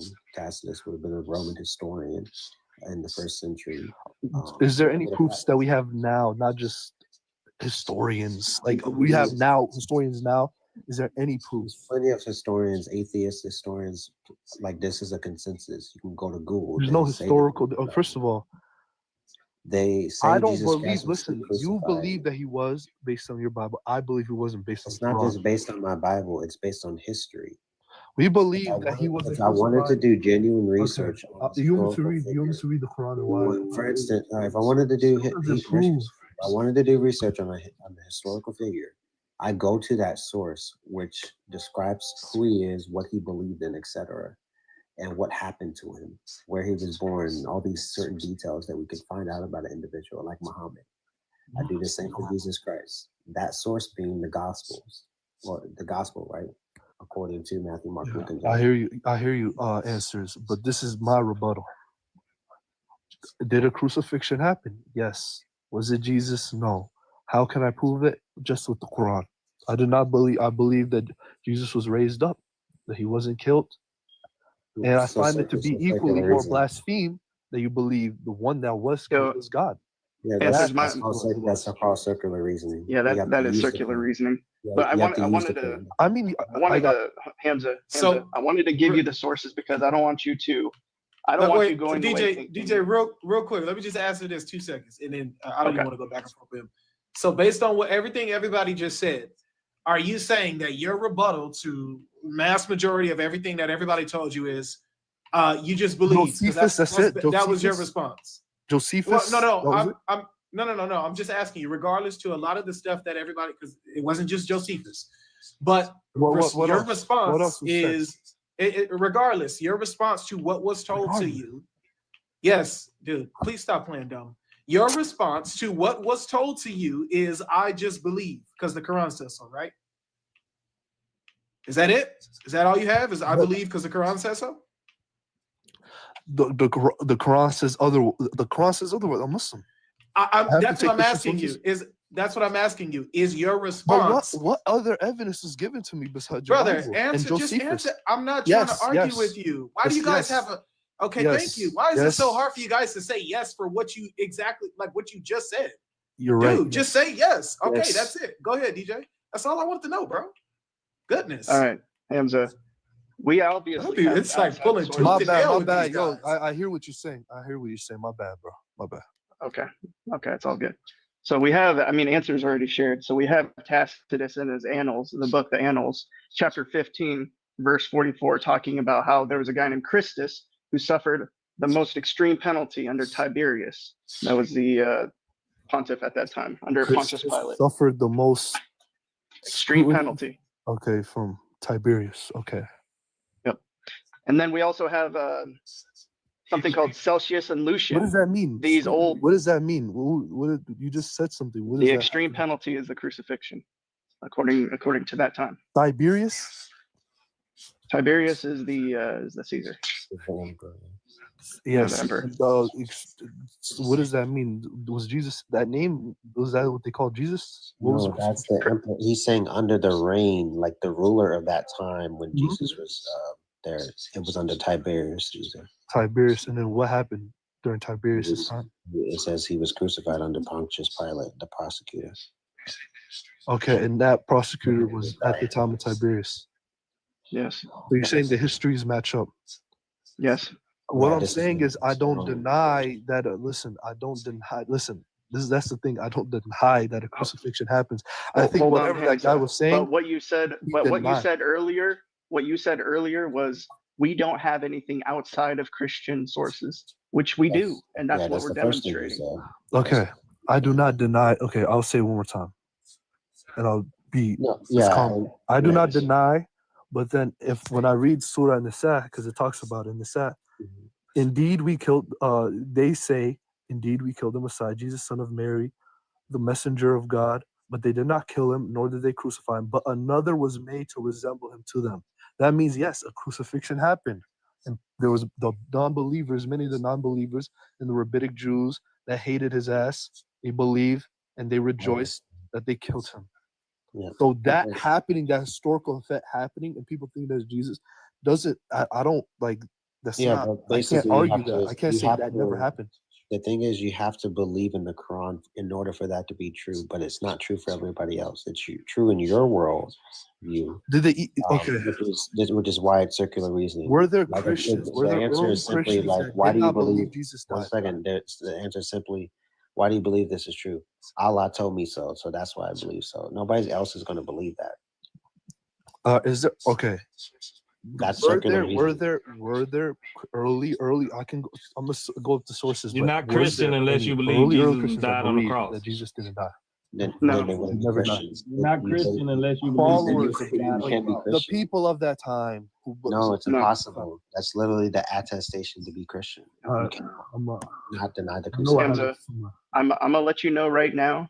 The only ones who denied his crucifixion were Docetists.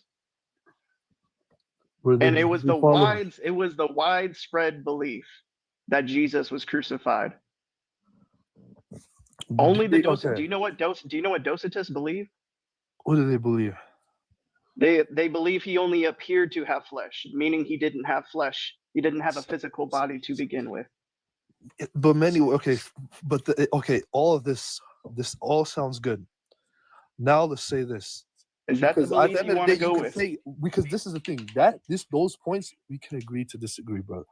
That's something where faith is like, that's faith. No, but you don't get. I don't believe that Jesus died. I don't know if you're getting what I'm saying. I'm saying the only ones who really denied that Jesus was crucified were Docetists, who doesn't believe he had a body to begin with. Yes, I understand. I hear you. Okay. What I'm trying to get at is, you're right about the circular thing. You're right. That's all I can say. It says that one was made to resemble him.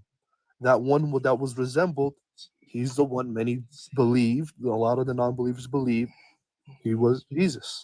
Even though Jesus was saved, because I believe a messenger of God, especially someone like Jesus, who was a virgin, who was infallible, who never did no wrong, who was all right, man, one of the greatest, that he was saved. That's what I believe. That's presupposing that. But the thing is, even if you believe all that, how can that be God? That's my problem with Christianity. Maybe that's just my problem. How can he be God? That's my problem. Hamza. That's presupposing that everything. That's my problem, my brother. That's my problem. No, your problem is you don't have no evidence for what you're talking about. You're just saying, you just believing. But that was from another argument. You can say truthful. I say no because of the Quran. I believe in the Quran. That's not evidence, bro. That's just, that's blind faith. Okay. It says, okay. I'm gonna say, brother, please hear from how I'm saying it. One was made we heard to you resemble, over and over again. The person that was made to resemble Jesus. All right, man. We're gonna go with actual evidence instead of believing blind faith. All right, man. So that's what we're gonna go with. Is there any other Muslim that wants to? Okay, no, brother. I have questions. Man. Why can't we talk about Jesus? Why can't we talk about his divinity? I'm talking about Jesus. Are we not? We are talking about Jesus. Okay, why do we not? Wait, talk since about he Jesus? wait, hold up. You Yeah, said yeah. blind Wait. faith. Since That he was a good since he's question. making Blind faith. hold on, since he's making that claim, right? If this is what you want to believe, all right, let's just go down this trail because obviously evidence doesn't work for you. So let's just go with Allah, with what Allah did. All right, and please don't try to go back to evidential claims anymore because you ran away from everything everybody told you. So let's just go with brother, let's just go with the Quranic narrative. Let's just go with yeah. The only evidential claim you thought you gave us was your book saying something. That doesn't work. So let's go here. What actually happened in the crucifixion via the crucifixion according to Islam? Let's stay on Islam this whole time, okay? What actually happened? Just gave you it. It's in the set. That's the answer. Yeah, I know. We're gonna outside or we're gonna build it from point one. Not right. I understand that. I understand that. We're gonna build it from. We're just gonna build it from point one. So go ahead, say that again. What actually happened? In Surah An-Nisa. Okay, let me go back to it. And for their saying, indeed, we killed the Messiah, Jesus, son of Mary, the messenger of God, but they did not kill him, nor did they crucify him, but another was made to resemble him to them. Okay, now what does that mean? They did not kill him. They did not crucify him, but another was made to resemble him. Okay, how did that happen? He was raised up, and I will give you a verse. You didn't say anything about being raised up. Just there's a verse in the Quran. There's a verse I understand that. I'm not saying that a verse in the Quran like that doesn't exist. I asked you, how did it was made to appear as if another person was on the cross, or another person was on the cross that was made to appear like Jesus? By God's will. So how did that? Okay, thank you. By God's God's power. Okay, so God's your power. God. Okay, great. So your God made somebody else look like Jesus, right?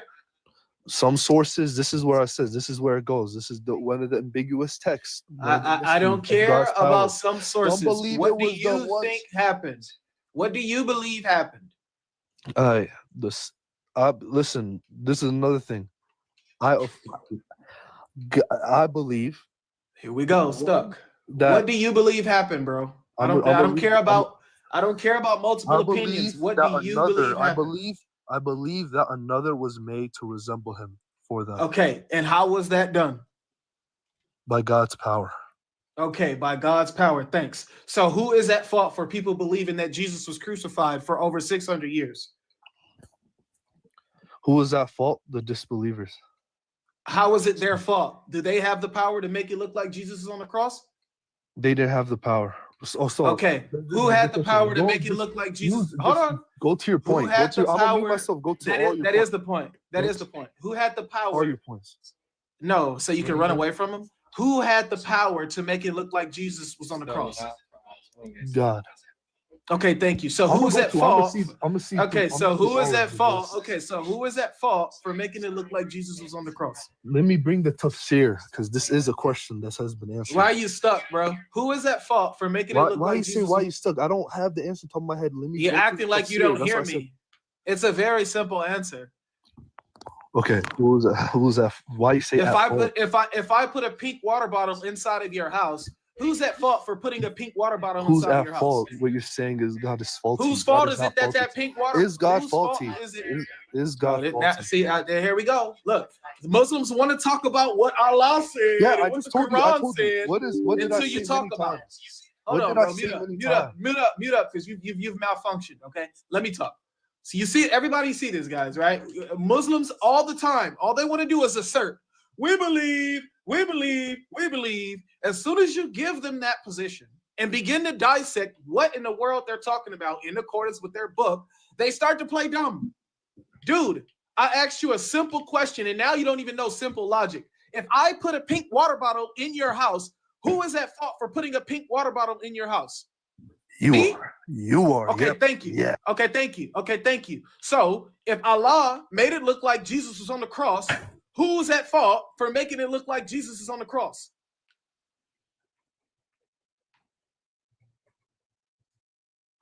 made the other. Yep, you're right. Who is at fault, bro? Just answer. Yes, the question, I just bro. answered. You're right. No, just no. Say it. God Say it allowed. proper. Say it God properly, allowed. bro.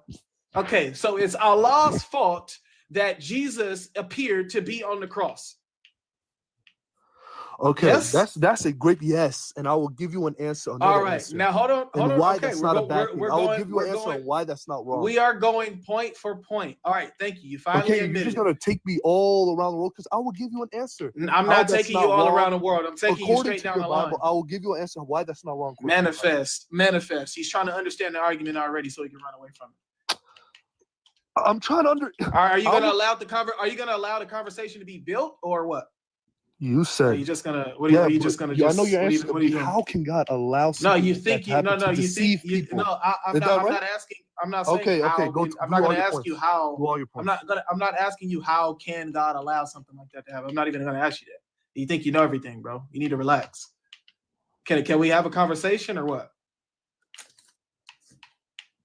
All right. So if you just said that it is Allah's fault that people saw Jesus on the cross, who is at fault for people seeing Jesus being crucified? Jesus being crucified. Yeah, God did that. Yeah, you're right. All right, thank you. So it's Allah's fault that anyone is running around saying Jesus was crucified for 600 years, right? It's his fault, right? Yes, and I will give you why that's not a bad. Hold on. Okay. Give me that. Give me Okay, why it's not a thank you. bad thing first. Go ahead. Since you want to explain that, which I'm not even going to that All right, point. but read go ahead. Thessalonians. For this reason, Didn't God I says say that didn't I say this a entire time? powerful delusion. Didn't I so didn't that I say they will didn't I believe the say lie? didn't This I say is this something in that has been done, and it was never wrong. Muslims, ladies and gentlemen? What? Yeah. I just gave you a similar. Yo, who I was just gave you. yo, Bro, hands up, that's hands up. bad. Who was it the Christians that was preaching Jesus was crucified? Was the Christians? Some didn't even believe he was crucified. No, oh yeah, sure. When you just asked that and I answered that earlier. Embarrassing. Was it the Christians that was telling people that he was crucified and rose on the third? Okay, can you answer? straight question. Listen, you see how I answered? Whatchamacallit? You didn't answer. You didn't answer this last question. I You said went, yes. You are dude. right. I will show you why that's not You did wrong not. I according told to you your I'm Bible. not even going to that point. You want to read the Bible? You're reading the Bible for no reason. I wasn't even finna go there. Okay, what were you trying to say? I wasn't even finna go there. All right, thank you, bro. So for 600 years, people walked around professing Jesus died on the cross. Were they wrong? Yeah, they're wrong. They were wrong. Okay, so they were they were wrong. They were deceived by who? The God that deceives in the Bible. Yep. They were deceived by the God of the Bible, but you just said Allah is the one. Allah, yes, Allah deceived. So Allah. What does the Bible say? Allah wait. So no, don't take that. Don't take back. You said, is it wrong for the people across? So why did they profess this for 600 bro, this dude years? is so stupid. God You're so allowed. stupid. You are so stupid. I literally told you over and over and over again, that's not where I was going. I never went there. You went there on your own, argued your own point. Okay, that I this never is went. literally And your now point. you're saying, Is this not your point? That is not my Go point. to your points. Go to your points. How? Go to your points. Don't run from your points. I'm talking to you about my point right now. No, you're just asking question for question for question. Just say your point. Just say your point. Bro, you guys are just the most goodness, bro. I don't. Brother, you hear you're yourself? not self-aware. You're self-aware. You just And said now it's not you my gotta point. project. You gotta But then project you're giving what you're points. actually doing. Don't run. Don't run. Give me your point. Now, Give me don't your run. point. You're just throwing stuff. You're just talking at this point. Give me your point. I'm trying to, bro. You keep telling me to hurry up. I'm muting. Look, hey, look at everybody. See this? Give me your point. I give him 1 point. Give me all your points now. Hurry up. What? God allowed people to think Jesus was crucified. Yes. Was it wrong? Like, what is? Just give me all your points. So who? Okay, so it's Allah's fault that people went around preaching a crucified Christ for their salvation. Is that what you believe? Is it Allah's fault that people went around preaching a crucified Christ for their salvation? They disbelieved. They disbelieved. They disbelieved, man. All right, bro. Yes. For sure. Yes. For sure. I'll go. Went around disbelieved in what? They thought Disbelieved in Jesus what? died for his sins. All of a sudden, Why? now he's Why God. did they That's think? how Why they did they disbelieve. think? Polytheism is why they disbelieve. Why did they think Jesus died for their sins? Go, Why did they think he died in the first place? Explain. Why did they think? Explain? Look, explain. Dummy. Okay, that's You so just immoral. said. You just How said. could You your just Lord do said that? why. How You could just your said Lord do why, that? fool. How could your Lord? What do you mean? How kill an can my innocent- Lord do an that? innocent person for your sins, and you think that's moral? All Yeah, right. you talk about deception. Why do they think an innocent person? Why do they think an innocent person died in the first place? Why? That's horrible to forgive. Why for do their they think sin? an innocent? Where why is do it? they Where think does it say that in the All Bible? right, word. All right, it's time, bro. We just All drop right. him. He's No, stupid. no, but Watch he's your head, stupid, man. bro. He's stupid. You see how dumb they get when they're not allowed to just say we believe, we believe, we believe. Soon as they're not allowed to just run off with what you see, because what they like to do, guys, they like to say the Quran said, and then that's it. That's it. And then it's over with. Don't ask me about why the Quran said it. Don't ask me how the Quran said it. Don't ask me what in accordance with the Quran said. Don't ask me anything. Let me just say the Quran said so, and then that's it. We good to go. And then as you see, they start to manifest. And look, I told him, I said, stay in Islam this whole time because everything in accordance with our religion you didn't take. Notice as soon as it got tricky, the only thing he could bring up now is our God did it now. When he literally admitted Allah did it, but as soon as he got stuck, our God is the one who did it somehow. Now our God of the Bible did it. Now it's our God of the Bible's fault. But he just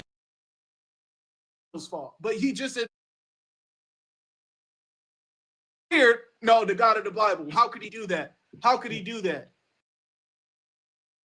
Okay, why did they think an innocent person got crucified?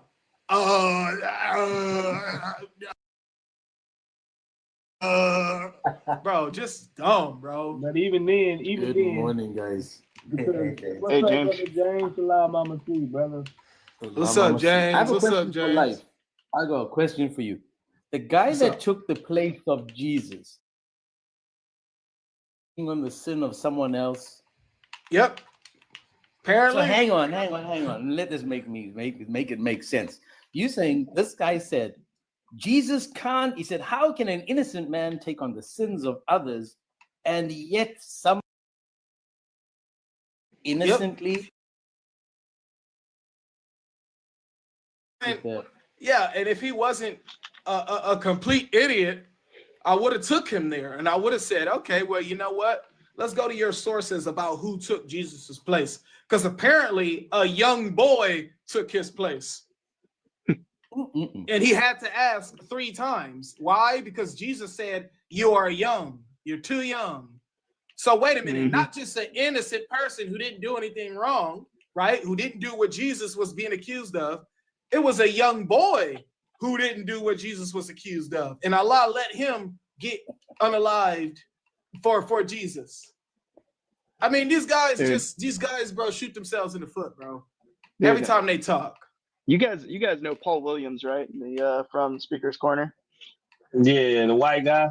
Yeah, so I had this discussion with him on Clubhouse, and he just basically said the same Dawa script. And I was like, do you have, because he likes to interview all these scholars on his YouTube channel. And I was like, okay, so you interview scholars and whatnot. What is your like historical sources for him not being crucified? And you just said, oh, the Quran says it and it's a revelation from God, so that's why I believe it. Like this dude interviewing scholars, and he's supposedly a scholarly person. But then, in Islam, you're supposed to just believe, but everything else you're supposed to be hypercritical. That's literally Islam, bro. Yeah. Disbelieve and be hypercritical about everything to the point where no matter what, you end up saying, no, it's not true, it's distorted, or somebody's lying. And in Islam, We don't need evidence. We don't need sources. All we need is the book saying it. That's all they need in Islam, bro. Oh, you gotta mute up, Sassy. Gotta mute up. Hey, but the thing is, if we were to read them like Isaiah 53, Psalm 22, they will reject it and be like, nah, that's corrupted. Somebody probably wrote that in there. But their Allah made it look like that they was telling the truth. They was giving false prophecy according to them, but he confirmed what they wrote previously to make it look like Jesus died on the cross. Exactly. How did time that to make be sense? hypercritical. Yep, time to be hypercritical. We don't believe in nothing else but what the Quran say. That's it. All the Quran got to do is say it. We good. As soon as somebody say, well, hold on, your Quran made this claim about this.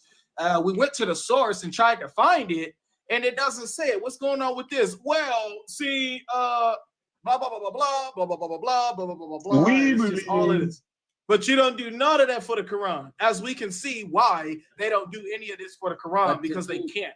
Did you notice, right, when you asked him a question and he went to the verse, he said, if you go to Musa, it tells you clearly he was crucified. He wasn't crucified. Then you question him, and what did he say? No, this is part of the verses that are ambiguous. So he was all confident about that the crucifixion didn't happen, 100% sorted. He's like, man, I can tell you it didn't happen. It was made to appear so. And then you ask him a question, he goes, yeah, hang on a second, but this is one of the ambiguous verses. Meaning that the ambiguous verse isn't clear enough for them to have such a strong opinion. They actually humble themselves when it comes to make the cut. Islam, man, is embarrassing, bro. It really is. Cias, what's up? Hey, what's up? What's up? You Muslim? I'm Christian. Oh, you Christian? Yes, sir. We was trying to look for people that disagree. What is the topic? Jesus crucifixion is historically accurate. Prove me wrong. Well, it is historically accurate. Right. So you agree with us, man? Yes, sir. All right. Appreciate you for coming up, though, man. We just trying to get people to, join. I believe Jesus died for the things we couldn't understand. All right, man. God bless you. For the things we can't explain. Yeah, all right. Appreciate it, brother. Thank you, man. To greediness, sin, catch you later. God bless you, man. Appreciate you for coming up. All right, man. Yeah. Appreciate you guys. Yeah, we got enough Christians up here right now, bro. One of your followers were.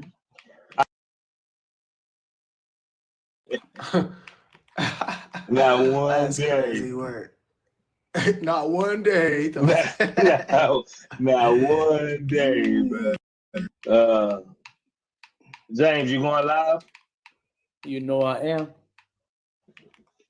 Man, James, I was just telling Life that What's the up, topic Word you were Williams? running. The topic you were running last night, Life is like a specialty at that. Yeah, no, topic. I did it because of life. I was watching. Oh, that's right. Oh, okay.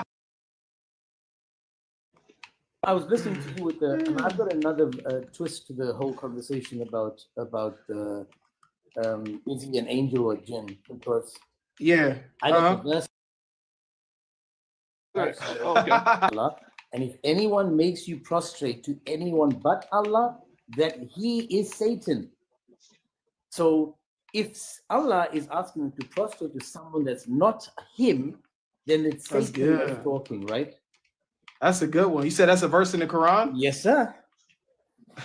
You know yeah, it. that's a good one. So I'll give you a couple of verses, because what the verse does is it kind of checkmates them, because there's one verse that says in the Quran that you shall prostrate to nothing in creation except Allah. That's the verse. It's clear as day. Yeah.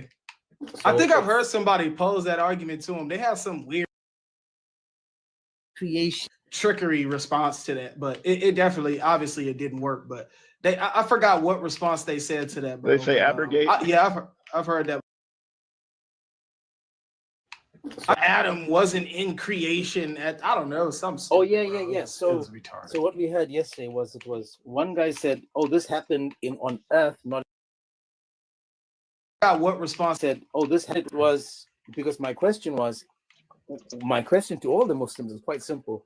If Iblis gets kicked out for not prostrating to Adam, how did he get back in to tempt Adam? You see, that's a big question there. He gets kicked out of paradise because he disobeyed Allah, and the next minute he's back in there tempting Adam. How did he get back in there? So the Muslims were like, that's because they were kicked out. They were put on earth. Iblis and Allah the same person, Jane. Hey, bro, I had somebody tell me yesterday, bro, for that argument. He said, Allah was figuratively calling Iblis an angel. So he talks to everybody. So everybody in there is all angels except for one deity. One deity is a jinn. Allah makes the statement once. And for all the literal angels, it's literal, but then it becomes figurative for the deity that's not an angel with one statement. It just flips and changes. It's just like, it's just crazy. It's crazy, bro. Muslims are just too embarrassing, bro.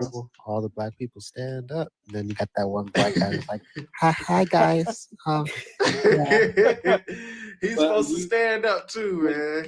You asked, I'm here. About the white guy, right? And the black guy. I said, mine was a slightly different. I said to him, listen, if you're in a room with like 100 gay people, and I said, and the owner of the house says, all you gay people go to this room and get naked. I said, would you join them? He's like, no, I wouldn't. I'm not gay. I'm like, exactly. So if you're not gay, you wouldn't join them. So if you're not an angel, you're not a jinn. Oh, that's Bro, a good one, bro. Hey, I was at work listening to that. I was at work. I was dying laughing. I was like, James, bro, you did not just say that. Hey, that is a good one. You gotta ask him why. Why would he do that? Because he's not talking to me because I'm not gay. Exactly. Thank If you. said woman, man, that's if good. you use men and women, then they're gonna go, yeah, no, because we'll go with the woman. If you use like military, they'll say, yeah, we'll go. But when you use the gay word, the guy's like, I'm okay. I'm not gonna go. I was doing like dishes at that time, and I literally like spit out something and like burst out laughing. Bro, I'm telling you. Oh man, but it's funny though when you do real world examples. Sometimes they play stupid, but when it's something like that that's like dire enough to where you're not about to say, yeah, I'm gonna go out with them too. Then of course, then now it's like, oh, so now you see what I'm talking about. You know that the command is not for you because why? Obviously, you're gonna say, well, because I'm not gay. Okay, well then if you're gonna say because you're not gay, well then it doesn't make sense because Iblis is not an angel, right? And then obviously the Muslim brain comes right back on. So, my man, you said you hit the nail on the head. You've got to make it speak in a language they understand. That's what I'm saying. We can twist it and say, oh, male and female, yada yada yada. They're so programmed. Remember, Muslim is programmed.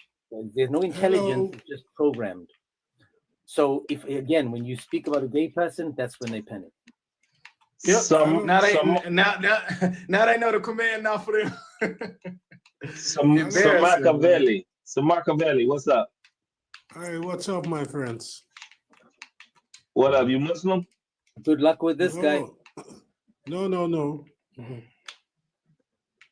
Didn't I talk to you before? Yeah, we talked to him last time, man. He ain't gonna get absolutely nowhere. He called me what did he say? I'm not even a Christian or something. He said to me. What did you say to me, Muppet? You gave me some names. Christians. Well, didn't we talk about me showing you Abraham talk to God in Genesis 18? I don't think so, man. Abraham talk to God. But are you Christian? Sleepy. Are you Christian? I'm from Germany, so I believe only in the Tanakh. The Tanakh. All Germans believe only in the Tanakh, correct? The Dutch. No. Hey guys, Oh, bro. you know what the problem is? My English is. Nah, we hear you just fine, man. You good? I speak German. It's okay, man. I'll speak German to you, but it's okay. Yo, English is just fine. Can we speak? Hoe gaat het, man? Very good, thank you. But it doesn't matter what language we speak in, you'll still end up falling on your face, man, prostrating to a pagan. But I'm okay, let me ask you a question. You say you only take the Tanakh, right? Yes, not the Talmud. Right. Who is your Messiah?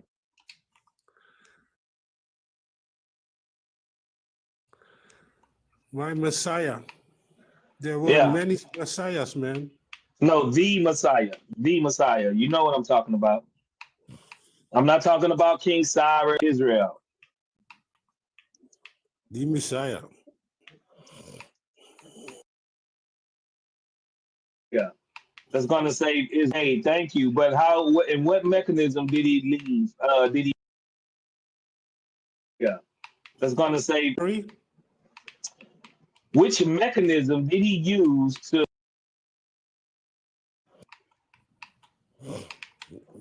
He will not use a human. Use a human.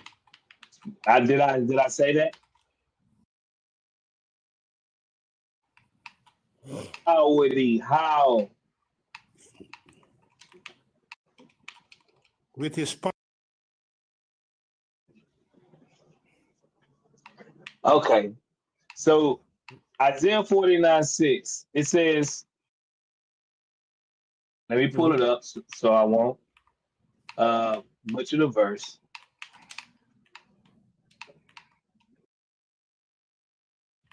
Because you take the Tanakh, right? Correct.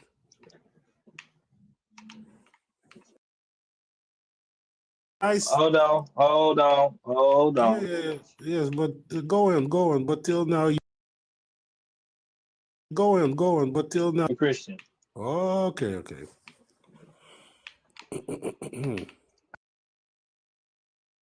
Down word, but thanks for having me up. God bless.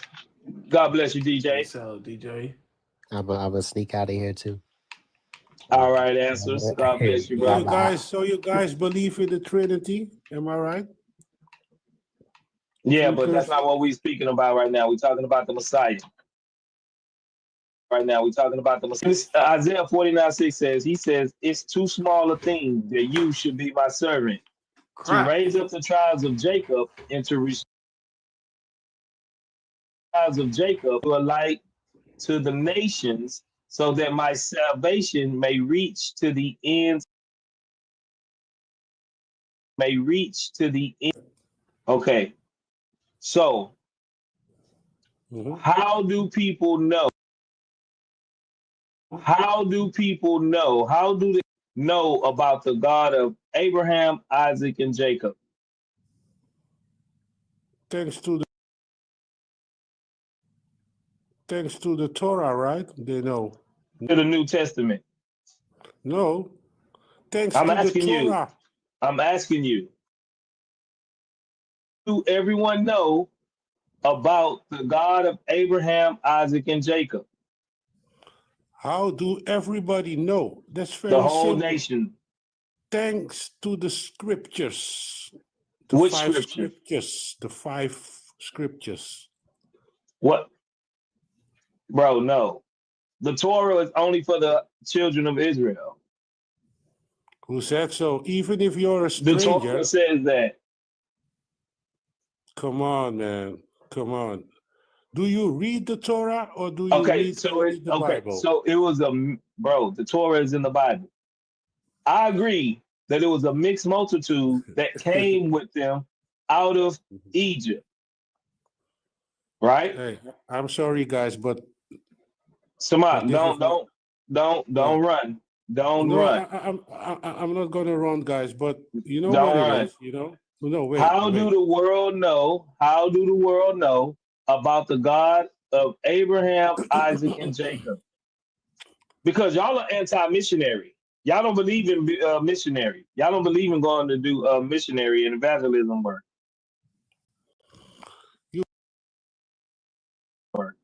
Answer the question. Wait, my friends. Samaka, answer the I'm question. from Africa. Don't put us all in the American book. Can you answer the question, or is it only for Europeans to answer? Yes, it's only for Europeans to answer, man. Okay, well then you're not a European. You're left shoulder from Africa, correct? Because you see a colored picture. No, must be. I don't know. Is that not you? Are you pretending to be someone you're not? I know a lot of people that like the color, man. You guys ever been in Israel before or in Europe? Bro, answer my question. No, because you don't know the history, No. Now that you came to the wrong room, Watch your head, man. Watch your head, and man. now we got to get the belt. Watch your head. He know why the He know why to the wrong room. Yeah, he know why everyone in the world knows about the God of Abraham, Isaac, and Jacob. They're anti-missionary. They don't believe in going to other nations and trying to bring people into the fold of Israel to know about the Tanakh, to know about the Torah, to practice their laws and their statutes and commandments. He know why the world knows, and the world knows because of Jesus Christ and the disciples, and they went out and preached the message of the God of Abraham, Isaac, and Jacob. He know why. And he know Isaiah 49:6 cooks him. That's why he didn't want to answer the question. Big brother Scott, what's going on, man? God bless you. Man, I'm chilling. Hey, if you could bring him back up, I'm gonna show him in 5 minutes, right, from his Tanakh that he thinks that he knows, and for the Muslims in the room, right, we're gonna show you where in the Torah it prophesies Jesus coming and making atonement for the sins, and it's undeniable, right? Well, we're gonna go through some passages in the Tanakh, so I don't know if he's still here. Samaka, come back up. If you still here, come back up, Samaka. And Muslims, we want you to pay attention to this, right? Because here is a Jew who thinks that he's smarter than the Holy Spirit, right?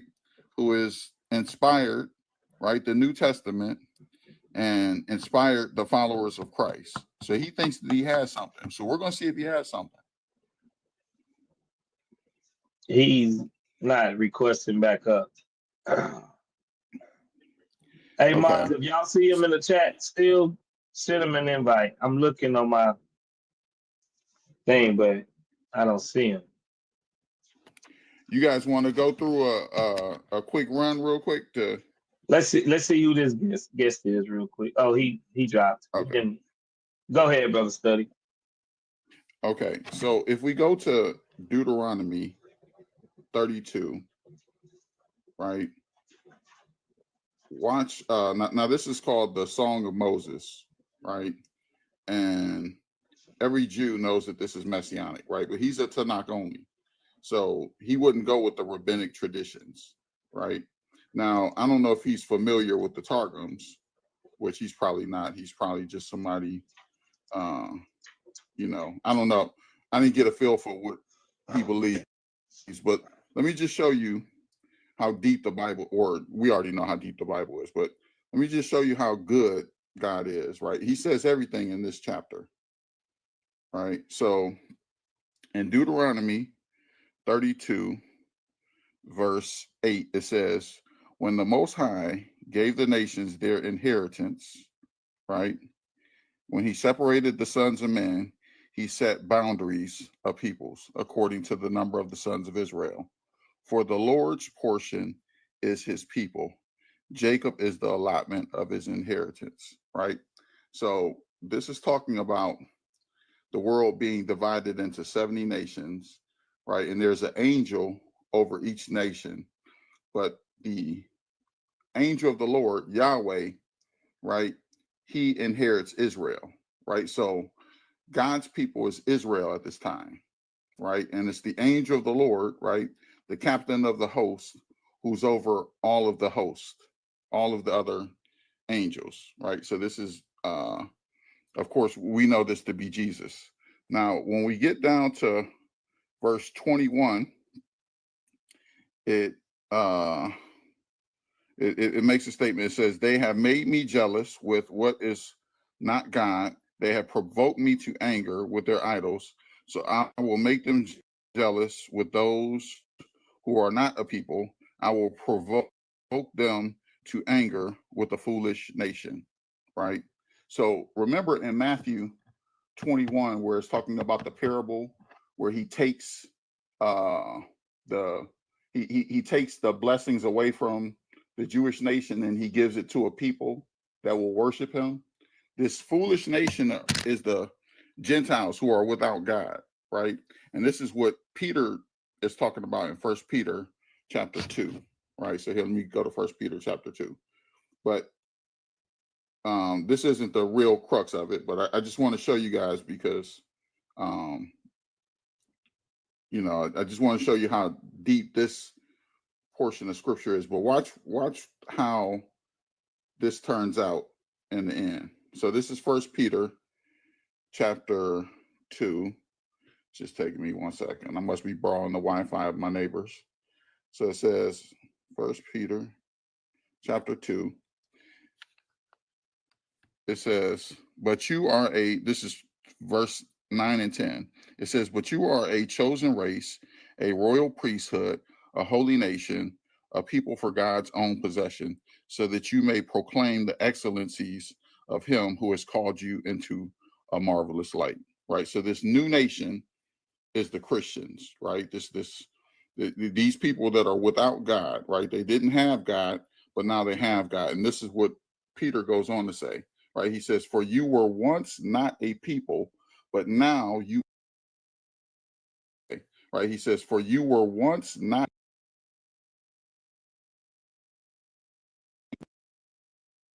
have received mercy, right? So now by us, so verse 43 in Deuteronomy, it says, rejoice, O nations, with his people. Now remember, it says that Israel is his people in Deuteronomy 32, verse 9. But why is God telling? It says that Israel is his. Now he's going to atone. And once he atoned, whoever believes in this atonement can join into the faith of Deuteronomy 32, 43. It says, rejoice, O nation. Now he will render vengeance on his adversary and will atone for his land and for his. Let me just, right? Especially Orthodox, they would go with the Septuagint. And the Septuagint, right? The Jews removed a certain part in the Masoretic text. And this is in this. Now, this is in worship him, right? So, with that line being there in the Septuagint, right? And this is quoted in Hebrews 1:6 as being Jesus. Why are the angel of the Lord? He's the captain of the host. So it's identifying this person is going to be the one who atones for his land and for his people. So you'll see the difference in the Masoretic text. Now, for a long time, the Jews said that we made up that portion of it. But once the Muslims found the Dead Sea Scrolls, in the Dead Sea Scrolls, it says, let the gods bow down to him, right? So the angels in Deuteronomy 32, 8 and 9, right, that are called the sons of God, right? They're also called gods. So in Psalm 82, where it's talking about God sits in the congregation of the gods and he judges, right? It's talking about Jesus sitting in the congregation. These angels are under him. So he's the captain of the host. This is the angel of the Lord, right? Who's atoning for the people. Now, watch what goes on in the rest of the Tanakh. So when we keep reading, we go to Psalms chapter 2. And remember, I'm going to keep reading Deuteronomy 32:43 so that we can keep remembering that. So Psalm chapter 2, and then we're going to read Psalm 82, and then Zechariah 2.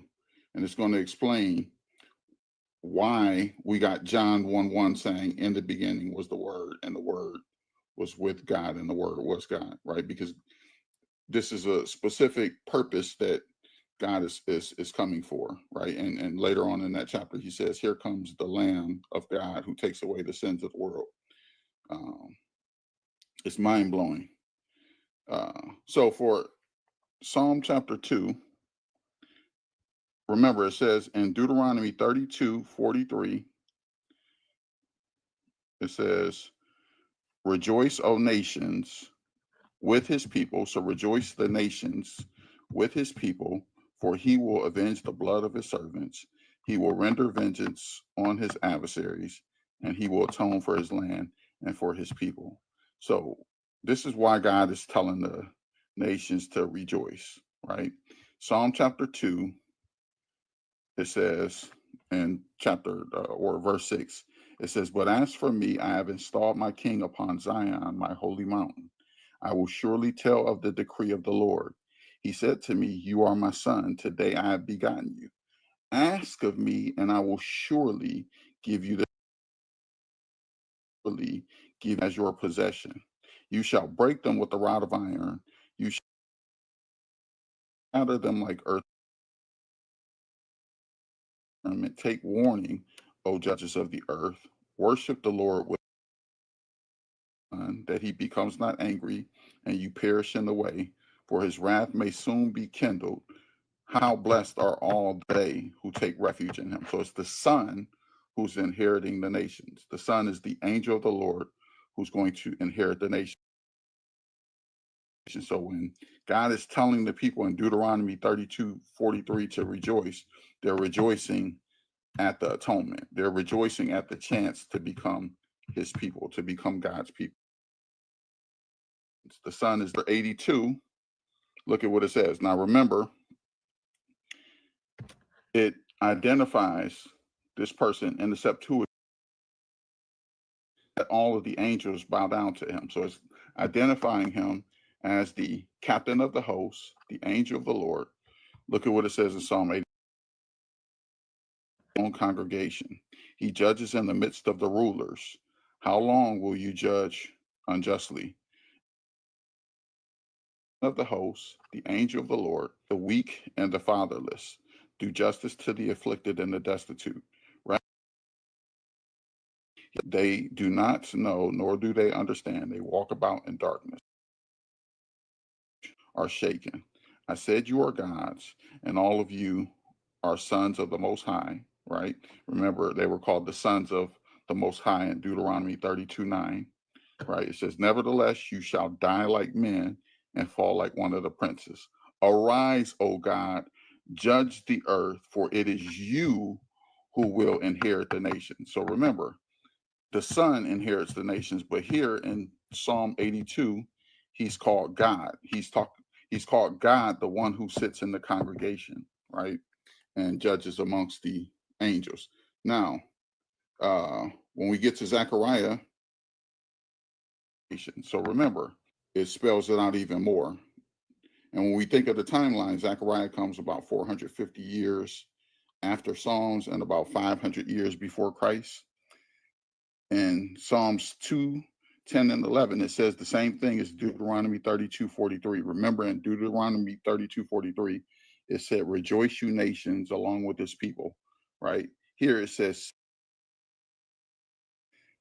in Psalms 2, for behold, I am coming and I will dwell in your midst, declares Yahweh.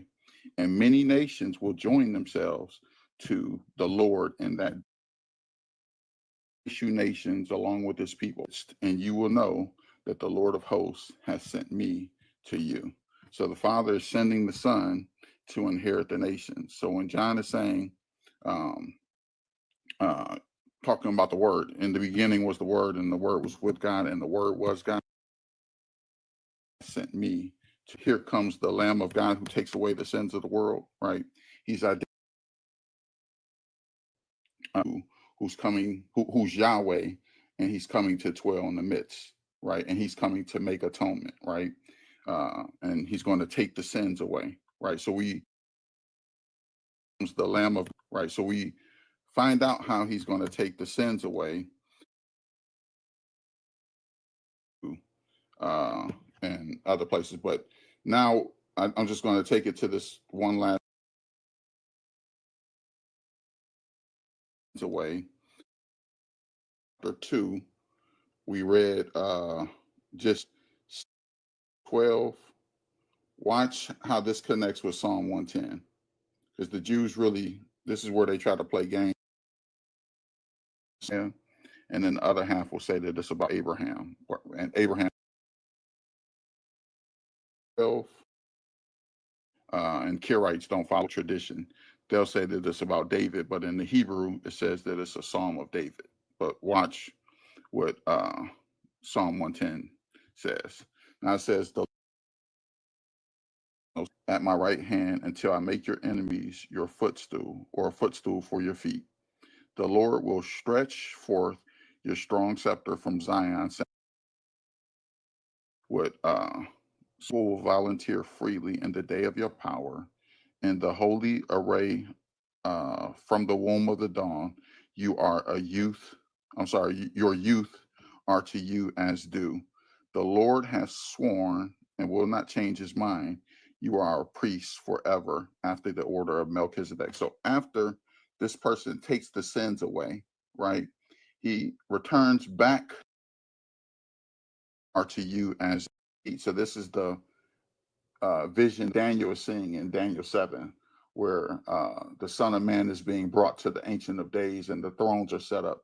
And then he takes his seat, right? He takes his seat at the right hand, right? And then he's given the dominion in Daniel 7:13, an everlasting dominion, right? So this dominion, and the Jews would say that that's about the Messiah. The dominion is talked about in verse 2, where it says he's ruling from heaven, right? And the Father is putting all of his enemies below. He's ruling from heaven, right? And the Father is putting all of his enemies below his feet. We all know 9:6, but 9:7 says, there will be no end to the increase of his government. From heaven, we're bringing people into the kingdom by preaching the word of God. His priestly duty, right? Now, the way that we know that Psalm 2 or this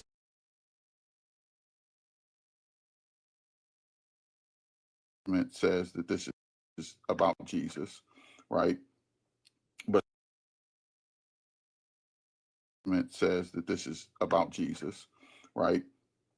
But Psalm your earth as the possession, and you shall break them with the rod of iron. O judges of the earth, worship the Lord with reverence and rejoice with trembling.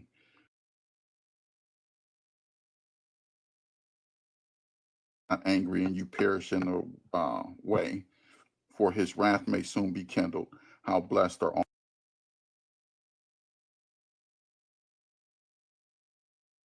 power to be sons of God by our belief in him, right? So we're blessed when we trust in him. We become sons of God through adoption. We receive the Spirit of God, right? Now, the key thing in verse 2, power to be sons of God, as this the Psalm 110, is the second part of Kindle. How blessed are all those who take refuge in him. This is also going to prove that he's God. After he performed his priestly duty of dying for the sins, look at your right hand, and this is Jesus who's sitting at the right hand, and the word Lord here is Adonai, from Yahweh. They changed it in 35 places, and this was one of the places that they changed it from. Adonai is used only for God. So this is God sitting at the right hand, right? It says the Lord is at your right hand. He will shatter kings in the day of his wrath. Remember what we read in Psalm 2:12. It says, kiss your right hand, right? So now this is talking about when he comes back and his wrath is kindled, right? Shatter comes back and his wrath is kindled, right? Right, it says, the Lord is at your right hand, and he will shatter through the kings in the day of his wrath. He will judge among the nations. He will fill them with corpses. He will shatter them with the chief men over a broad country. He will drink from the brook by the wayside. Therefore, he will lift up his brook of the wayside. So this is saying that he's both, but this is what the verse is saying in verse 7. So this is talking about the two comings, right? Now Jesus is sitting at the right hand and he's waiting. And once his wrath is kindled, this is talking about the two comings, right? Now Jesus is sitting at the right hand. He's going to come back. And this is spelled out in Revelation 6. I'm going to shut my mouth. Now, this verse in verse 3, and thank God for the Orthodox and for the Catholics holding to the Septuagint, because in the Septuagint it says that that's what it says in the Septuagint. But the Masoretes change it around because this is like 9 in a way that it doesn't say that in the Masoretic text. But in the Septuagint that makes this person God is verse 3. Pay very close attention to the first part. It says, your people will volunteer. They're pointing the day of your power, right? So who are his people? Remember, his people are called 32, 8, and 9. How do his people volunteer freely their power, right? So this is amazing right here. You guys this last passage is just going to kill everything that says that Jesus is not the Messiah and the Jesus and 12. Look at what it says. And we go to verse 8. It's wrath, right? So Zechariah 12, verse 8. This is the day of his wrath. It says, in that day, the Lord will defend the inhabitants of Jerusalem. And the one who, verse, among them in that day will be like David. And the house of David will be like God, like the angel of the Lord before them, right? So they're going to fight so hard in the end times, right? And now remember, in David, and will volunteer freely in the day of your coming. So this is the day of them, right? So they're going to fight solely. Look at what it says next. And in that day, I will set about to destroy all the nations that come against Jerusalem. This is his wrath. Now, who is this who's coming? It says, I will pour out on the house of David, and in that day in supplication, so that they will look on me whom they have pierced, and they will mourn who's coming.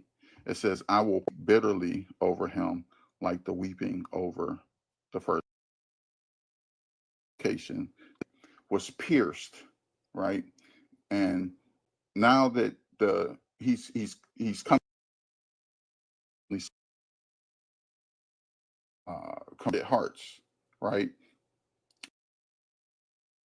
Converted hearts, right?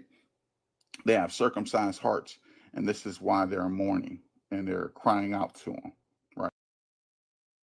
Will be saved in Romans 9 through 11. this is when Jesus comes back, and when the Spirit of God, right? And they're going to mourn for him as one mourns for his only son. So hopefully you guys can see the connections. I tried to go this very quick, but I was hoping that the Jew would stay up here and interact so that we could show him his scriptures that he probably doesn't know exist. Nah, that was a great brother study, you know.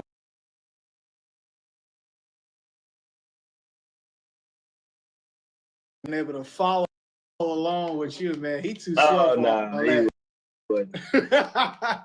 He too he too slow for all that, bro. Hey, brother study when they got past the first verse with him. He would have been. What you read is corrupted.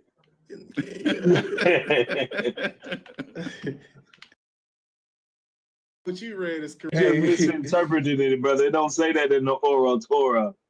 Yeah. What you read is corrupted. That's his response to all that. Everything he read is corrupted, bro. So You seen he wouldn't even. It don't even really. 49:6. Something just that simple. Like he wouldn't even answer that. Yeah, yeah, and that's the sad thing is, the internet is creating. I'm a Jew, or I'm a believer in the Talmud. I'm a believer in this and no, man. You know what you guys are doing is such a blessing because you guys get to see it. Because I don't have the patience, right? Like, I mean, you know, I be hearing you, I be listening. You know what I'm saying? But you guys get it because people will come in and they'll say the most doing is developing because the internet has all of this information and people can just become, I mean, so, you know. That's facts. That's facts. What's up, Word Life, man? That music has all of this information and people. Say that again. Hey,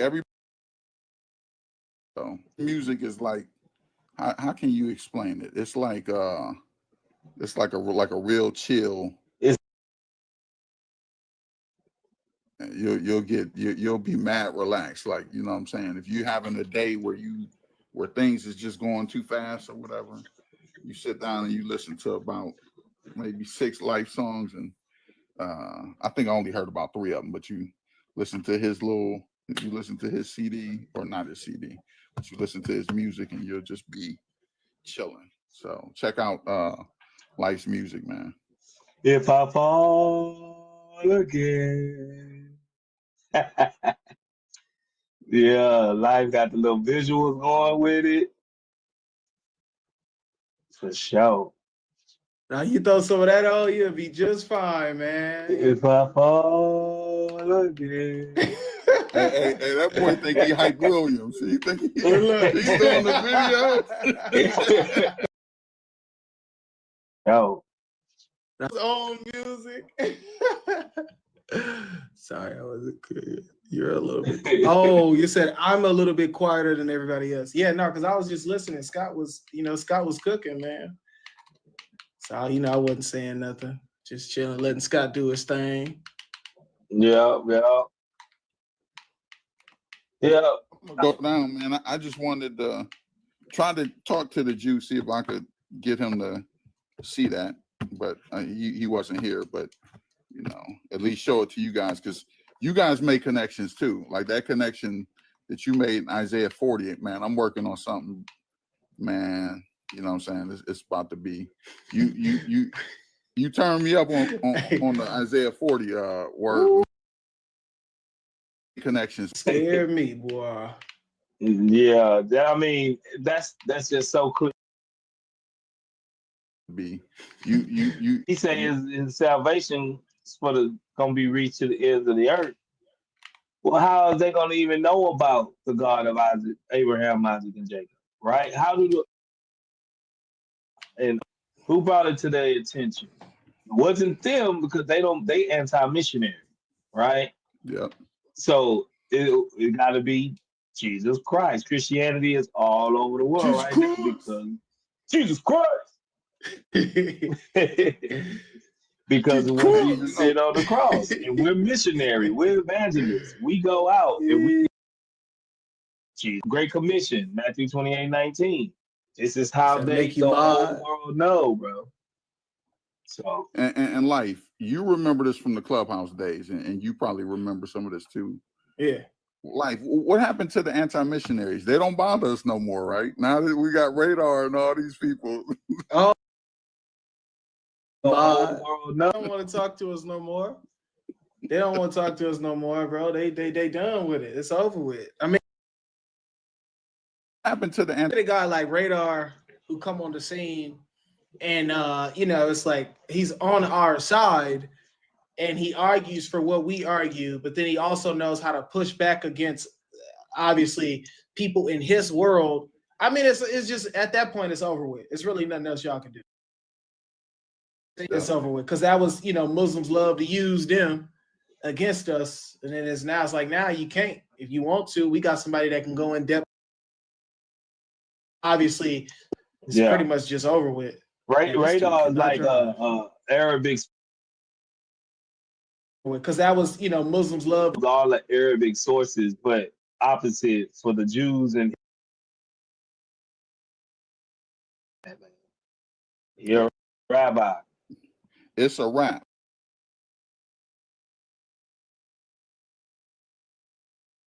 Never come to our rooms. Never ever do they come. Never come to our rooms. Never ever do they come. To come, and they used to come, right? So that.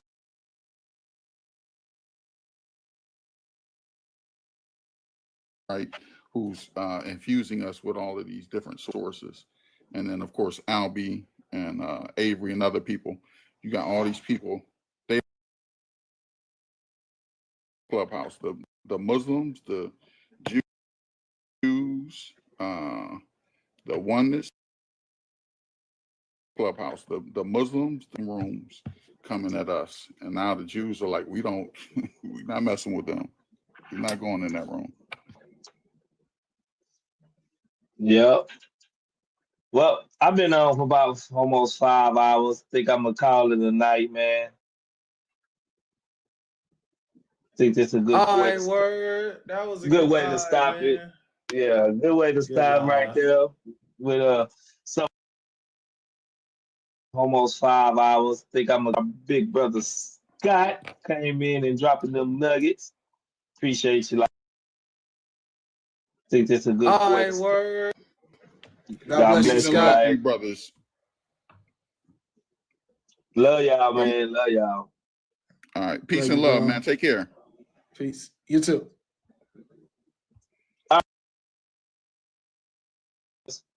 See you on the next one. In the name of the Father, Son, and Holy Spirit. I might go live tomorrow.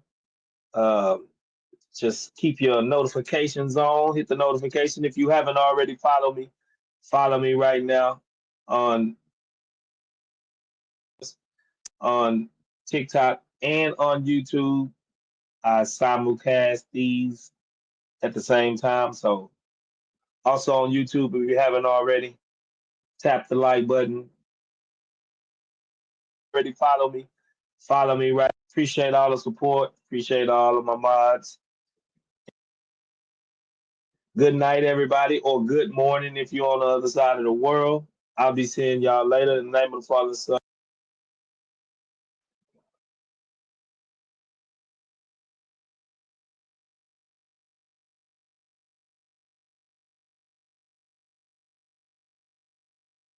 So that's how some ahadith became da'if that Yeah. are authentic, and vice versa. Even Musnad